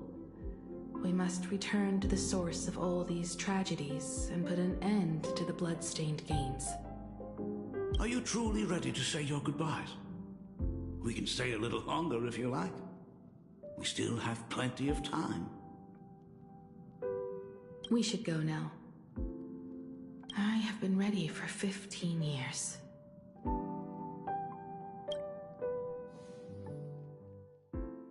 It has been 15 years. Those ghosts have been repeating their final day over and over, trapped inside the classroom you imaginated. Even if they are merely shadows of the past, they deserve to be set free. Oh, you're right. Let us use one final goodbye to close the chapter on the Herald of Death incident.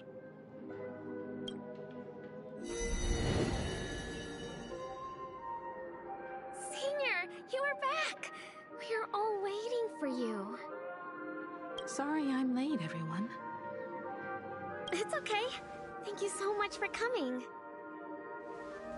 Himeko, we don't have enough time for the lobby. Could you please use your amazing Imagenesis skills to decorate the stage for us? I am begging you. Mia, stop bothering Himeko all the time. If you and the others hadn't slacked off on the rooftop, we wouldn't be in this mess right now. But the school anniversary is tomorrow. If I do not get this done, Ms. Dolly is going to skin me alive. You should start by tidying up those ribbons. Once we are finished with the classroom, we will all come and give you a hand.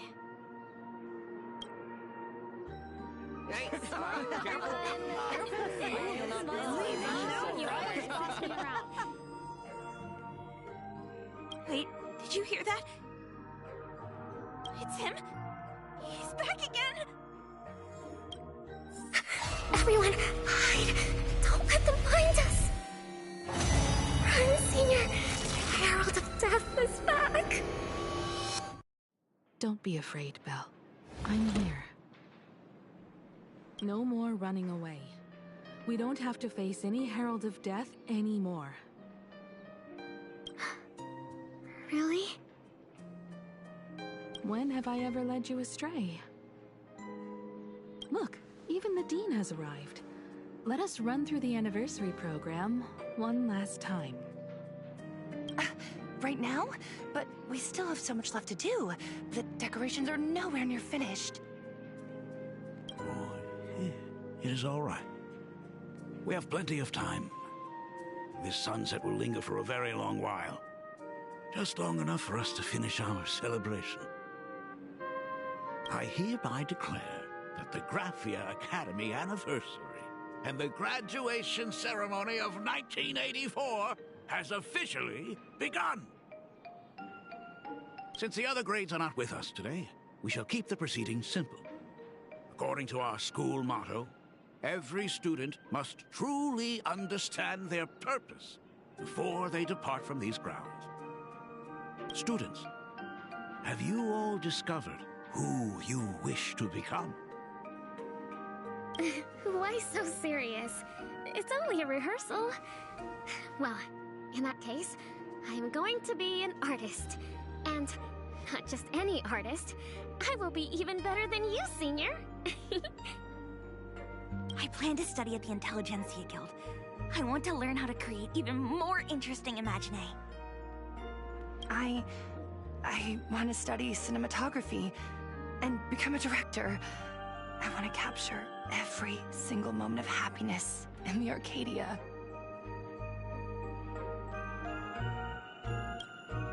I hope that in 10 or even 20 years, you will all still hold these dreams close to your hearts. And now, please welcome our distinguished graduate representative, Himeko, to the stage to offer her final blessing to the graduating class. Our Senior is doing this? That doesn't happen a lot. Himeko? Are you nervous? Relax. Give us a smile.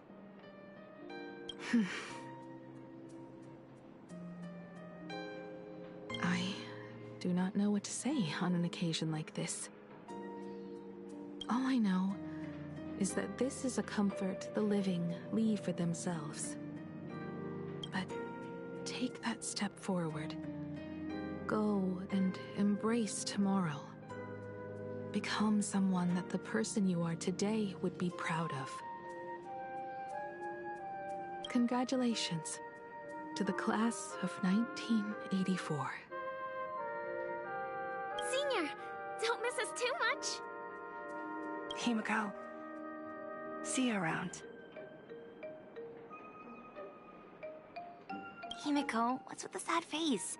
It's not like we'll never see each other again. Farewell.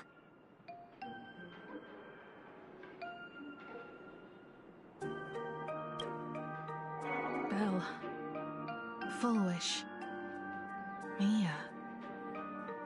Safe travels, everyone.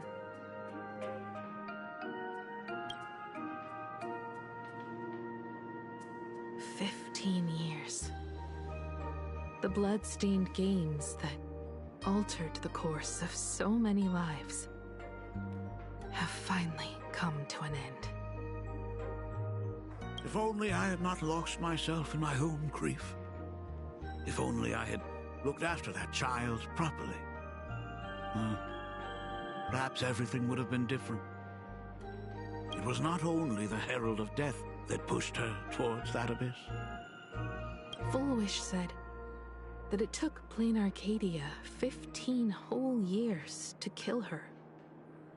Will this world ever get better, Dad? I don't know.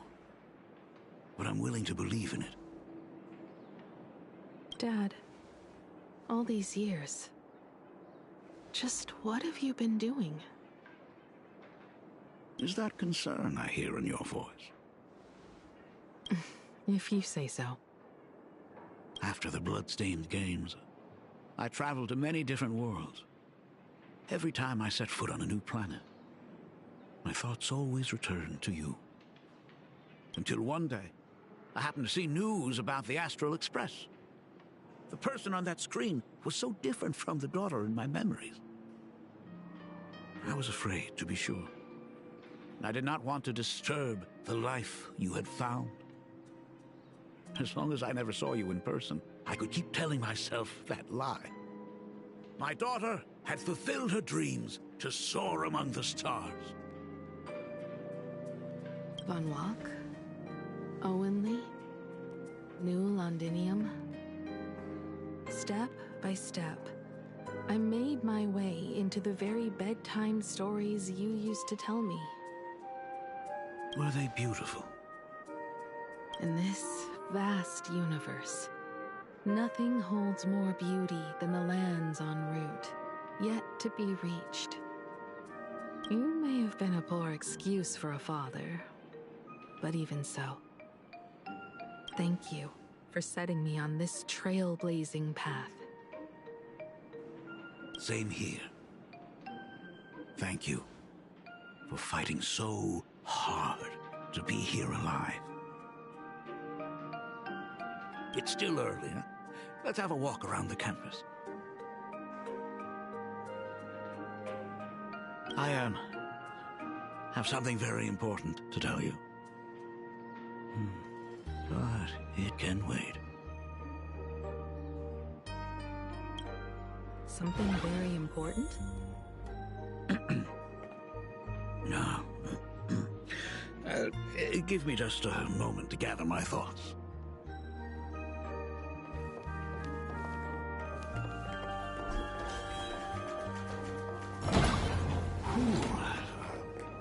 Nice weather today.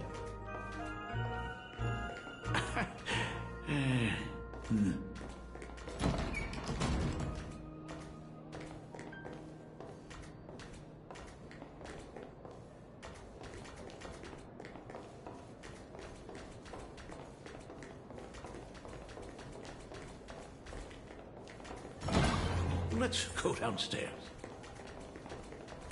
Oh my god, it's her!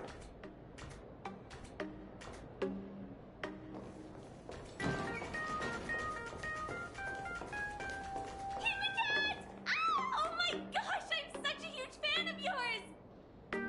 Oh, go on. Keep those compliments coming. I could listen to this all day. Goodness, they are not talking about you.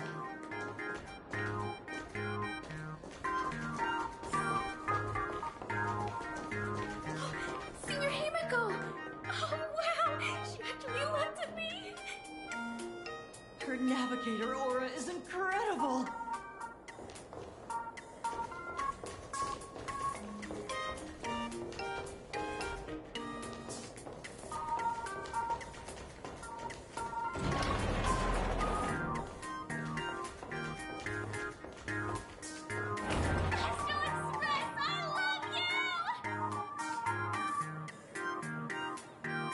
Like a love song, baby!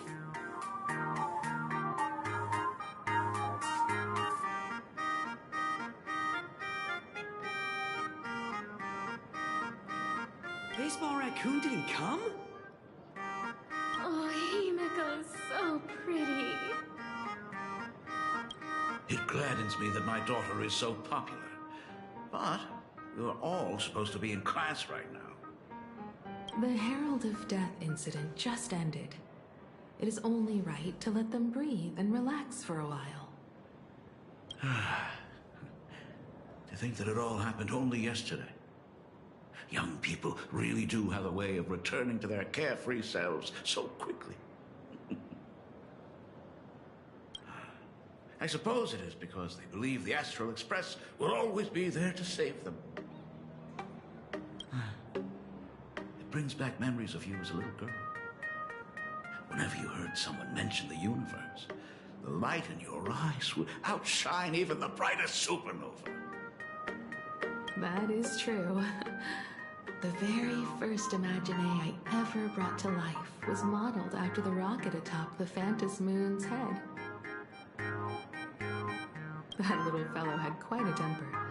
He was so determined to fly higher and higher. To this day, I still wonder if it ever truly reached the moon. Dad, do you still remember it? How could I ever forget? That thing came crashing down and poked a hole right through Miss Seadrake's tail. I had to take you to apologize in person. I ended up redrawing the tail myself to make it right. These days, I wouldn't be able to handle that kind of trouble anymore. My poor old back wouldn't allow it. Now that I am free from the weathering curse, you don't have to spend your life wandering the stars anymore. Why don't you just settle down here? I just can't face the thought of coming back to nothing but an empty home again.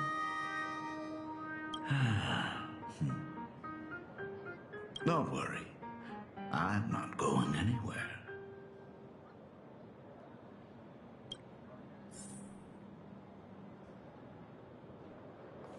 Himeko, slow down a bit. Your old man's arthritis is acting up again.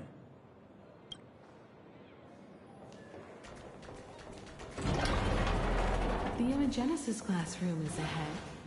So nostalgic. Ms. Dolly? She might have taken the day off.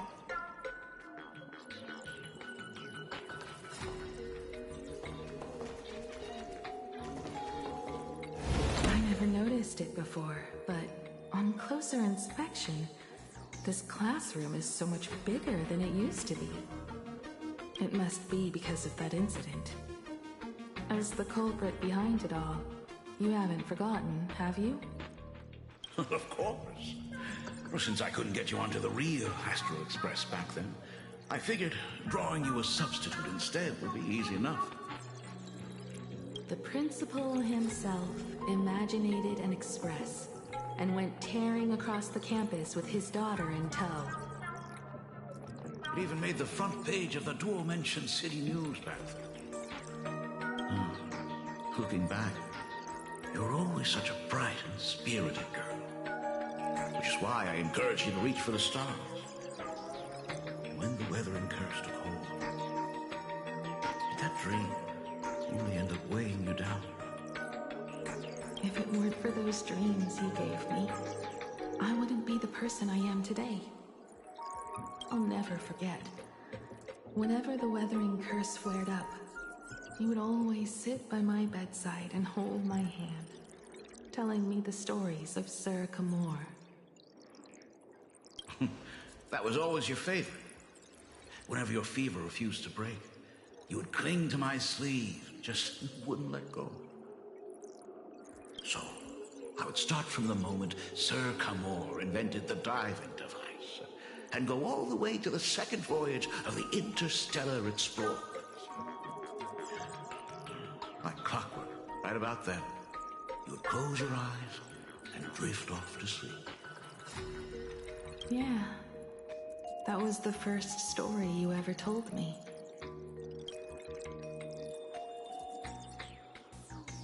And the very story that helped me make up my mind. Even if I could never leave this place, if fixing the express meant sending just one soul to the stars, that would be enough for me.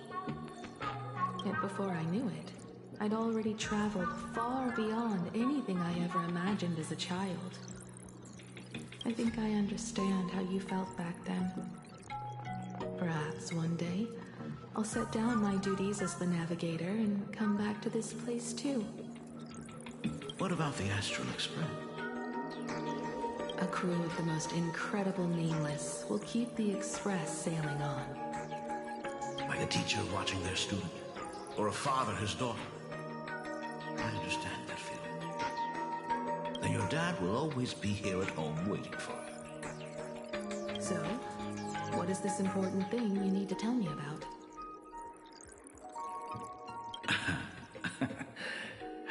Yeah. That important thing. Dad, are you hiding something from me?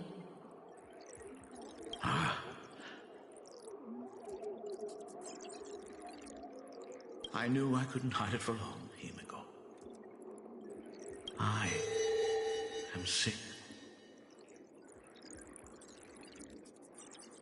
What? This isn't the right place for this discussion. Let's go to my office.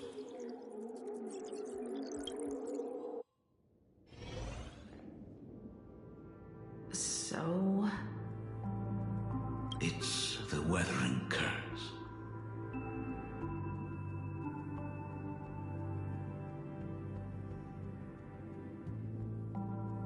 I know what you're about to ask. I do not share the Graphia lineage, which is why I believed I could find the demon from beyond and save you and your mother. But in the end, Ryosuke was just a useless man who couldn't save his wife or daughter, or even himself. Tell me, what happened in the past 15 years? You've seen my portfolio, haven't you? Those worlds are just like plain Arcadia. Every single one of them has fallen victim to the demon from beyond. In those places, luck is a very real thing. And the demon from beyond can manipulate misfortune. What does that even mean? In ways beyond comprehension, you feel misfortune crashing down like a tidal wave. Solar storms, diamond rain, system failures, one disaster after another. But if you make it out alive, bizarre strokes of luck come swarming back to you. And so the cycle repeats, washing over the world, tearing it apart. It sounds more insane than the Phantasmoon games. The universe is sheer madness, beyond all reason. I survived over and over, yet my body has become as fragmented as Graphia once was. Is this his way of torturing the rebels? I don't know. But by the time I realized it, there was no escape. Why didn't you tell me earlier? I could have reached out to the IPC's doctors. It's no use. I've been chasing after him my whole life. I know him better than you do. Himiko, remember when you first learned to paint? I told you then why we must paint the beauty that we see. Because the ugly, the despicable, and the cowardly, they endure forever through evasion, like beasts driven by survival. Beauty remains ever fleeting, just as heroes find their end in sacrifice, and stars dissolve after they shine. Humans have surpassed their animal nature. We face our pain and our end to win a dignity that the vast universe cannot ignore. So we must capture what is noble and bright to show that such things truly lived. As for the barbaric and the low, they will endure regardless, needing no witness to their existence. But Himiko, you are no longer the one who paints. You have become the very splendor that I strive to capture. Fate works in mysterious ways. I'm so glad to see you once more in my final moments, watching you fulfill your childhood dream. You are standing before me as the navigator of the Astral Express. I should have come back earlier. I'm so sorry. No. I am the one who came back too late. I've thought about it 1,000 times. On that final night of the Bloodstained Games, if only someone had been there to sit by your side.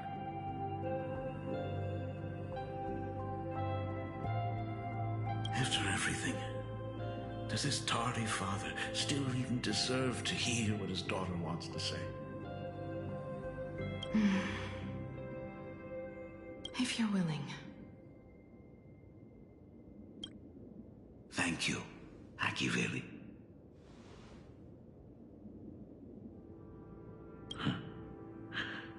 Thank you, Himiko. All of this happened after you went away. You were jumping from one job to the next, and for 4 long years, I had heard nothing from you. During those 4 years, I found the stranded Express deep in the canvas world and kept trying to repair it. Watching the Phantom Moon grow fuller, I remembered the mask that had been handed down through our family for generations. If I could claim victory in the Phantom Moon games, then perhaps by harnessing the divine authority of elation, it might just be possible to set the Express in motion once more. But the Herald of Death was a complete madman, and he smashed every dream to pieces.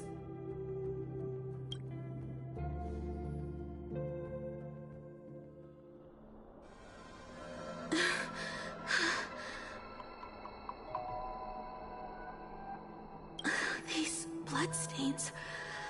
The Herald of Death is heading to Dovebrook. He's already killed so many people. When will it be enough? Himiko, are you afraid? You're asking if I'm afraid? Of course I am. After seeing all that carnage along the way. Belle, Mia, everyone was splattered everywhere. Like spray paint. Twisted and crushed. They watched themselves turn into... while they were still alive. But Himiko, I'm here for you. I'm okay. I'm fine. If I don't stop him right here and win the Phantom Moon games, there will be no tomorrow for anyone, let alone a new journey for the Astral Express. And someone needs to avenge those students at the Academy. That is not your responsibility. If you are afraid, let me handle it.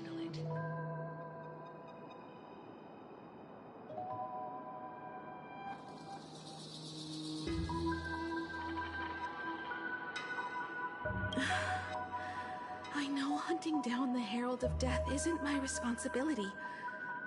If I turn around and walk away, no one will blame me. But I am already here.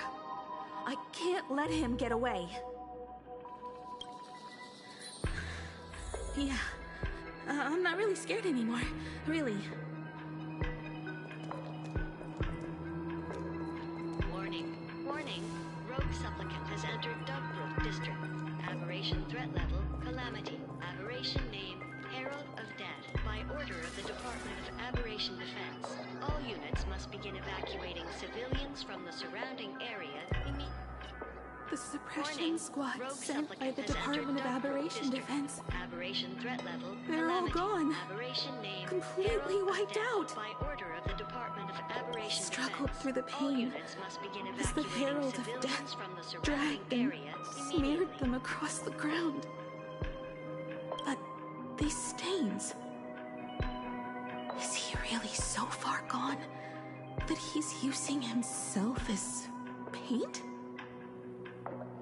Even so, he still managed to break through the blockade ahead. That's terrifying. To take down a monster like him, you need a single perfect strike. Overwhelm him before he can even react. I think I've got it. But first, I need to buy some time. Let me handle that for you. All right, but buying time is easier said than done. It's too narrow here. We need more room. The best bet is to pin the Herald down on that bridge.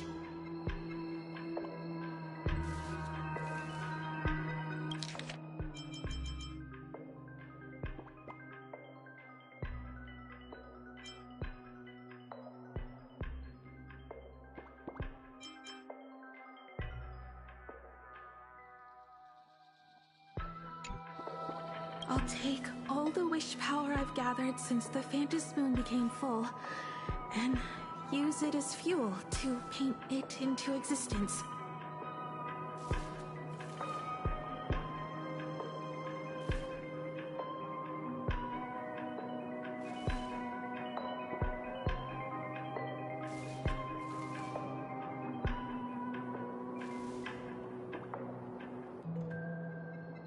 The sheer destructive force unleashed from creating a massive object will break him and leave him completely incapacitated. But by doing this, even if we defeat him, you would be giving up any hope of winning the Phantom Moon games.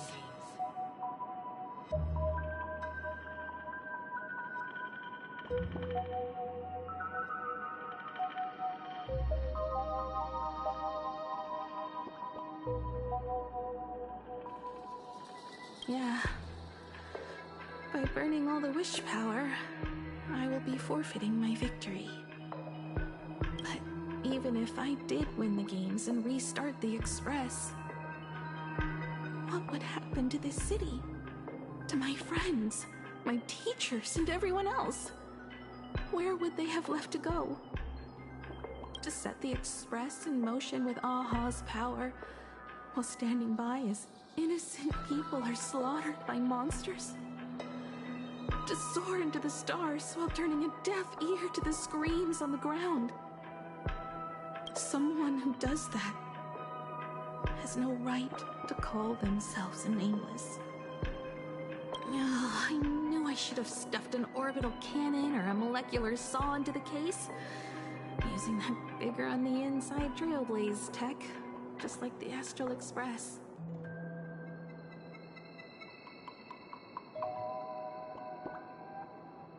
Remember that for the future, then.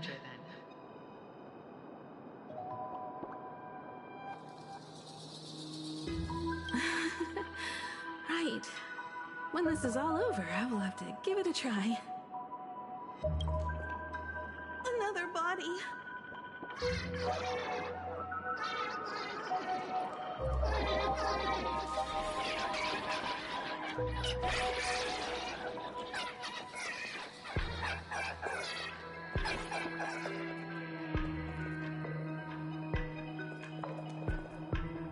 Black Birch. Guess he was after the Herald as well. Black Birch, the masked fool?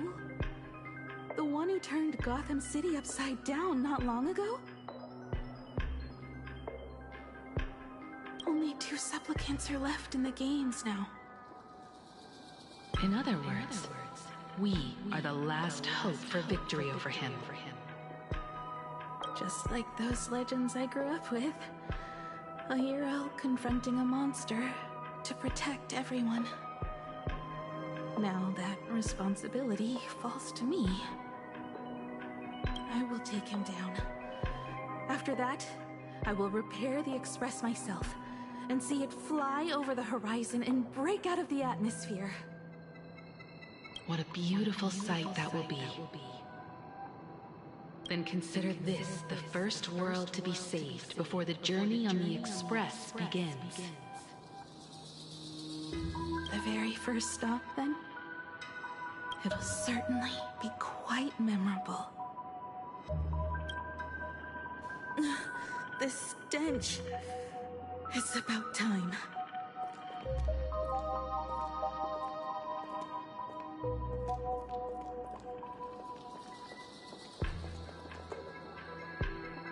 So exquisite! These flowers blooming in great Arcadia! Ooh, I can hear them dancing at the tips of my nerves! What is that? You say this is not enough? Still not enough! I need more pigment! I'll mix my colors with screams of terror and pray for the catecholamines to drown me! Department head, I shall show you the error of your ways! This flash is the culmination of life! Its kin is right here! The giant tree running through our heartopia! I shall become her! We will be as one! No, I will surpass her! I will devour her and become the one and only existence! Another new shade, dazzling, shattered crimson! Are you perhaps the color I've been missing all along? Step into this masterpiece! Become one with me and lay the final cornerstone for the future of human evolution!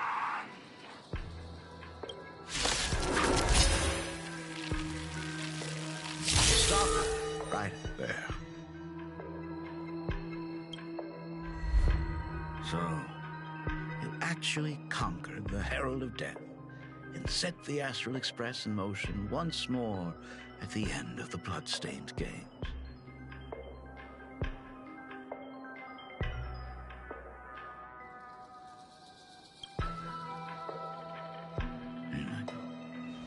I believe in your bravery.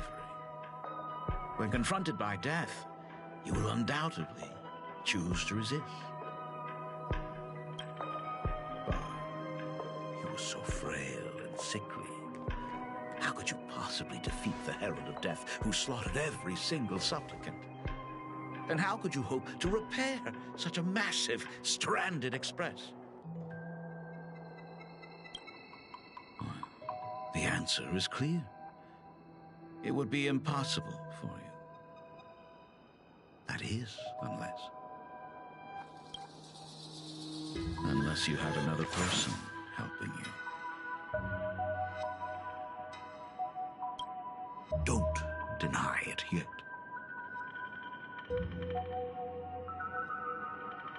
I've been tested by you enough along the way. So now, give your father a little room to breathe. While I was gathering your belongings, I found some of the manuscripts you left behind. There were 2 distinct sets of handwriting upon those pages. Every trace in that house proves that 2 people once shared a life there. Legend says that during the Canvas Age, the grand artist Whitebow painted his late daughter onto a scroll and breathed life into her. Just suppose, that my brilliant daughter created a likeness of herself, a self-portrait so perfect that it breathed and moved with her.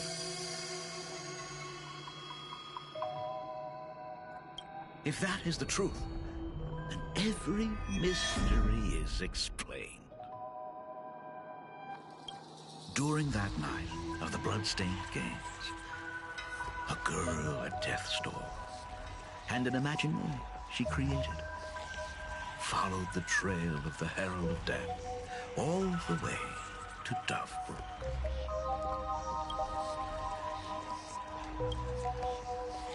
As a monster bearing Shuhu's flesh and a supplicant lost to madness, Marcus and Tali defeated the pair before him without lifting a finger. Driven by pure instinct, he slowly closed in on them. He intended to use their very lives as pigment to paint a new bloody blue. Little did he know that he was walking straight into a trap of their design.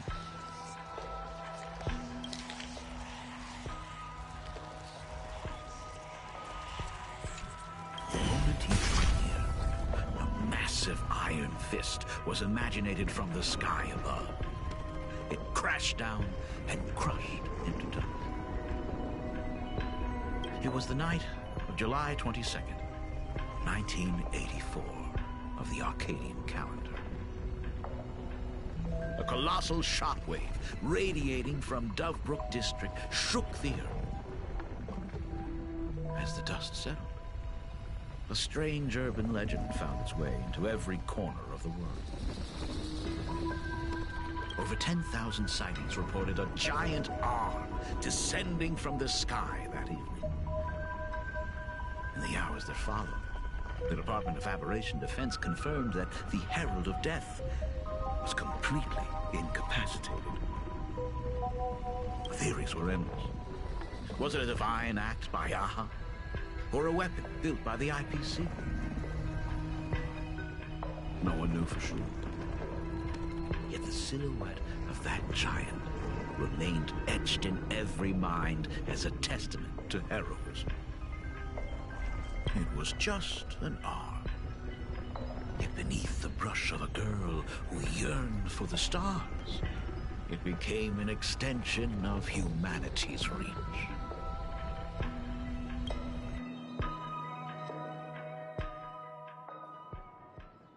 The girl achieved her dream, and the stars set sail once more.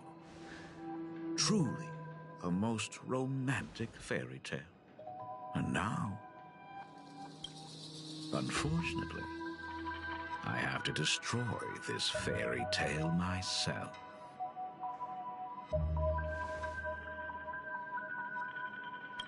You don't believe me? I have no idea who you truly are. But that little girl who roamed for trailblazing, my frail and sickly daughter. From the very beginning, Himeko never left plain Arcadia.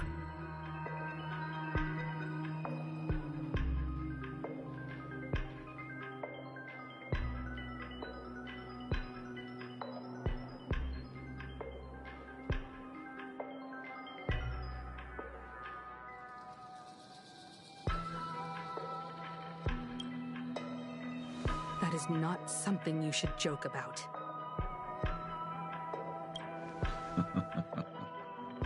You know better than I do whether I'm joking or not.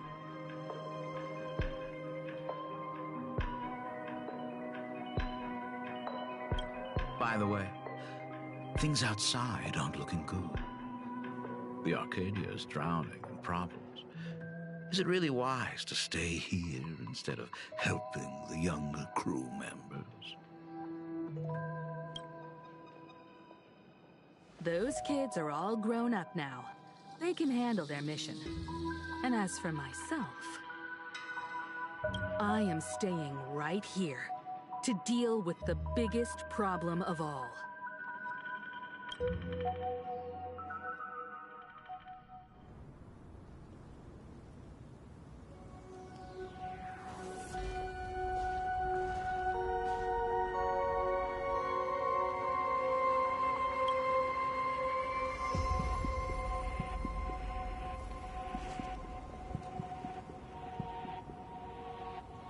Are you intending to stay here until the outcome is revealed?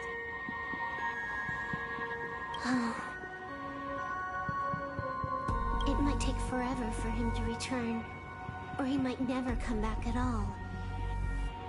Or maybe, if I just complain and say, I wish Blade were here. He'll just show up. Anyway, it was his choice. We already said our goodbyes. Thank you for staying with him until the very end. Now, it is time to deal with your matters. Gray-haired girl, you seek me out with her token in hand. What is it that you desire?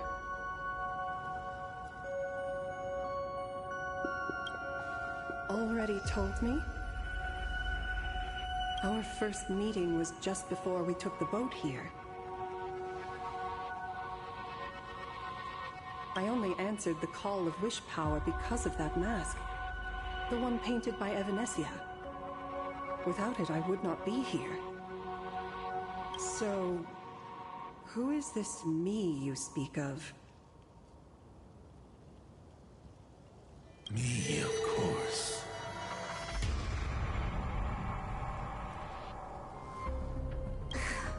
Not you again. A meanie will always be a meanie.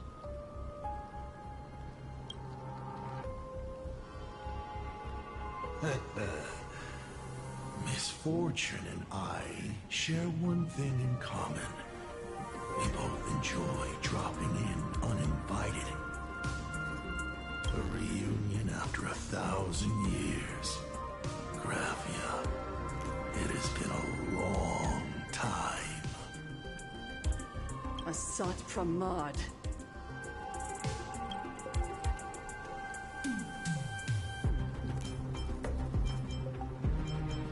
Back at Ingford Hermitage, what you heard was only half the story. 1,000 years ago, amidst the ruins of Ahatopia, I found a baby girl on the verge of death.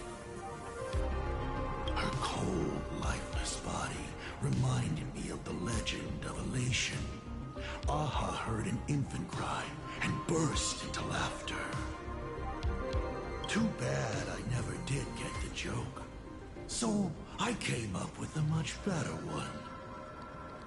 I infused that child with the power of destruction, giving her the rebirth of a Void Ranger. I taught her to paint her monstrous beasts using the life of the veracity as pigment, all to carry out the Legion's divine will. Graphia, your name was your commission, to paint the world and carve a trace of our lasting glory just before the world meets its destruction. You were doing so well, right up until you saw that express crash. It gave you ideas, Graphia.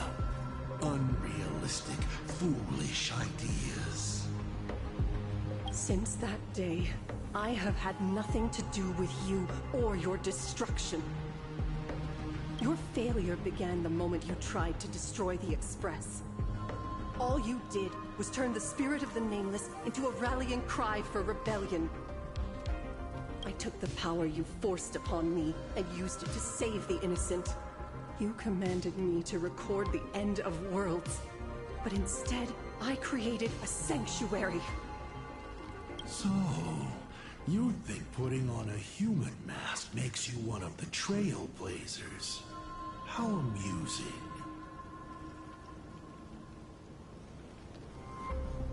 Look at yourselves. That weathering curse is still eating away at you and your kin. It is the inescapable price for being a child of destruction who dares to betray her fate. World and canvas, a total disaster. Yet you still try to dress it up as a victory. Do you know why I haven't spared Ahatopia a single glance for an entire millennium? Because you bore me. But now, things have changed. Some interesting than you has returned. And unlike you, she is the real deal. A genuine nameless. That is why I have returned. Simply to tell you all this. Himiko? I've had my fill of this drama. Now, I'm dying to see how your face handles my fist. For 1,000 years, I have painted them over and over again.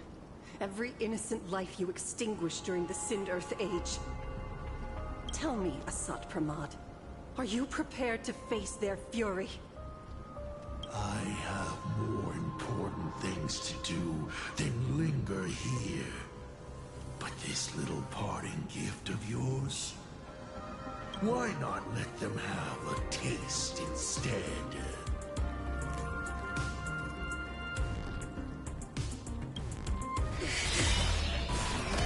Come forth. Demonstrate your defiance.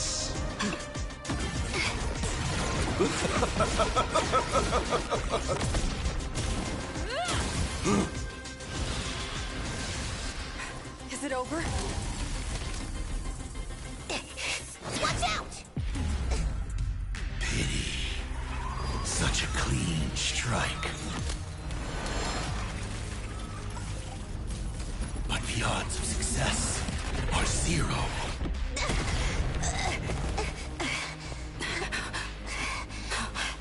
The restraint check failed?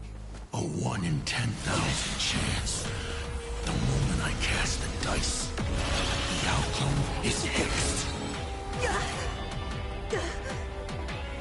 Remove the mask, protagonist. It doesn't suit you.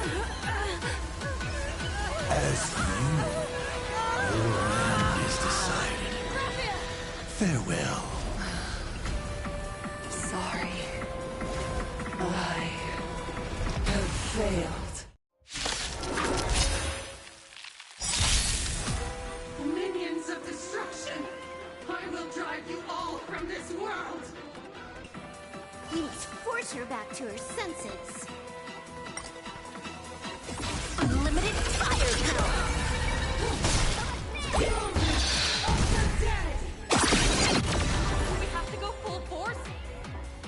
Of course not. That is exactly what that Mimi wants. Baneful clouds scatter. People always observe the heavens with my divinations.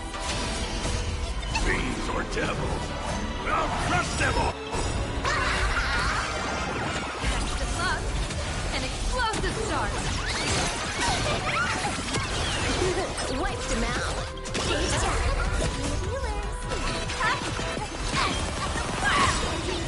Stay put! Get them! This next round, real gaming this round.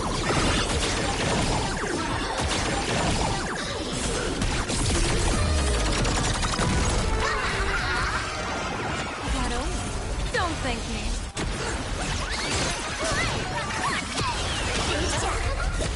Absolutely cannot let you touch this place.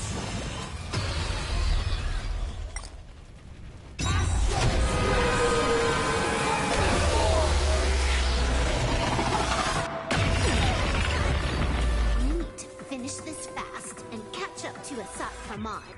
Looks like I have to use level 999 one more time. No need for that. If a sword is needed, let it be mine.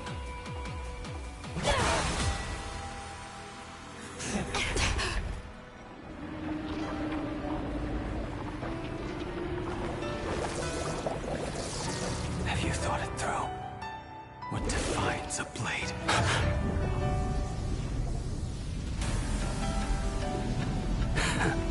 The sharpness that endures, after all has worn away.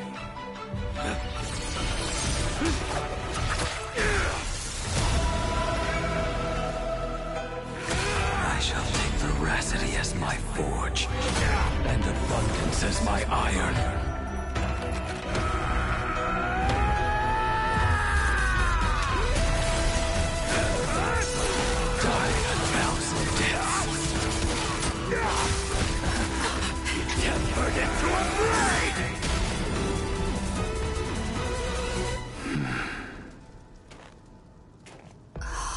What? Not even a welcome back?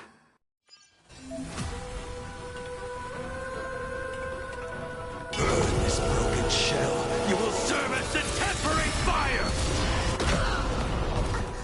No way! Blade! You answered my prayers! 1 in 10 chance of survival. I choose to survive.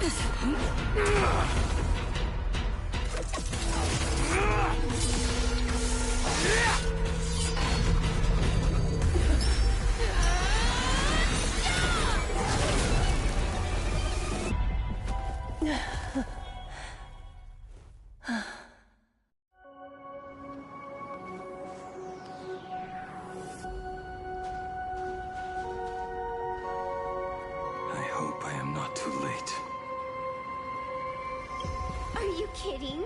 Your timing is impeccable, Blady. But isn't this a bit much? How did you even change outfits? What happened down there? I used the Leviathan's maw to imprison Shuho. But that doesn't matter. What matters is that you made it out alive and got the job done. Not yet. I have made a decision. This time, I will stay and become a supplicant. I am joining the Phantom Moon Games. What? You're going to stay here and poke your nose into this world's business too? Let us settle this first. Are you okay?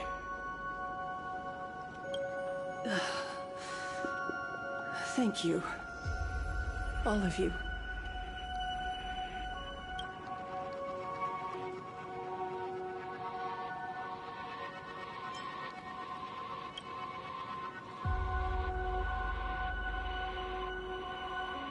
As long as the canvas remains, Asat Pramod cannot kill me. You have fulfilled what Evanescia entrusted to you. It was all me. For 1,000 years, I was the one obsessed with bearing every responsibility alone. Asat Pramod was right after all.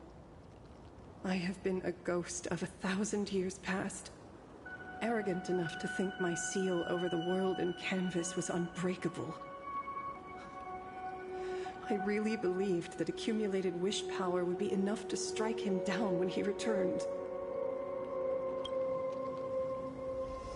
We are up against the same nightmare that survived a whole Sindearth age. The same monster that an entire era could not even overcome.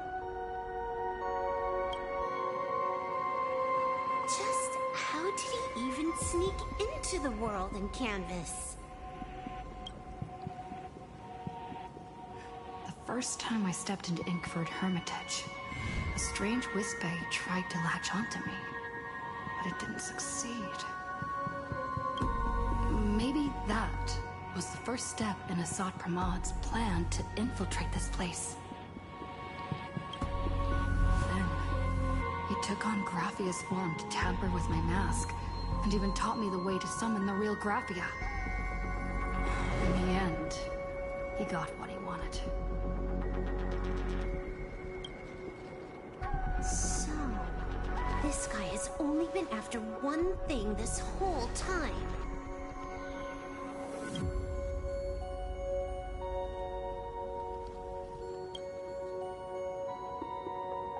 And to awaken the husk of the veracity, we need to leave this place as soon as possible. The giant maw that swallowed me is starting to stir.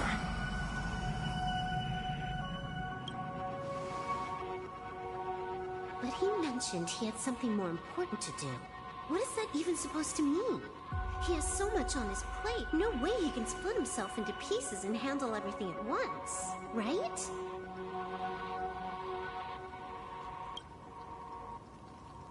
1,000 years ago, the demon lord from beyond invaded Ahatopia. The power he unleashed was beyond all comprehension. He could appear in places thousands of miles apart at the exact same time, as if he possessed countless incarnations.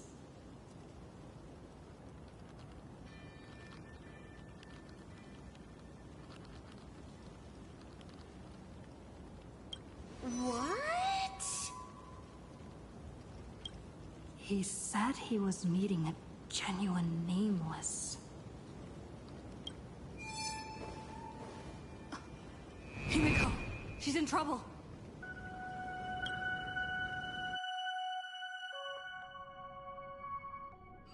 The biggest problem? Do you mean me? You said that classroom was a secret place of your own creation, yet Fullwish seemed to know everything about it. You are far too familiar with the Express, yet there is no way my father could have ever set foot on it.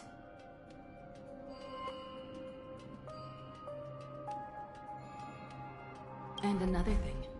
When we first met up earlier, you said it had been 15 years. But my father clearly left much earlier than that. Your story is riddled with holes. Or rather, you never even intended to pretend. You are the only person I can never seem to lie to. And about that last point, it was just a slip of the tongue. Stop this pathetic act. You are not him. You who dare to impersonate my father, show your true self.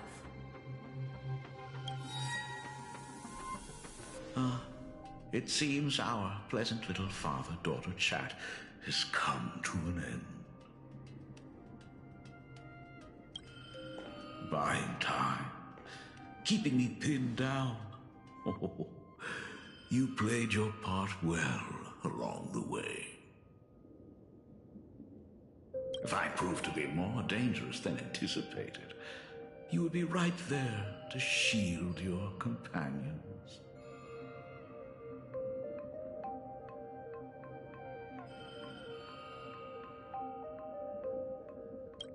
But, Navigator, you still overlooked one possibility. The most fatal one of all. Why don't you try to guess at what exact point did I take Ryusuke's place?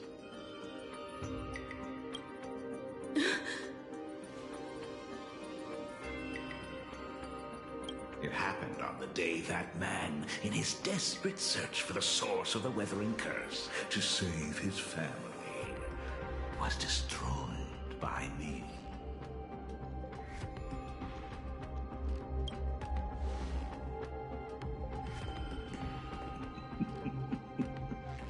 That year, Himeko was 6. At her mother's funeral, she met her father for the first time.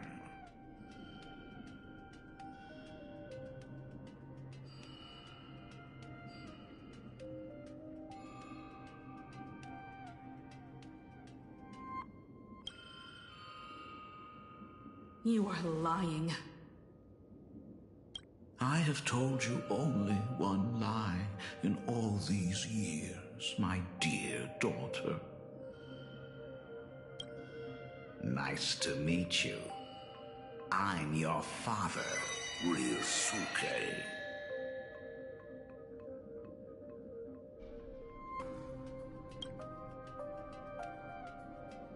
All that effort, all those years spent by my side. What are you really planning?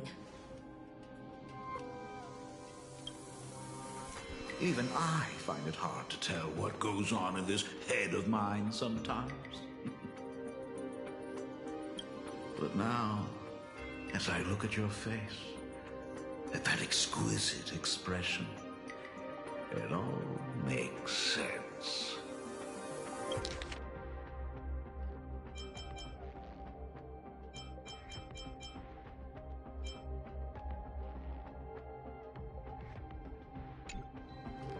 I had so much fun playing a father.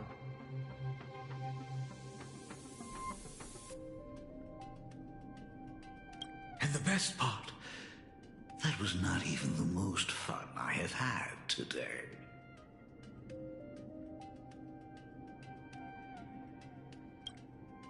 Hey, can you hear me? Someone who looks like a Supremod just showed up at the tavern. We are under attack by Asad Pranat. Don Hung and I will do everything we can to cover Yao Guang. I've played along this far, so why not make it interesting? Let us add a dash of red to our little opening act.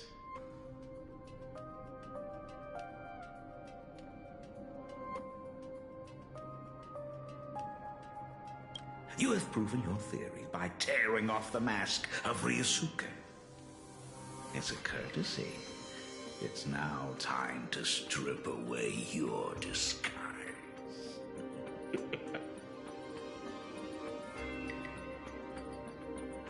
The ugliest lie of the Trailblaze. The truth that has been hidden for 15 years.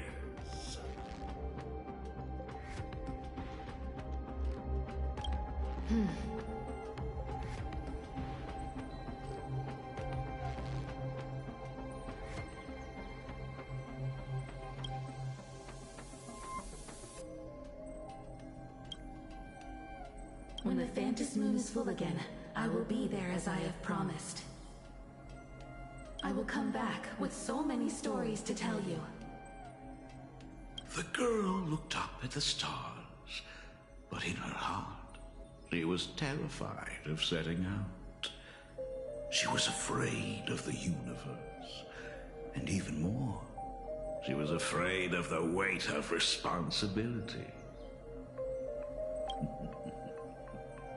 In the end, she left her wishes to someone else. As for her, she chose to lie in a grave and stay in the Arcadia forever. Ryosuke's daughter Himeko is long dead. When she saw how vast the stars really were, she ran away. Just as the Trailblaze will always converge with the destruction, culminating in awe-inspiring obliteration.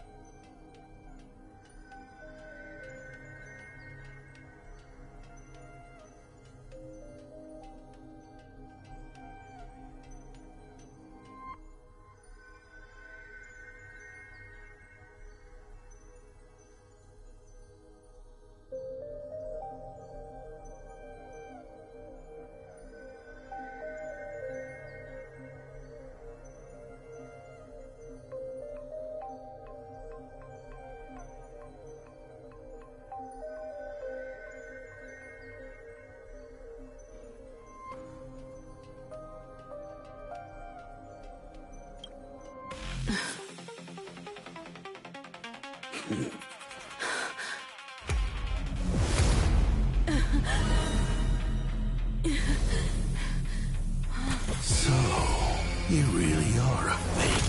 Right back at you.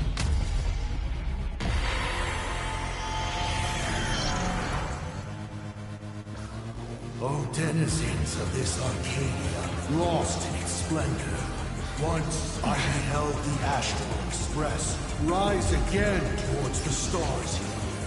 Since then, you have known 15 long years of unbroken peace.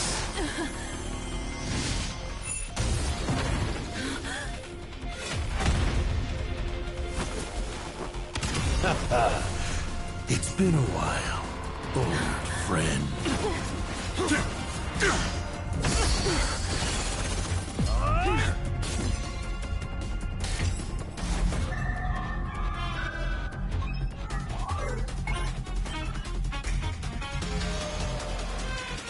For 15 years it was I, Hassan Khan, who delivered every promise of beauty to this Arcadia in advance. Now... Please indulge in these long overdue surprises.